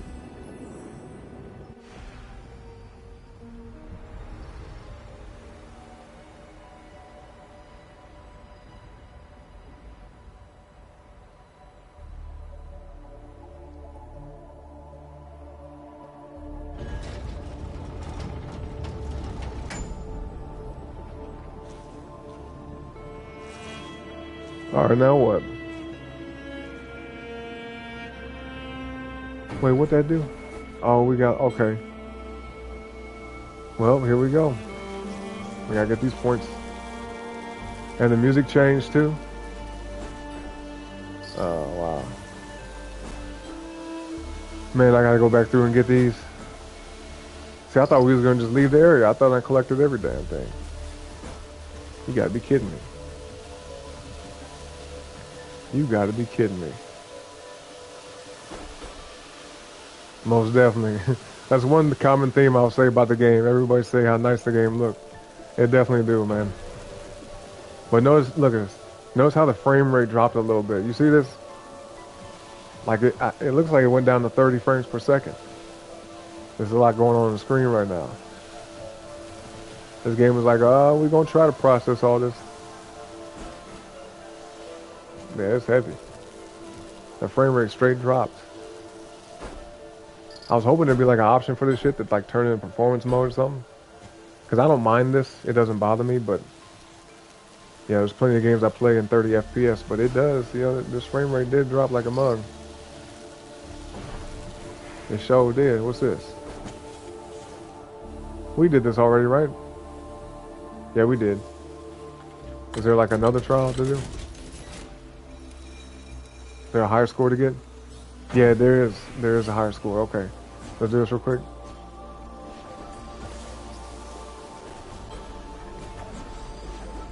Multi-Fairy, what's up? How's it going? What up? What up?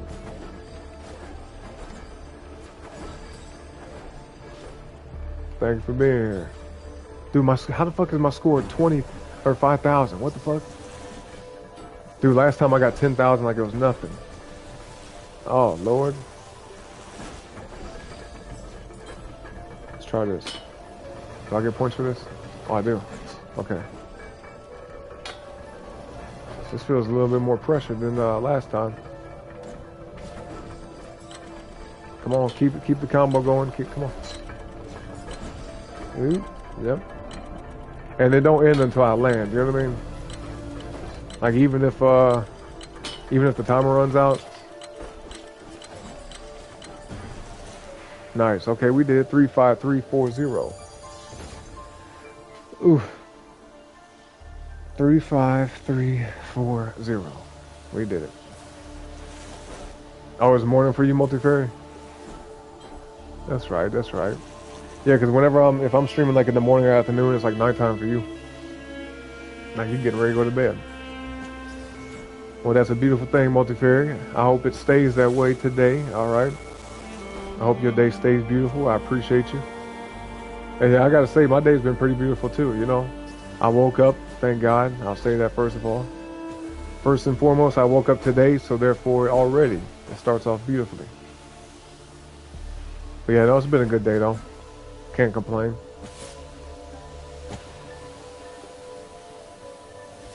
Can't complain. Can't complain. God is good.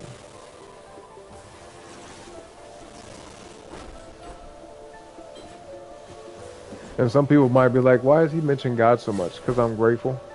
You know what I mean? Especially nowadays in my life with everything I've been through and all the stuff that's happened. You know, I'm very grateful. You know what I mean? Even like I was talking about earlier when it came to like some of the unhealthy habits I had, drinking, eating certain types of food, smoking and shit. I'm super grateful for the fact that like nothing really majorly bad happened to me. I was able to, you know, bounce back stronger and better than before.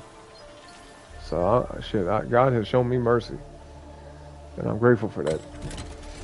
All right, do we have a higher score to get? Let's try this again. Yep. Oh damn! So I got to beat my last score. That's what this is. So whatever score I said, I have to like get a new high score. I was wondering why that number. I was like, why? This ain't a random number. That's the same shit I got last time. Get it. Get it. I can start doing tricks. I'm tripping. Come on.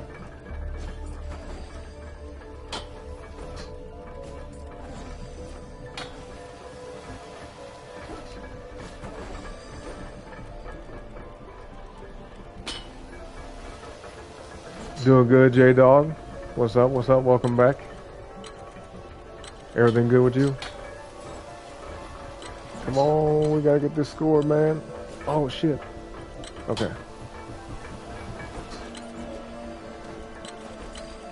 Oh, that shit disappeared. Oh, I can't even... Oh, snap, I got a trophy. Land a 20 times combo trick. Did I beat it? I did. Nice, nice. We did it. Let me see what the score was, because the trophy blocked it. Hold on. Final score. Damn, 75785. Those are my numbers, man. All right, we can leave it at that. We can leave it at that. I could go for like 80,000. Should we do that, y'all? Should we try to beat this score? Should we? What y'all think? Should we try to beat that score? Should we try to beat the score? Or should we get on the road and continue the story mode? What y'all think? Let me get some tea right quick and I'll come back and see what y'all say, alright?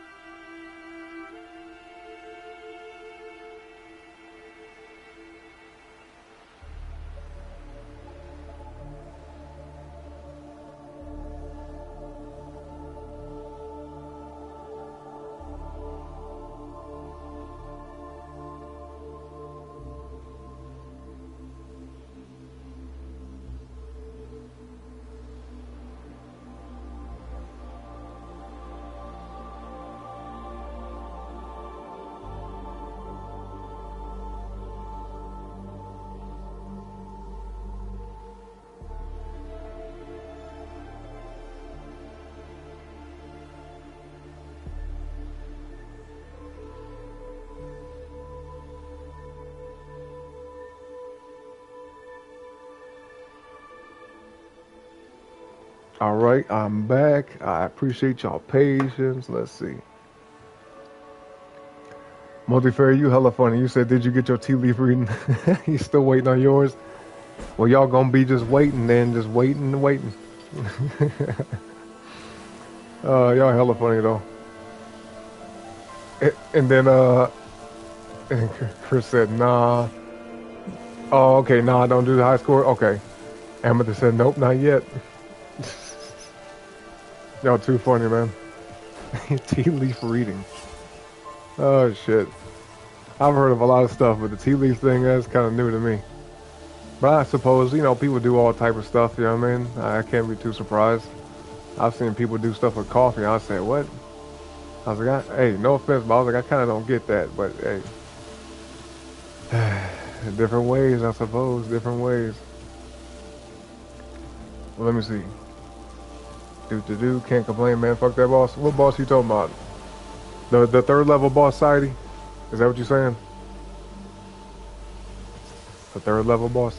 You fighting them up right now? He said, bro, this game done pissed me off.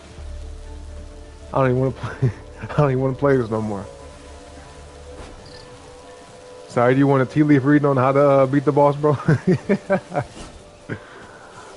You want to get a tea leaf reading on that boss? See how to beat him. Oh shit. Alright. All jokes aside, I appreciate y'all being here tonight, man. Let me ask, do y'all think we're gonna beat this tonight though? I feel like at the pace I'm playing this, maybe not, if you ask me. At the rate that I'm going with this, it might not get done tonight.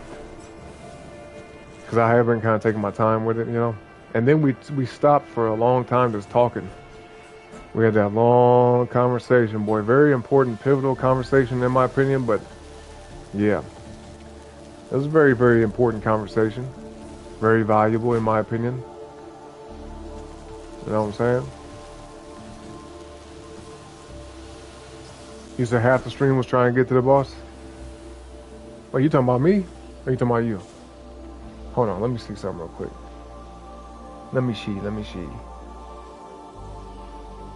Oh yeah, in Returnal? Yep. I figured that's what he was talking about.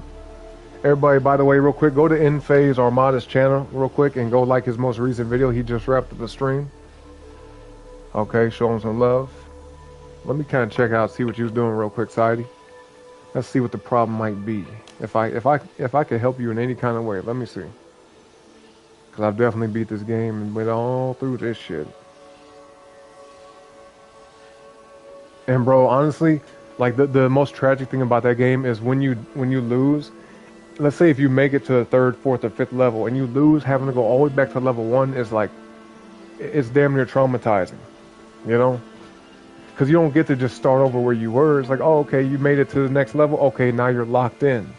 Now, if you lose at any point of the game, some of y'all don't know this. Society definitely knows, unfortunately, right? I'm aware of this too. I learned that too. Trust me. You know, I was pissed off many a days playing that game, but yeah, bro. If you lose even one time, if you get knocked down, you don't really get a game over screen, but you get sent back to the very beginning of the game, like every time. It's torture. That shit is torture. Damn, I see 2 hours in. I see they put you back on level 1. You start skipping past everything. You say, I'm not fighting nothing. I've done that before though, where yeah, if I have to go back to level 1, I just hurry up and get to the boss, or you know, go to the end of the level, then progress to the next level real quick. It's rough, and then you gotta duck and dodge enemies. You gotta make sure not to go into the wrong room. You know, the lockdown rooms. As soon as you enter that bitch, it's like, oh, lockdown. Now you gotta fight this heavy ass boss, this difficult ass boss real quick. And if you didn't pick up no power ups, no level ups, or nothing for your guns or your stats or whatever along the way, you're gonna have a tough time. Especially if you got that basic ass gun, that little pistol they give you, with no attachments or nothing. Man, you go to a lockdown room, bro, it's, ooh boy. Yep, I see you getting hit by turrets trying to duck and dodge. Area in lockdown, yep, I just saw you run into an area in lockdown room. They're like 2 hours and 16 minutes. And then that boss is formulating in the middle. It's forming. the boss is materializing in the middle. Sadie's probably running around like, oh shit, I need to hurry up and grab a gun or something. I need to hurry up and, I need to hurry up and grab these health packs. Damn, yep. I know that feeling, bro. I've been there before. I've been there before. I already know. Damn. Yeah, check out his stream, y'all. You know what I mean? At the very least, go to his channel, subscribe to it. Side, if you want to, bro, post your link for that channel in the chat. All right? That way people can just click on that. And matter of fact, no, do this. Grab the video itself, the stream that I'm talking about, the one in question. Grab the link for it, post it in the chat, all right? And we're going to have all y'all just click on the link. Just go over there, hit the subscribe button, and like that video, all right? Show him some love, man. He's a hard-working guy, very good guy, too. You know what I mean? Very talented guy, and he deserves it. If you ask me, he deserves it. He definitely deserves the support. You know, because if anybody here on YouTube understands, when you're starting off with a new channel, it's a little bit of an uphill battle at first. You know what I mean? It's very organic, grassroots type growth. But that's why we do what we do, man. And if there's any of you in the chat that have a channel and, you know, you want to get some new followers or just want people to support you and check out what you got going on, let us know in the chat, all right? Let us know what you do and where to find you at, okay? Yeah, but preferably YouTube. But if you're also on TikTok or Twitch, that's cool too. That's cool too. If you're on Twitch or TikTok too, that's okay.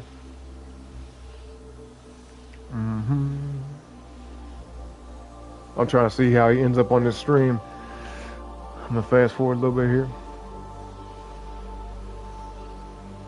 Yep, you made it to the other level pretty quick. Let me see this. I see you trying to look at the translocator, trying to jump map, trying to jump across the map. Like, let me hurry up and fast travel over here. Damn, they did you dirty.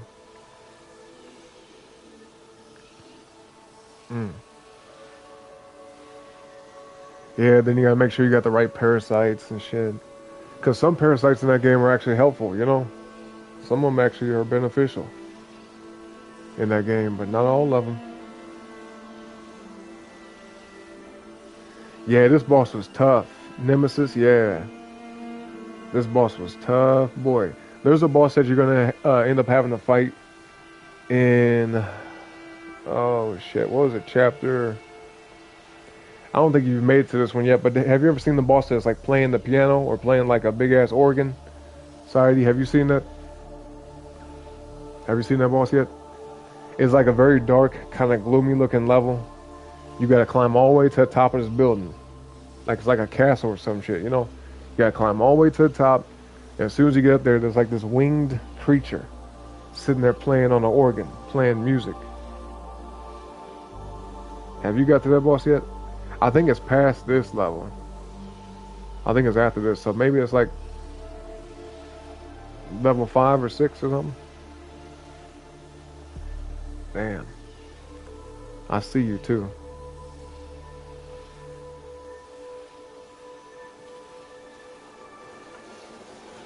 Yep.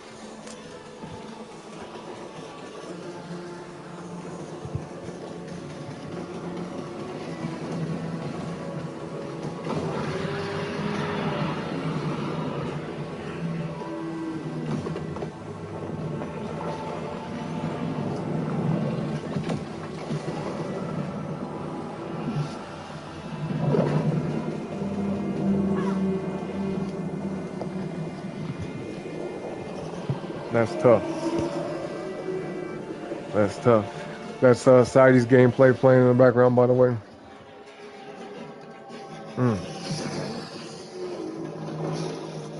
You was like, where the fuck did the boss go? He's like, hold on, I guess I'm supposed to jump over here on these platforms. Yeah, this shit would piss me off, bro. Especially when like you see you get one health bar down and you got to knock down another health bar. You're like, bro, how much life does this thing have? And then every little shot you do does like a little bit of damage, like a little smidgen of damage. Man. Then you gotta reload on time, you gotta duck and dodge little orbs and shit coming at you, little laser beams. You gotta worry about the environment switching up on you. You got little other like random enemies attacking you from the side and shit. Jesus Christ. So I said, Jesus Christ. You know that meme that kid said, oh, Jesus Christ. Where'd bro go? He just disappeared and shit? You serious? Yeah, he disappeared. He keep No, he jumping did. across the map. That's crazy. Yeah. Damn, sorry, I feel your pain, man. Oh boy, I feel your pain. I know what it was like. I'm gonna tell you this though, when I beat the game, I felt like I didn't know what to do. You know what I mean? And I wasn't even, you know how some games you beat and you're like, oh, I'm sad. I'm sad I beat it. This game right here. I seen him charging that up too. That's what's crazy. But I just timed it wrong. Oh shit. He said, fuck, I'm out. Actually, surprisingly, didn't do that bad. He's like, I'm out. I'm out. Time to end the show. Type shit. You did good though, man. You made it back to back on that level. What have I done? I forgot what the hell I was saying. Oh yeah, no. When I beat that game, I wasn't sad about it. I wasn't like, oh, I beat it. No. If anything, I was like, wow, finally, the torture is come to an end. You know what I mean? Because obviously, like, we don't have to beat a game. If a game is too difficult, we could put that shit down and be like, I don't want to play this no more. It's frustrating me. It's stressing me out. We don't have to deal with it, right? It's an option. It's a choice. But, you know, if you're determined about it and you want to finish it, then once you finally beat it, it's like, boy, that sense of accomplishment, especially a game like that. I would say for me, Black Myth Wukong is not the same type of game. You don't get reset or nothing like that.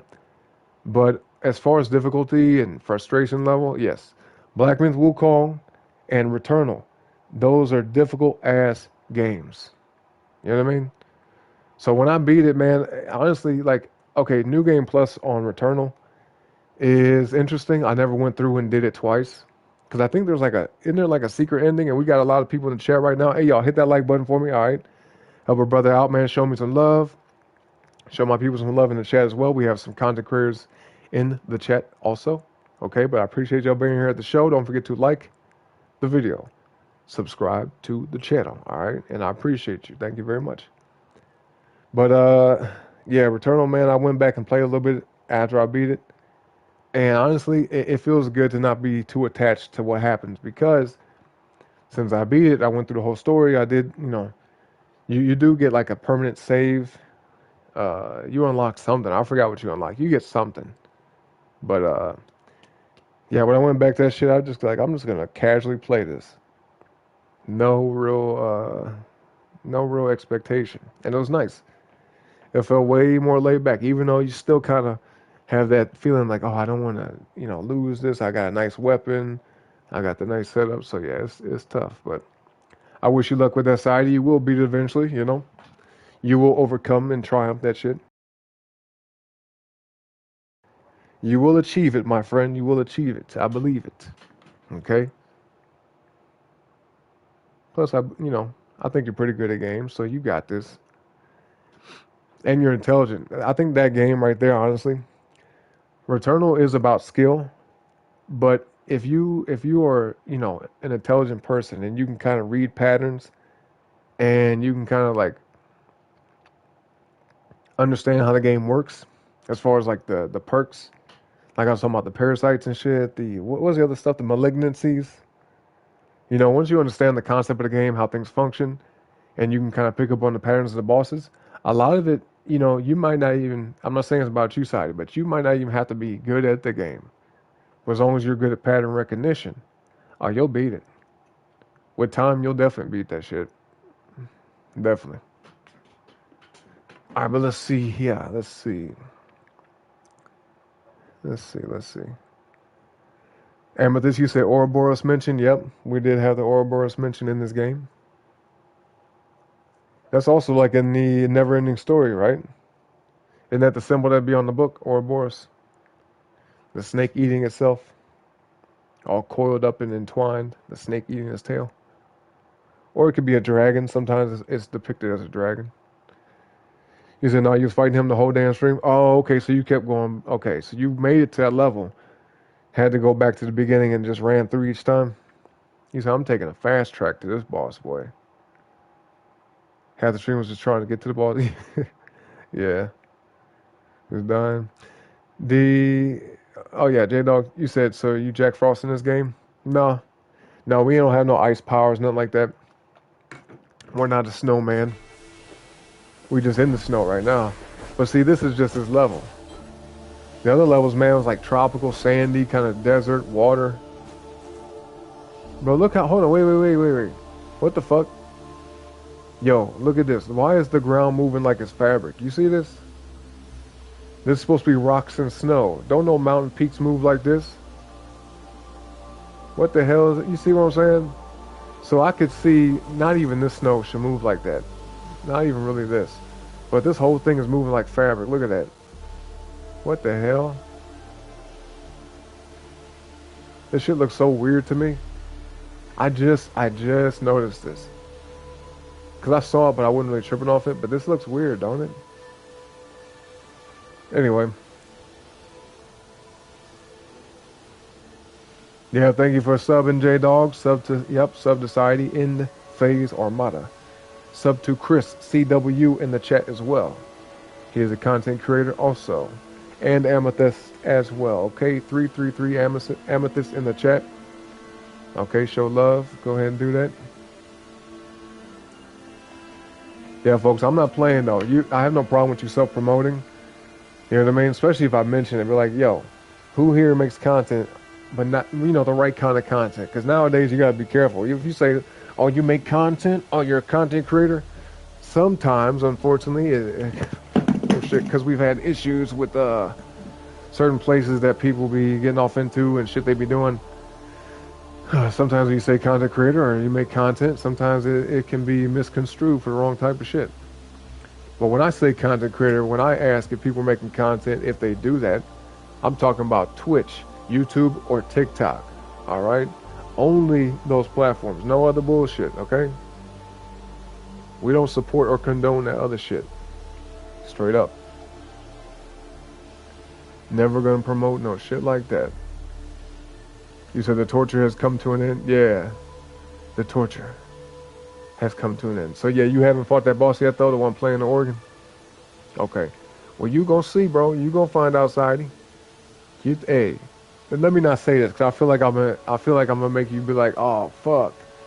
But I'll just say, okay, look. So the boss you was fighting, the one that you know, was fighting towards the end of that stream, that boss, in my opinion, is way more complex than the one I'm talking about. But the one I'm talking about is like, is a lot to keep up with. Like, it's very, so you're going to be fighting that boss pretty much within the area. There will be a few little switch ups with the environment, just a little bit. But the boss is going to be throwing so much shit at you that you're not going to have any downtime. Like the boss I'm talking about with the organ and it's got the wings and shit, that bitch going to be flying around. It's going to be shooting stuff at you, laser beams, a bunch of big ass orbs and stuff. Yeah, you're going to be on the move. Yeah. You ain't going to be able to stand still and just be like, let me just shoot and just, you know, stand right there and shoot at the boss. Nah, you're going to have to be moving. You're going to have to shoot and move, stick and move. Okay? But at least you won't be having to jump all over here and, you know what I mean? It won't be all that extra stuff. But I think they did put like a few little extra side enemies in there too. So you will have to be fighting like some little annoying ass enemies that accompany that boss, but you'll get through it. I feel like if you could beat, or when you beat that boss that you were fighting, right? Then the next one will be easier, or it'll be doable. You'll see that. You'll see what I'm talking about. You'll understand.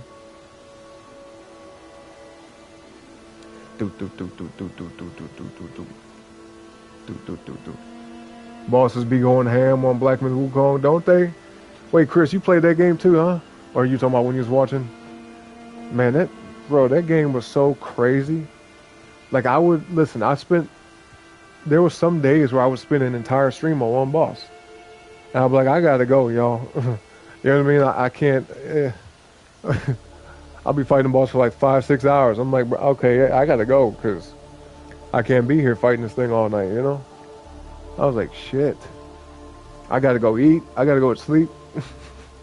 The day's over with and we have made no progress.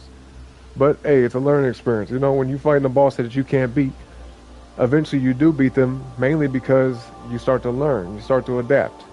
You say, okay, I'm gonna try this strategy. Or, another great thing about that game too is you could, if you wanted to, you can leave the boss alone, go off to a different part of the game, acquire some type of new skill, level up a little bit more, or get some type of new item, some type of tool that can help you beat that boss. Like there was one boss in Black Myth Wukong, it was, what's his name? The 100-eyed Taoist or some shit, 1,000-eyed Taoist.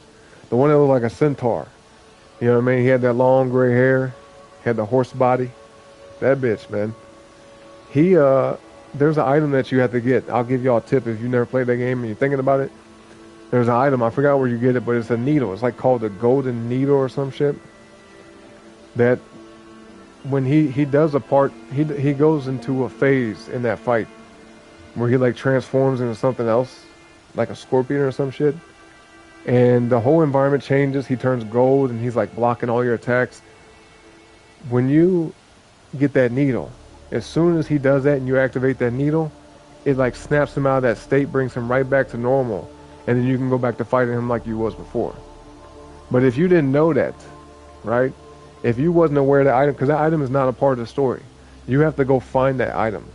You have to leave the main path of the game, go off and do a specific side quest that has a bunch of different steps to it, and then you got to go find the needle after that.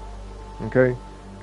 Once you get that item, that boss becomes tremendously easier. It's still a challenge. The boss is still difficult. You know what I mean? You still got to fight him. You know, get through that, but at least you're able to like negate that bullshit he does. Because if you didn't know about it, you'd have to kind of just struggle and just like figure it out. Because it is possible to beat him without that item, because it's not like a required item in the game. But that item, boy, it make a difference, and it helps with other boss fights too. Almost honestly, y'all know about Mega Man, right? You know how Mega Man was back in the day? I don't know if they still have Mega Man games like this, but back in the day, Mega Man was set up to where you had to beat one boss to get the power and ability to defeat the other boss. Because you would try to go against one boss and you just wouldn't be able to beat him for whatever reason. You could brute force that game though. You could very well beat a boss without having certain prerequisites, you know. But Mega Man, the way the system was working is like you would do the bosses in a certain order. You would fight this one particular boss, get that ability, like ice powers to fight the fire boss, and so on and so forth. And it was crazy, man. Mega Man was some shit. And I was a little kid playing that, boy. I was so confused. I was like 7 years old trying to struggle through that shit. I wanted to cry. I'll never forget that. Then I had one of my neighbors one day. He came over and he was like, yo, he was like, what did he say? Either he said like, can I play? Or like, he was like, I'll beat it for you or some shit. Anyway, he sat in front of me. Like, I just let him have the controller for like the whole day. He came over to my house and sat right in front of me and damn near beat the whole fucking game. I was struggling with that game for like a year, okay? I had that game for hellas and I was like, I could never get through it. I was like, bro, how do I beat this? I was stuck on like the second or third boss or something, you know? I was like a seven or 8 year old kid. He might have been maybe 10 or 11. He came over to my house, bro, and damn near beat the whole game sitting right in front of me. I was astonished. I was like, is this real? I was like, this dude must be like an expert or some shit. He's like a wizard or some shit. You know what I mean? And I told him, I was like, yo, I was like, because he saved the data on his memory card. He brought his own memory card over and everything, because, you know, that's how it was back in the day. I said, wait. Here, because he was about to turn the game off and be like, okay, I'm finna go home. I was like, all right, but wait. Before he left, I was like, here, put my memory card in and write the save file on my shit. I was like, here, save that file on my memory card. I need that. You know what I mean? I was like, hey, I need that. I need that save file, bro. You know what I mean? Come up off that save file. Shit. But it was, yeah. I was impressed with that shit. But some games are still like that, man. You gotta do them in order. Gotta do them through a process. But yep, subble, tubble, double, dap. Not the screen, but the like button. This ain't that kind of thing. That's the music stream, you know? The mobile setup thing. That's when you could tap the screen. But on this one, you just tap it in a different way. Alright, hit the like button. Subscribe today. Alright, y'all? And I appreciate you. And I thank you. Okay? J-Dog said, yeah, gaining subs organically is hard. It is, most definitely. I'm speaking from experience. You say you behind in the combo right now, but yeah, shorts are a great way to get people to find you. It can be, yeah, most definitely. But make sure that the shorts that you upload align with the content that you make. Like I was talking about this earlier. Okay, there has been people on this platform that I've seen, and I'm not knocking them for doing this. You know, if it works, then great. But I understand how it might not work.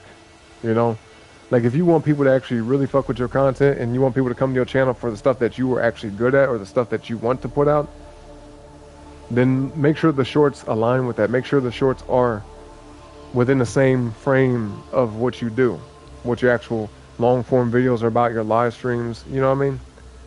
Because I've seen channels where they will upload viral meme clips and little, you know, whatever, things that draw attention. They do get views. Them videos will get like a couple 100,000, maybe tens of thousands, possibly even millions of views on a YouTube short. But the short will be about something totally random, just some meme shit. But then when you go to their channel and look at their videos and their live streams, it is night and day. It's about something completely different. You know, one example, find a channel, they got some meme, like a prank meme video, right? Some prank memes on their shorts. And they're getting like stupid amount of views. But then you go to their videos and it's like music. They're uploading music and shit. You know what I mean? And their music is getting no views. Like a couple dozen, maybe a couple hundred views. Where the short that they uploaded about some AI shit or prank gets like 1 million+ views. But their actual videos, their live streams, where they're sitting maybe talking in front of a camera, or they're, you know, maybe possibly making music on the live stream, it gets no views. And that's because that content is not in the same realm of the shorts. They're two different things. So you can use shorts to like gain attention, draw in traction. You might even get some subs from it. You might get a decent amount of subs too. But honestly speaking, the subscriber count does not matter if the view count is not there. Because if you're trying to, you know, gain some type of monetary value from your YouTube channel, the shorts do pay, but not much. And when it comes to long form video, that's where the money is. So if nobody's watching your long form videos because they're not like what they sub to your channel for in the first place, somebody find your channel, they hit that subscribe button because it's easy, convenient. When a YouTube short pops up, subscribe is right there. It's easy. Boom, they just hit it. But if they don't have an incentive to come back to your channel to keep watching what you do, you're not going to get the views. Therefore, you're not going to make any money. You see what I mean? So make sure that, you know, people see your shorts and they say, okay, this is what he does. The short should be like a snapshot of what you actually make, the content you create. Okay? That should be the focus. Should be the focus. But yeah, I agree. Shorts do help a channel for sure. He says also in Full Metal Alchemist, which you're watching right now. Oh yeah, the Ouroboros, yep. It's an ancient symbol, it is, yep. Yeah, this guy is some type of shark. Something like that. And we can see a little bit of this depicted around. Look at that. Like in the background. We got some shark warrior shit. And he kind of got a shark aesthetic. A little bit, you know. A little bit, something like that. From Egypt originally. Mm-hmm. That makes sense to me. I didn't know that, but that makes sense. The Ouroboros. Chris, you said when your brother gets back in the gym, you'll start posting regularly? Okay, awesome, yeah. You talking about because you have somebody to help you film? You know, you could get a tripod. I know it seems kind of like, some people be like, oh, that's, what they say, gimmicky, or some people, they get annoyed by it if they see somebody in the gym with a tripod trying to film, but who cares, man, you know? Who cares? As long as the gym has no problem with it, and as long as you're not, you know, preventing other people from exercising, from working out, you're not, like, infringing on anybody else's privacy. If the gym's cool with it and you're not bothering nobody, I'll put it this way, if they don't like it, it depends on what's happening. Like, if you're filming them and they're in your shot and they don't want to be, that's one thing. But if you're just over by yourself and they just don't like the fact that you just filming yourself, who gives a fuck about that? Who gives a damn about that? Straight up. You know? But I feel you. It would be easy to have your brother, you know, help you with it. That's valid. That's valid. FMA, as far as you watching the first one or Brotherhood, Oh, okay, so I was watching Brotherhood. I don't think I've ever seen Brotherhood. I might have seen some of it, but I saw the original. But this is way back in the day, man, way back in the day. I'm talking about like 2005, 2006, 7, maybe 8, 2008. But around that time, throughout high school for me. You're on like episode 17? Okay, there we go. Don't that shit got like a couple hundred episodes though? Let me look this up. Brotherhood. Full Metal Alchemist Brotherhood. I know it's a long series and yeah, hold on. FMA Brotherhood. Episode count. Or number of episodes.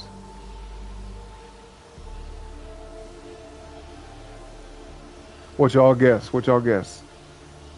Oh, no, okay, not as many as I thought. How many episodes do you think the whole series of Full Metal Alchemist Brotherhood is? What you think?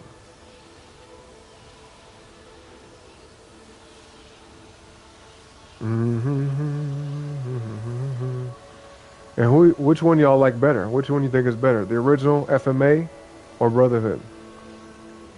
Without looking it up though, without looking up the episode count, I know y'all can grab your phone and be like, oh, I'm finna get the right answer right now. Just off rip, off the top of your head, if you had to guess, how many episodes is there? How many you think? What you think? What you think?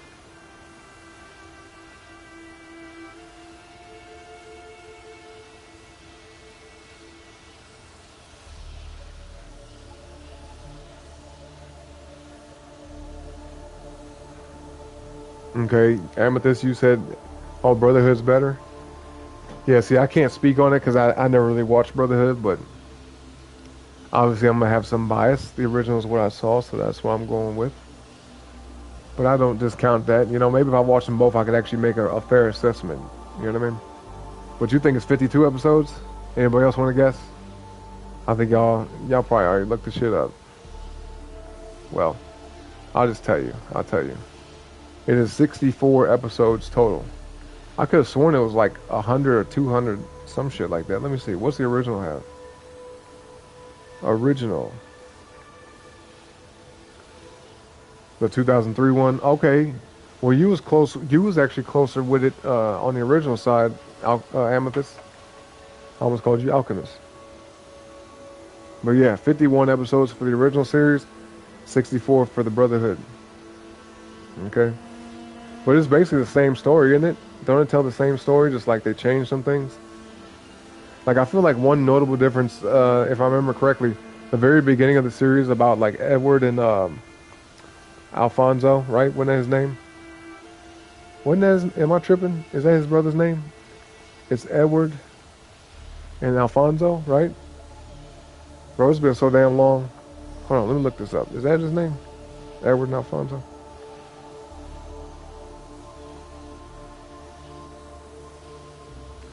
Hold on.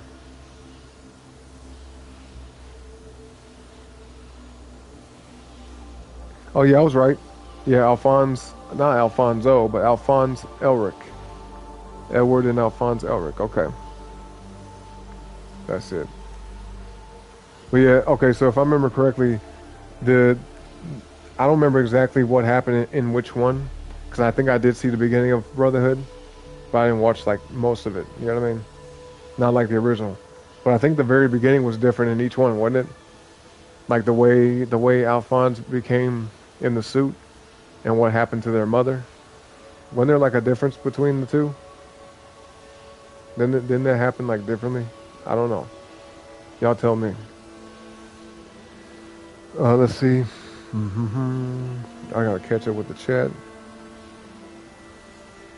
Chris, you say you like Brotherhood better because it was closer to the manga and you found the manga first as a teen? Okay.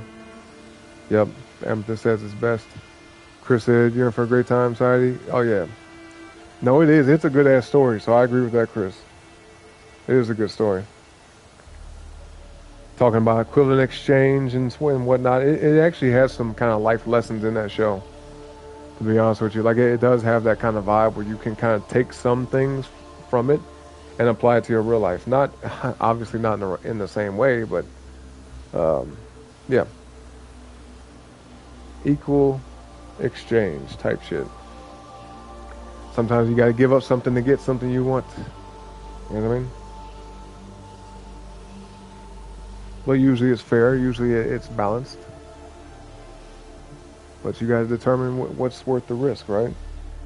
Almost like there's a phrase that I kind of been saying to myself here and there over the past several years. But like when you think about it on a practical level, when it comes to life, you know, thinking about making sacrifices, you're going to make sacrifices in life no matter what. Okay? You're not going to always have things your way. I think most people know that though. But the thing with this quote is basically saying you're either going to sacrifice for your goals or your goals will become the sacrifice. Okay? Just that simple. If you got goals and you have certain things you want to accomplish or things you want to do in your life, things you want to achieve, right? Then there's some things you're going to have to do. Maybe, hopefully not, but maybe you might have to sacrifice a little bit of sleep. You might have to sacrifice a little bit of time with people that you care about, people that you like or, you know, want to be with or whatever. Might have to sacrifice some of your free time. Things that you may want to do, like, I don't know, like I said, hanging out with your friends, playing the game, whatever it may be. You know, chilling, partying. You might have to sacrifice some of that. Actually, you probably will have to sacrifice some of that to get to where you want to be. But at the same time, you know, either you make that choice to make little small sacrifices here and there and it'll pay off in the end. Or you say, well, I could be doing this and I should be doing this, but I don't feel like it. I'd rather do this instead. I'd rather party. I'd rather just have fun. I'd rather drink. I'd rather, you know. And then next you know, time goes by. Time escapes you. And depending on what your goals are, some things you might not be able to do later on. You know what I mean? I'll give an example. Let's say if you want to be a professional athlete.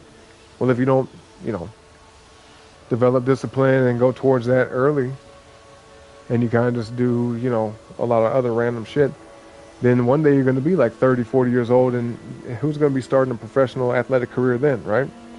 Not to say it's impossible, but it's very, very, very unlikely. So, yeah. But I feel like I'm preaching to the choir a little bit here. I feel like I'm saying things that everybody knows. You know? But, yep. You said you're talking about way back when Mega Man was going by his original name, Bomberman? No, not then. But like for me, Mega Man 8, Mega Man X2, I didn't have every Mega Man game that came out because I didn't really care to have all of them. But Mega Man 8 was the first one I ever played. That game was tough as shit. And then Mega Man X2, I felt like it was a little bit easier, but still difficult. You get what I'm saying? I'm pretty sure, wasn't it Mega Man X2? The one that had Zero. The one that had Zero on it, he had like some type of like slashing. He had like a sword, but it was like a, oh, damn, what do you call that shit? Zero. Let me see. Mega Man X2.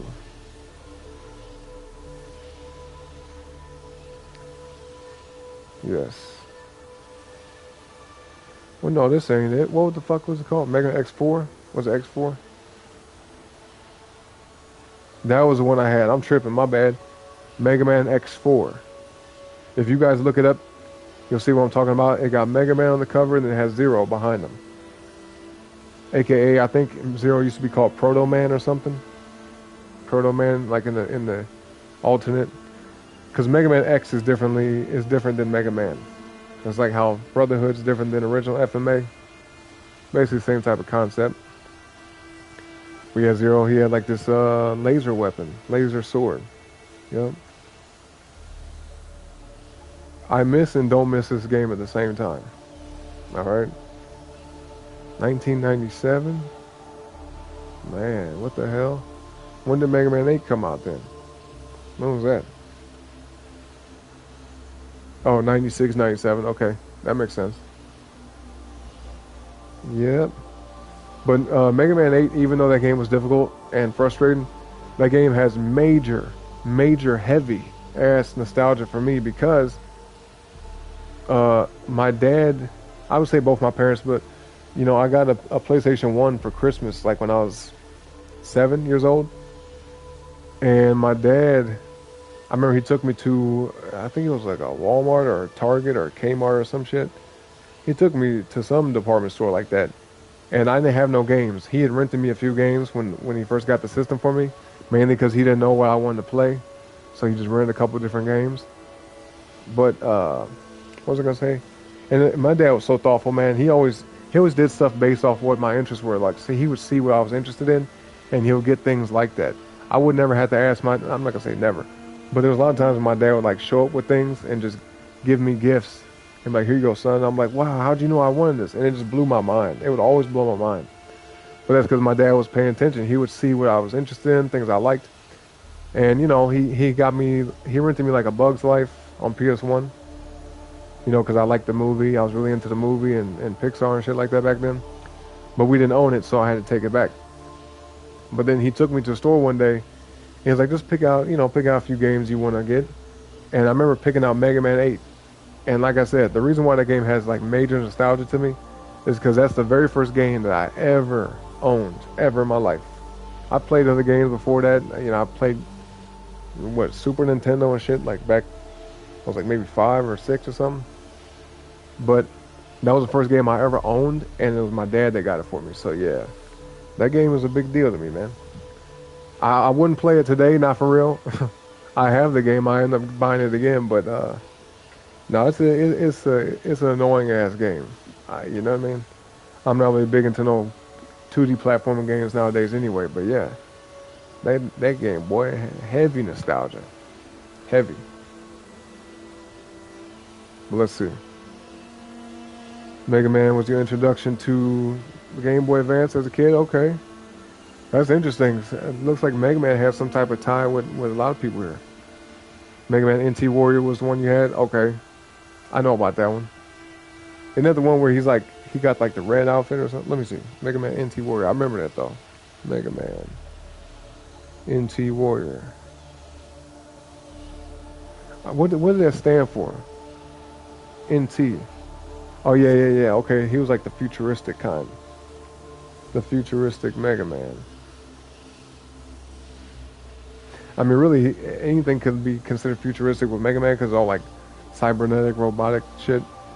But this one, he felt more like New Millennium Mega Man, I do remember this. I never played it, though. I never played that one. But let's see.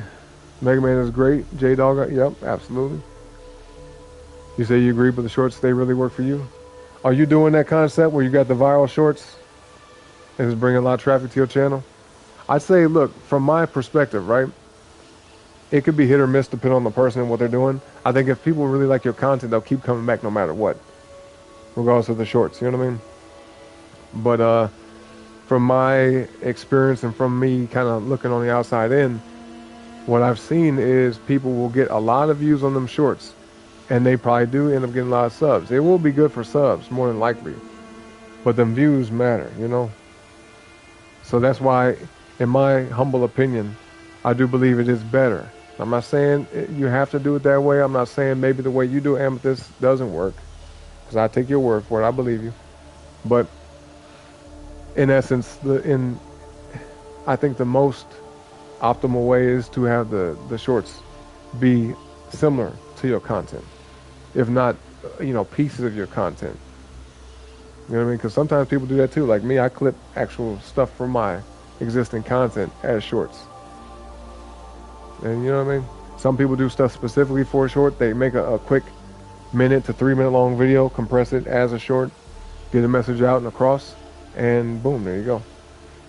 Especially like a lot of them health and fitness channels, they'll do like a quick little condensed video, and then they might have a link to the longer form video where they elaborate on things, go into more detail, break down the process and shit, which is effective. I think that's great,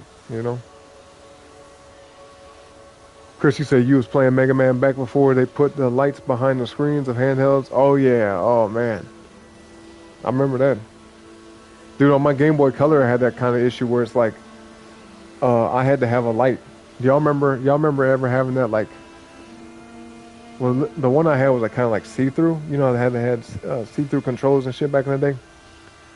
I had like a little see-through light, little coiled up light that you had to plug into the Game Boy, and it would come up out of it and then hang across the top of it with a light shining down the screen. The most goofy shit ever when we're looking back on it today, but it was necessary. Because if you didn't have like a light on or around you while you was playing the game, you could not see that screen. That's funny. I had forgot all about that, Chris. I forgot that them screens did not have lights behind them. That's a trip, isn't it, boy? We take this shit for granted nowadays. Imagine if your phone had no backlight. You know what I mean? That would be so fucking tough. And not in a good way. But yeah, you had to buy a little light. Okay, so I should have finished the comment. He said, yep. Had to buy a little light attachment for the original Game Boy. Yep. Yeah, mine was for the Game Boy Color, but I know what you're talking about. That's hella funny. You said still got light for your GBC? Okay, so you might have the same one as me, Amethyst. What color was yours though? You remember what color? Yeah, you should know. Mine was blue. I had a purple Game Boy, a purple see-through Game Boy Color, and then my light that would, that I had to attach to it, had to plug into it, was blue. That's some funny shit though, isn't it? We got some stuff in common, folks. A lot of stuff, really. He says, cool, also you an alchemist? Okay, I got you, Amethyst. I feel you. I feel you. He said, call me a magician. But yeah, Edward and Alphonse, yep. He said the original anime drifted from the manga a lot, so they made Brotherhood to follow the original story more closely. Oh, I didn't know that. I wonder why they did it that way. Chrissy said, you like the message of not taking something unless you're willing to give something. Yeah, exactly. Yep. Yeah, don't sign up for something if you're not willing to do what it takes to do. You know what I mean? Yeah, I mean, that's a very valuable lesson. And I feel like you hit the nail right on the head. You actually said it better than me, Chris. Yeah, don't be willing to accept something. Because honestly, even in real life, in a negative way, that happens a lot where, we can see it in certain industries where they say, okay, if you sign this deal, you sign this contract, you know what comes with that. You know what I mean? Like when we look at like the music industry and we see a lot of shit that's going on with that, there's a lot of darkness, a lot of real dark, weird ass shit that surrounds the music industry, stuff that happens behind the scenes. And like, okay, yeah, we gonna make you rich, make you famous. You gonna have all the money you want, all the this, all the that. You get a big ass house, you get the party, all the, trying to not use certain words, but the O's, you know what I mean? Have all the ladies you want if you're a guy, right? Maybe the opposite if you're a female. But we gonna want something from you. There's something you gotta do for us in exchange. And life is like that in general with a lot of different things, most things. But some things are not worth that risk, in my opinion. You know how they say people be selling their soul and whatnot? I kind of feel that way a lot when it comes to certain things in music industry. That's why independent artists, they get attacked so much, they get vilified because they are independent. They're doing their own thing. They're not attached to no type of entity or corporation, at least to the extent where they have control over what they do and how they choose to do it. And they be looking at these people who have these big ass names but very little talent behind them. You know what I mean? But it's like they're being promoted. But what did they do to get there? If you ask yourself, well, they can't sing that good. Let's just, say hypothetically, we're not going to use no names, but they can't sing that good. They might not be even the most talented with like dancing, choreography. Maybe they're not the best rapper, whatever. But how did they get to that point? How did they be put on this pedestal? How did they, you know what I mean? How did they get to where they're at? Now, it could be that they knew certain people, made the right kind of connections. People pulled strings for them, and there you go, boom. But talent, it is kind of fishy and questionable when you see people in an industry that's based on talent, or at least it should be. And they're there in a position in spite of the fact that they don't have much talent. Hey, I'm just saying. I'm not knocking nobody for, if you're famous and you're a rapper, singer, artist, whatever, beat maker, then that's great. More power to you. But we all know by now that there's certain things that people do to get to where they're at. And some of that shit is not things that everybody's willing to do. Certainly not me, bro. Hey, if I get to that level, I'm not seeking fame. I definitely want to be successful when it comes to music, but if I get to that level, it will definitely not be because I said, okay, what I gotta do.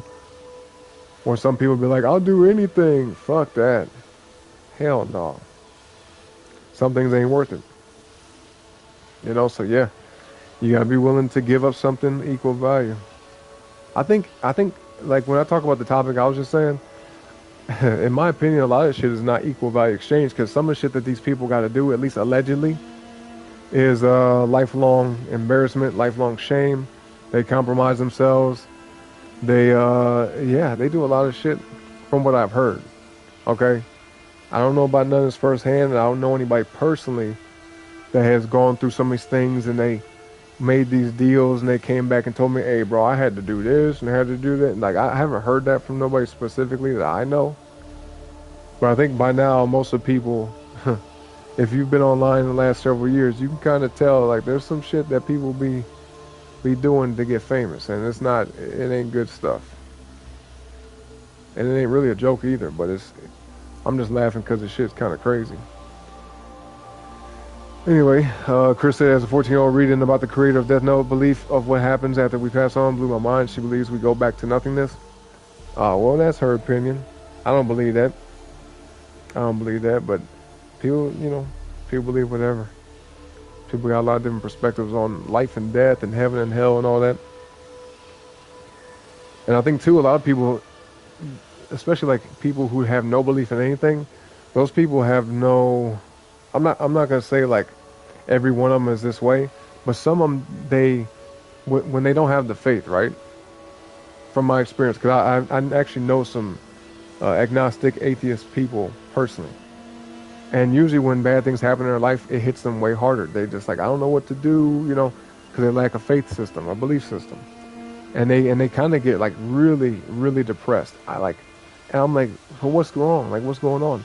And they tell me about it. I'm like, damn, bro, like, you're going to be all right. You'll get through it. Trust me. Like, this is temporary and everything. But it's like they crash out. It's like they lose their mind. I'm like, no. There's a tomorrow. This sucks right now. I get it. It's going to be okay, though. You know what I mean? Like, you'll get through it. It may seem like an end of the world, especially when you're young, bro. You're like a teenager going through some shit. There could be a breakup or whatever. Fuck. And you're like, no, I'll never live again. I'll never, you know what I mean? Like, nah, don't say that. Don't think that way. But, yeah. I definitely have a very strong faith in God. I 100% believe in God. I have faith that no matter what happens in my life personally, good or bad, it is temporary. That's why I try to appreciate and be grateful for the good things that's happened in my life. Because I know it's not going to be forever. Like, even us right now, chilling here, talking, hanging out in the stream. I say this a lot, but it's true. One day I won't be able to do this, for one reason or another. Hopefully for all the right reasons, right? Hopefully because I'll be doing something else that might be more, I'll be able to be more of a service doing something else. You know what I mean? But, yeah, man, I just appreciate it for while I can. Had to learn some things in life to become more grateful and more appreciative of stuff because, yeah, man, we shouldn't take stuff for granted. People, places, or things. Anything in your life that you've been blessed with, don't take it for granted. Okay, folks? Don't take it for granted.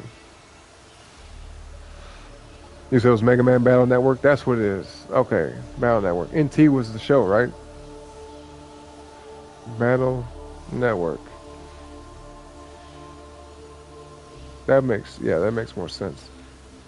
But it's the same concept, the same version of Mega Man. Battle Network, yep. That's the same iteration. Then to say it's a tactical RPG? What? I did not know that. Damn. So it's almost like almost like Final Fantasy. Or like Pokemon or Digimon or something. Damn, look at this. Yo, has anybody ever played Mega Man Legends? Y'all remember that game, Mega Man Legends on PS1? Has anybody played that? I think that was the very first 3D Mega Man game. I'm pretty sure, right? That game was so fucking weird, though.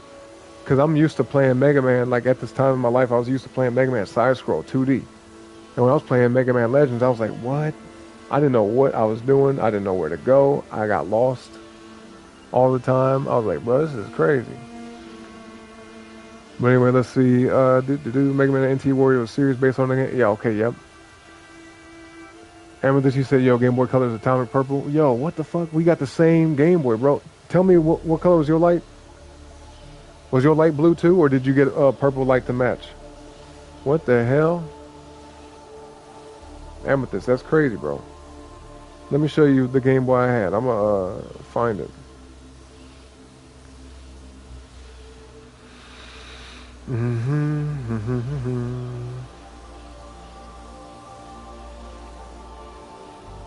Yep, right here.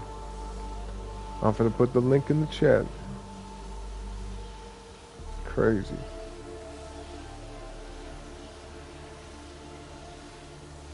That's crazy, bro.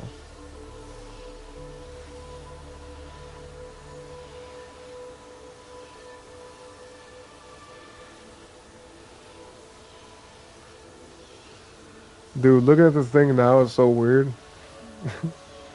This is so weird. I used to really jam out with this shit. I'm like, oh, I can't wait to get to my Game Boy. Some days I was afraid to take it take it out the house. I didn't want to lose this shit. Alright, well here you go. Link is copied. Boom. In the chat. Boom. Boom. Check that out, y'all. That's the Game Boy that I had. And I only had that one too. I've like borrowed other people's. You know what I mean? I've used a 3DS before. I've had I played on the SD and the DS, right? SD, DS, 3DS. Yeah, but I only one I ever owned. I never had the Advanced. I think I might have played somebody's Game Boy Advance. I got to, you know, check them out. I have friends that had all the different little handhelds and shit, PSPs, PS Vitas. You know, but the only handheld console I ever owned was a Game Boy Color that I remember. I'm trying to think.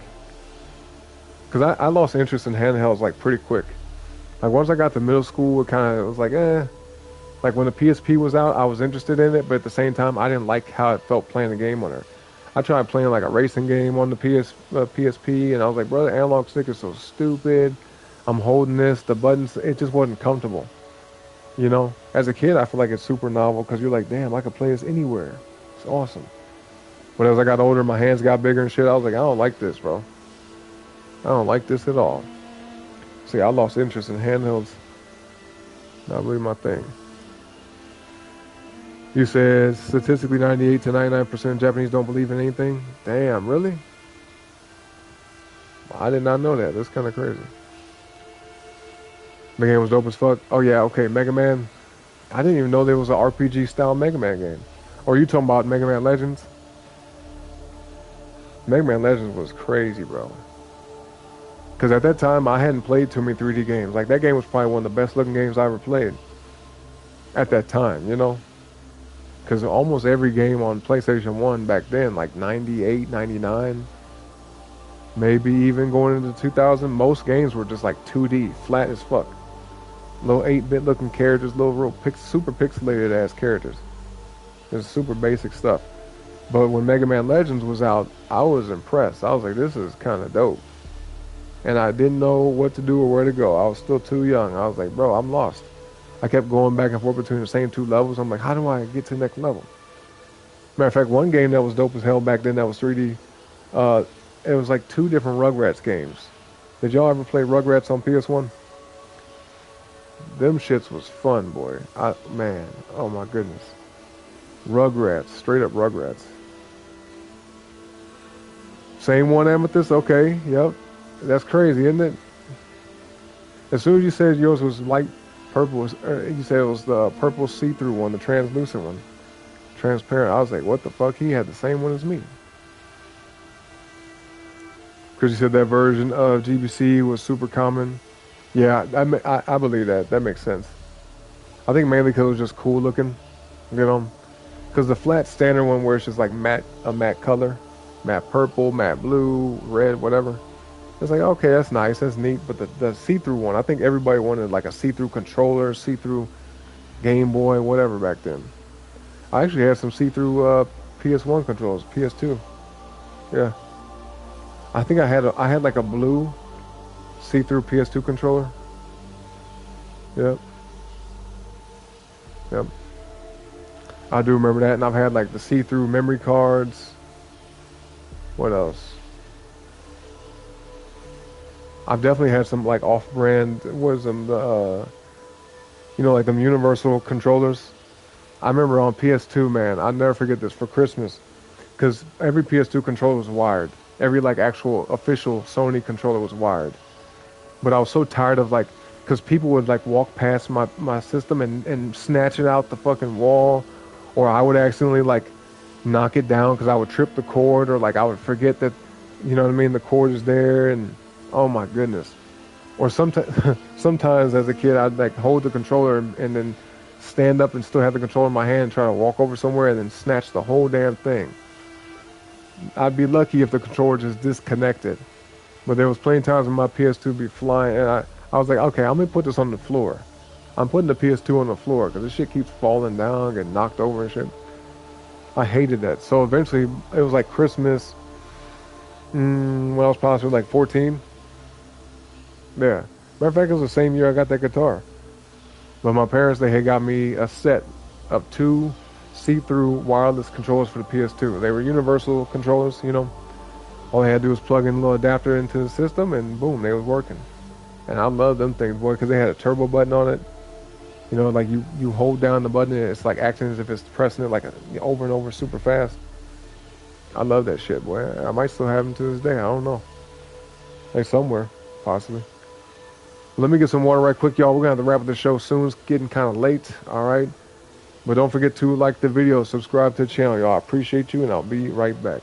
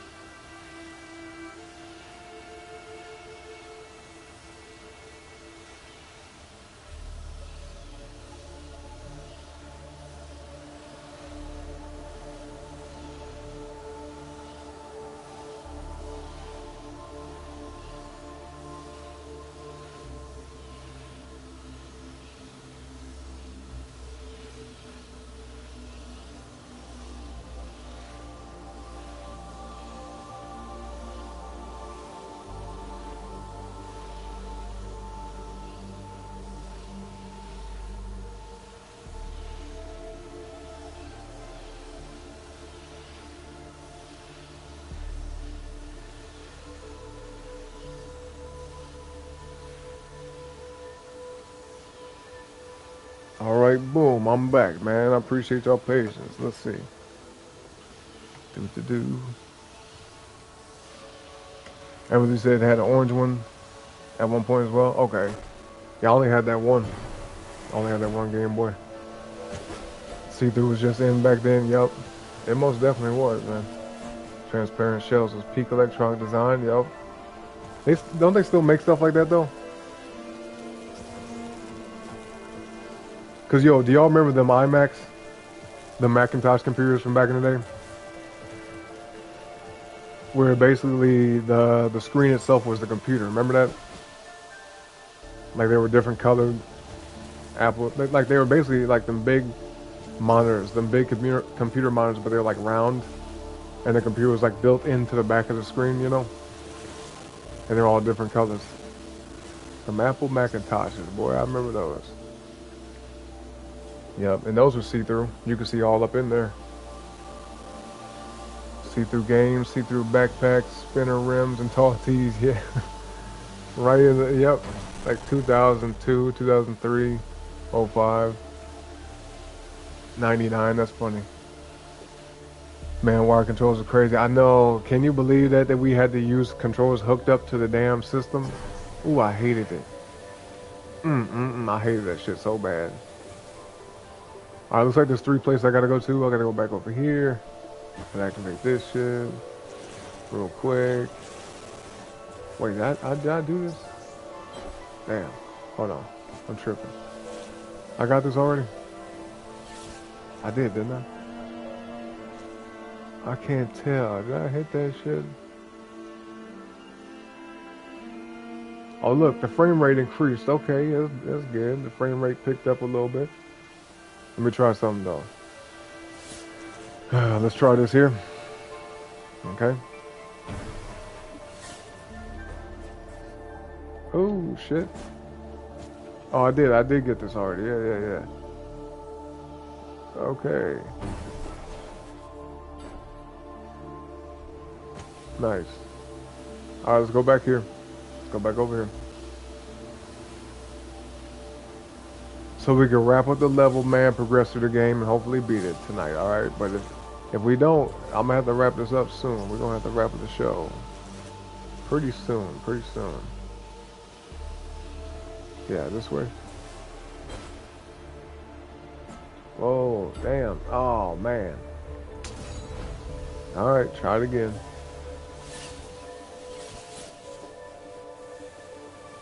Here we go. Nice. We cleared it. Whee.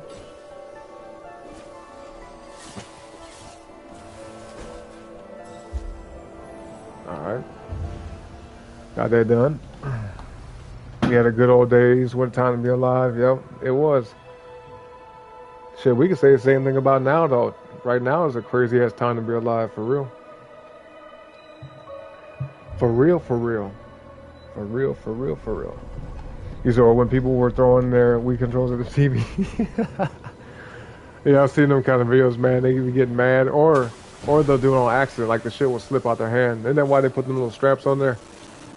People be trying to swing and do stuff, and they doing the little fighting games or tennis or whatever, and they fling their hand too fast and boom, bust their whole damn TV. It's like, damn, now you gotta get a new TV, bro.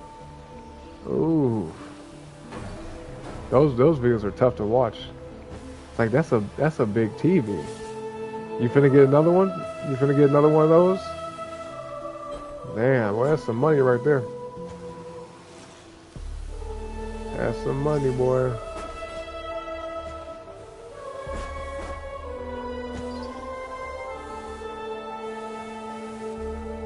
Wait, where am I supposed to go? I totally was not paying attention. I'm tripping.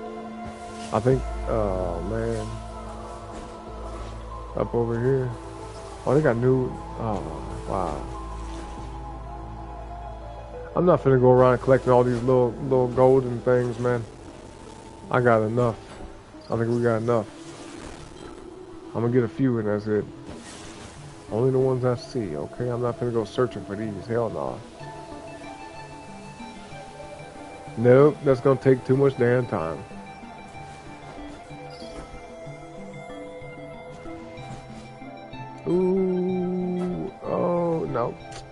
It's alright. It's alright. Oh, look how everything's flowing in up this way. Y'all see that? That's kind of cool. Let me see. I want to see where they're coming from. From all the way down there. I'm not going to go all the way down to see the source.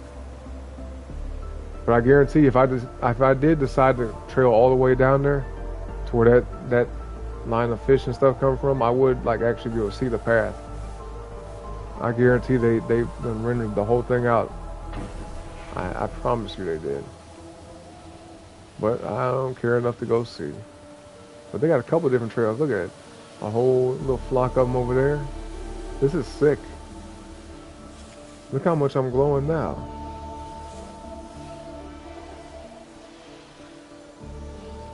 Oh, I'm actually glowing for real. Look at this. You can't see it because the effect's not happening. But look at it. I'm like solid blue now. Remember I was only like partly blue? I was wondering why I was glowing. Look at this. We on fire. It's lit. You know what I mean? It's lit. How you do this? Hold on. Oh, okay. I see. Yeah, it's pretty cool, man. I like it. I dig it. I'm not like a big photo mode, oh my goodness, I can't even talk. Photo mode. I'm not really big into that. But yeah, sometimes it's cool.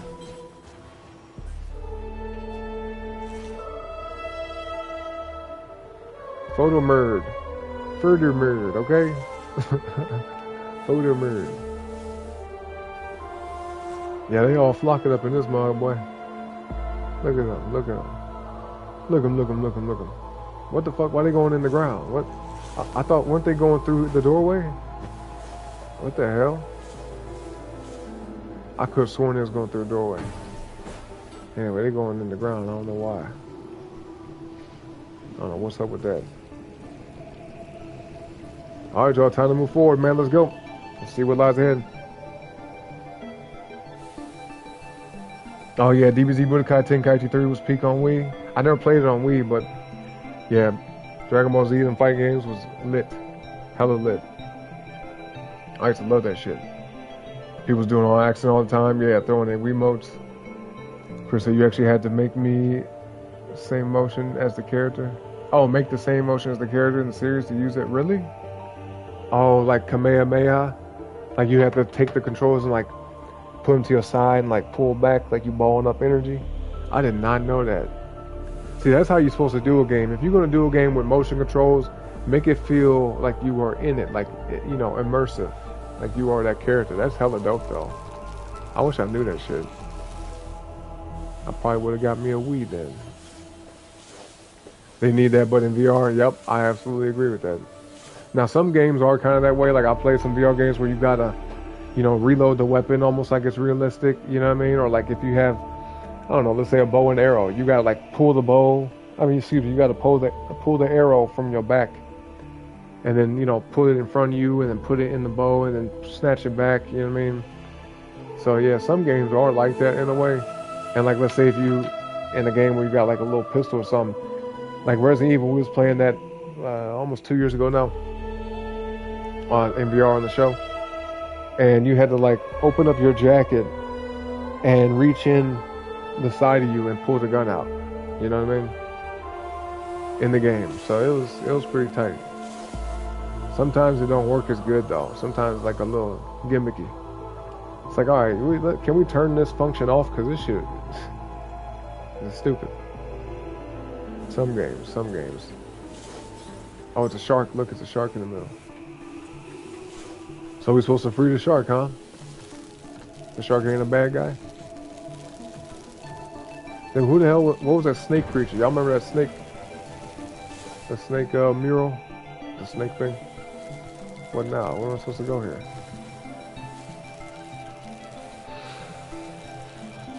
You said Resident Evil in VR is so fun. It is. But that shit will have you on edge, boy. Like I was playing Resident Evil Village. It was stressing me out. Like straight up, that game was stressing me out.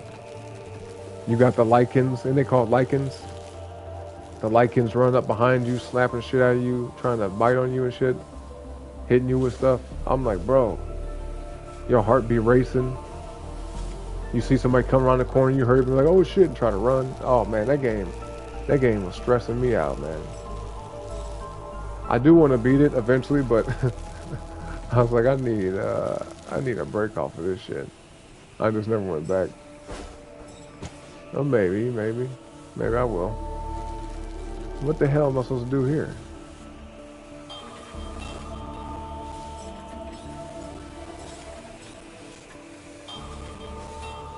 What the fuck? Bro, why didn't I see this? Anyway.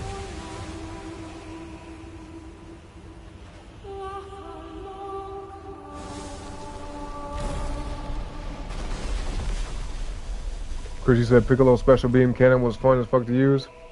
Isn't that the one where he like puts it to his head? He like puts his two fingers to his head. Special beam cannon. That shit, yeah, boy. Dragon Ball Z is dope as hell.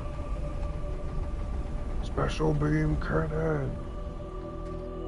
Piccolo's a G within its own right, though. You know what I mean? Piccolo is a G. Matter of fact, Piccolo reminds me of Auron. You know Auron? Where my name comes from Final Fantasy. Piccolo and Auron kind of have that same archetype. Not with the physical look, but like just their demeanor, you know? The kind of purpose they serve. So, yo, remember we was on the dolphin, that one level? Now we're on a shark. But this shark don't jump. The dolphin was like hop, skipping, and jumping all over the damn place. This shark is like, I ain't jumping out of the water, boy. What you doing? The shark like, what I look like? Oh, Lord, look at this level. A lot going on, man. A lot going on. A whole lot. Can we smash through these? Oh, we can. Wow.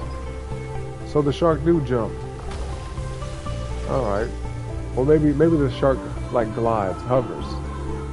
The shark like, I'm just gonna jump off the edge, but not like out the sand.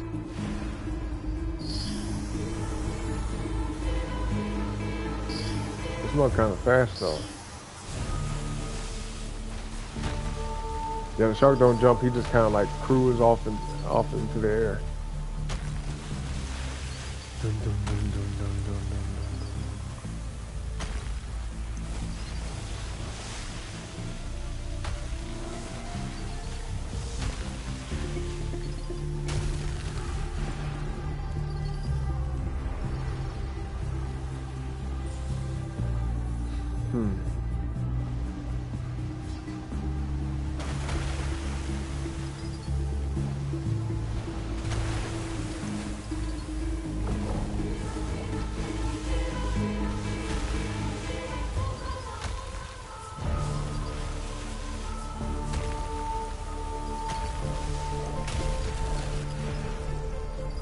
We got, yeah, turn all the sand to water. It's almost like the first level a little bit, you know? A little bit. Chrissy said your ex's brother had Resident Evil 4 on VR headset and you played him, it was cool and scary. That was, what was that? Like, was it on PC? Or was it console?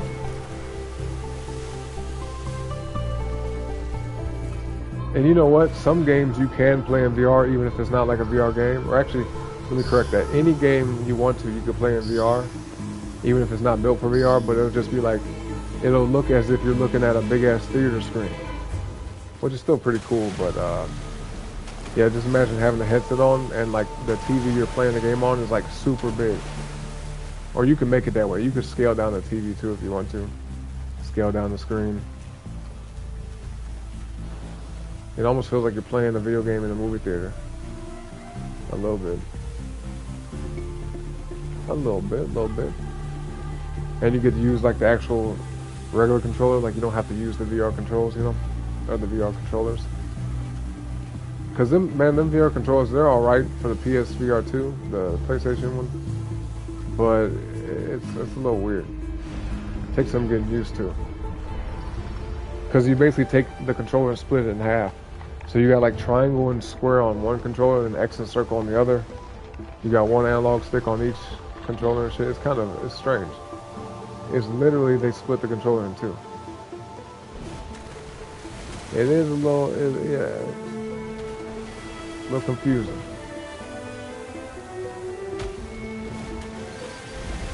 Look at all the water around. I already cleaned up. Who you think gonna clean up all this? I know clean. I know clean. Okay, I know clean. I know clean. Look at all the water. Y'all ever seen that episode, Tim and Eric? I know Society has. We was talking about that not too long ago. I know clean. I know clean. Okay, I guess we don't go over there. No. Let's just follow the path. Come on. Damn, look at the shark. The shark's like, oh. Oh. Okay, there we go. Okay, damn, can we go? Alright. I just let it go and let it slide to see if he would actually continue going across beneath. That friction, boy, that friction caught up. She looked like it hurt too. That shark like, man, why you do me like that? On that rough ass brick.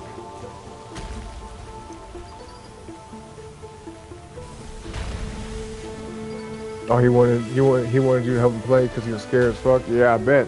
I'm telling you, boy. Listen, and I'd assume it would be this way with any scary game, but definitely Resident Evil, for sure. I will. Yes, that game is a lot to handle in VR, 100%. Because you know you're in first person, bro. You can't see behind you. You know what I mean?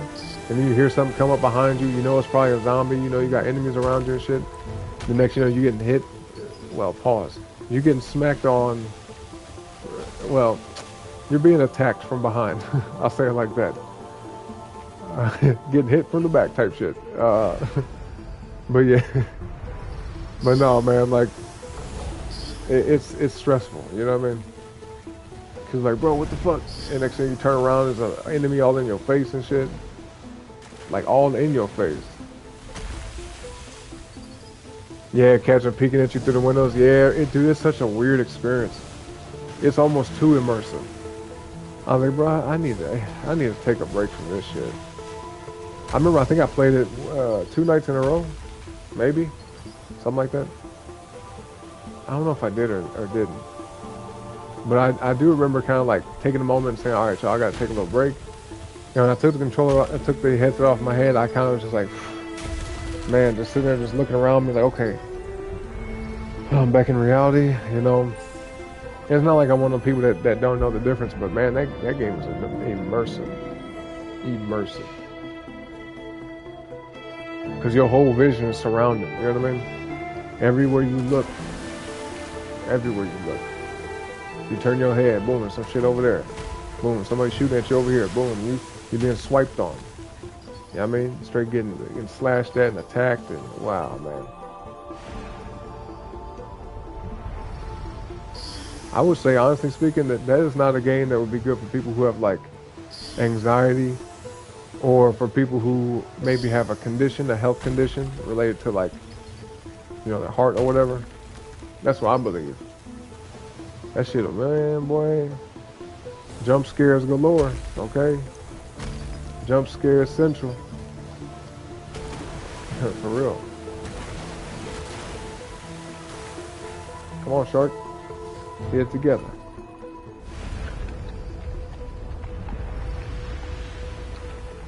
Oh, I forgot to look and see, like, about, like, can we see, another thing I was looking at in the sky? There you go. Matter of fact, there goes the mountain. And the pillar behind me. I guarantee you that's where we're gonna end up. I already know, bro.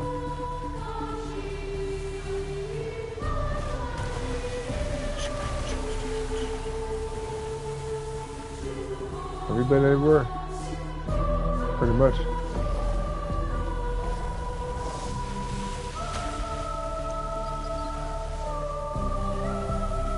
Yeah, this is an awesome looking game, man. Oh, look at the rim of that disappeared. Look at that. The rim right there.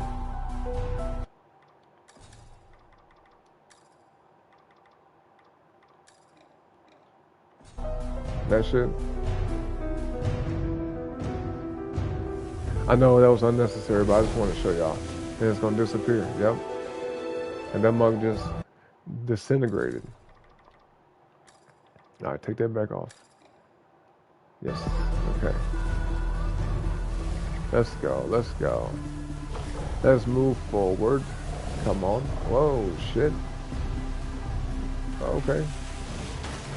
Roller coaster ride, huh? That's what it feels like. Roller coaster. Roller coaster. I love. Say what?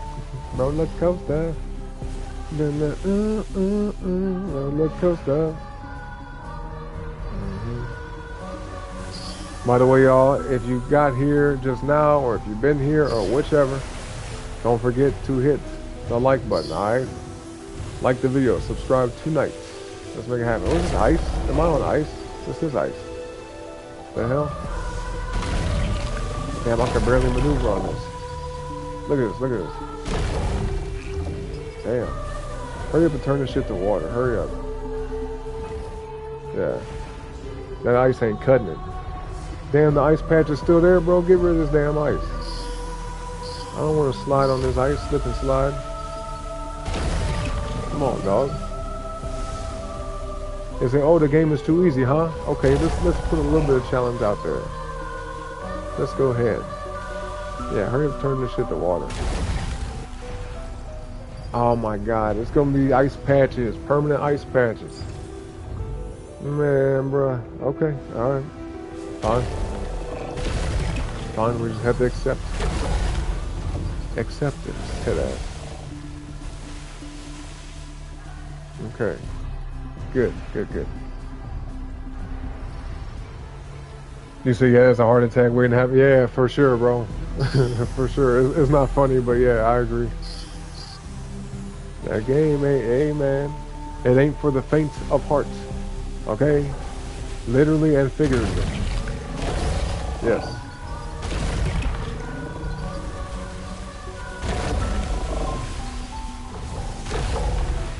Yo, matter of fact, what happened to the dude? Remember the dude I used to have to give the money to? The things I'm collecting. I got 1,600 of right now. Whatever that shit's called. Where'd that dude go? Man, bro, I was supposed to give him like what, 2,000? He wanted 2,000. All we had left was, I think we had like 400 left to give him, and that was it. Where'd he go?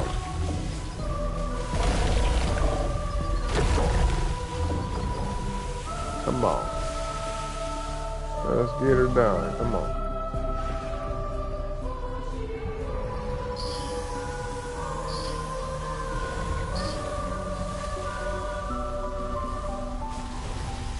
Can we go over here? Probably not. Nah, nope. Alright. Can I go up this way? A little bit. Okay, okay. Yeah.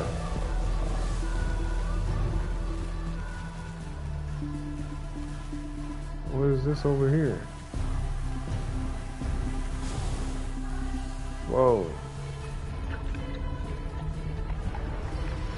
Oh, wow, okay.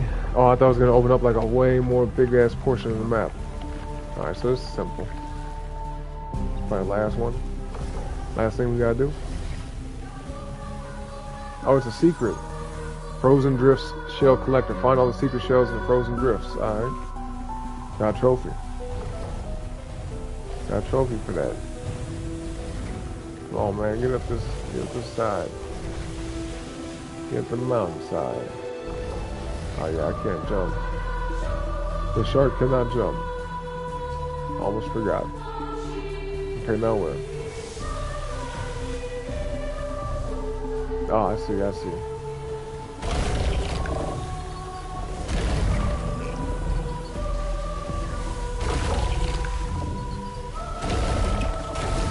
There we go. That should be it. That should be it. That should be it.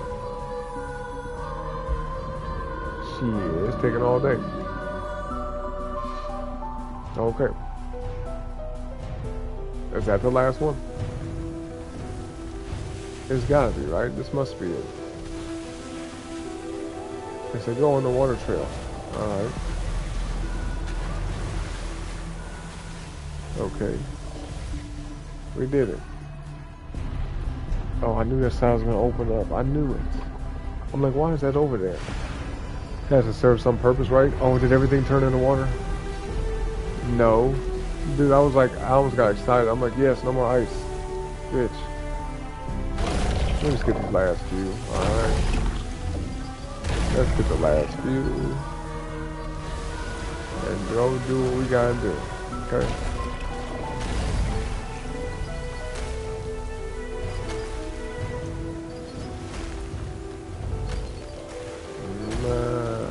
Wow.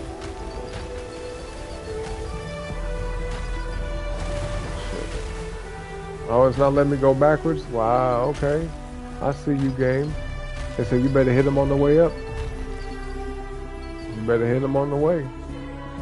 Oh, damn, we made it to the spot. Oh, snap. Oh, boy. Where are we at? What is this? Is that snake thing, man? Yeah, I'm pretty sure.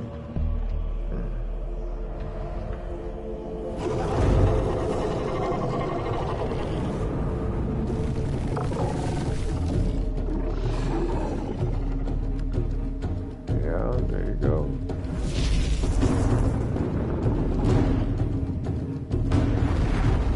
There you go.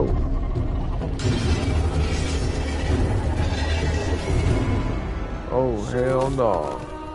My skateboard, my surfboard, my hoverboard, my purple. Oh, is that the chick? That's the dolphin?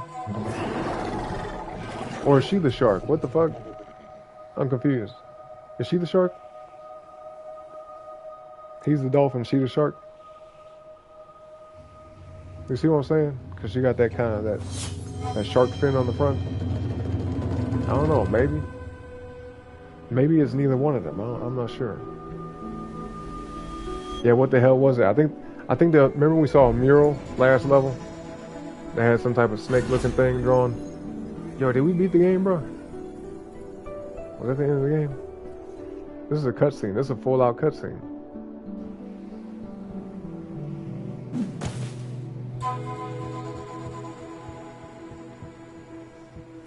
Type shit. I knew it was a woman. I knew it. What? Yo, she looks like somebody I know in real life. That's crazy. I'll be dang. She's like, here, you can ride with me. We're gonna ride together. Okay. That's crazy, bro. That's crazy. Did we beat the game? You know, we never fought the snake, though, so I'm not sure.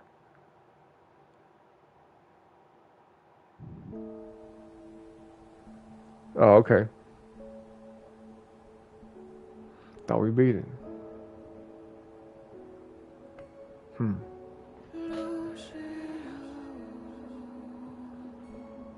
Wait, did we? The fuck?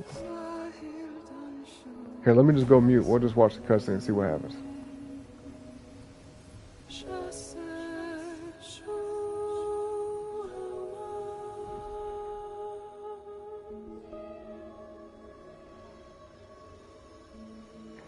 Yo, thank you, J-Dog, by the way. Thank you for liking the video, bro. And I know you're a sub. I know you subscribed already. Thank you very much. I appreciate you.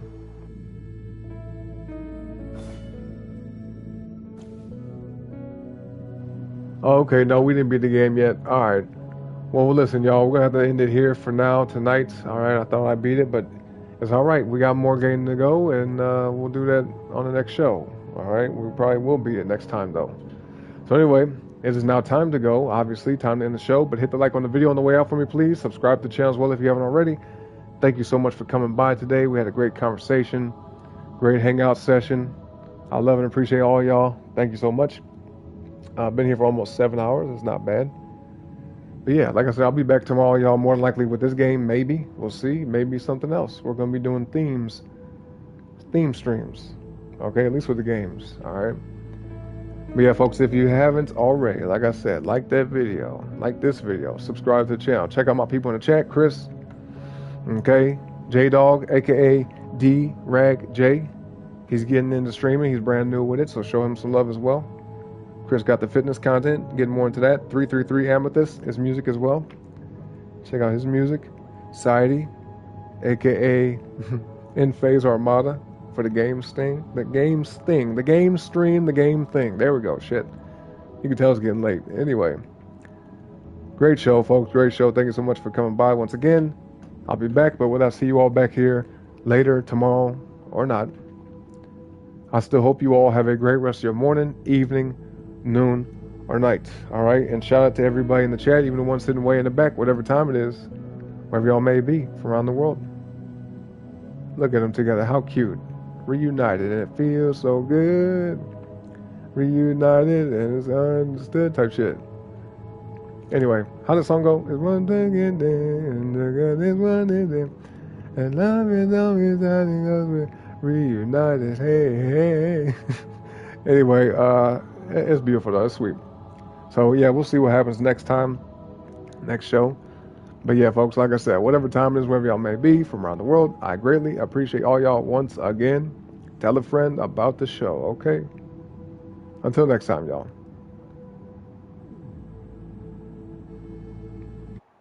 Peace out.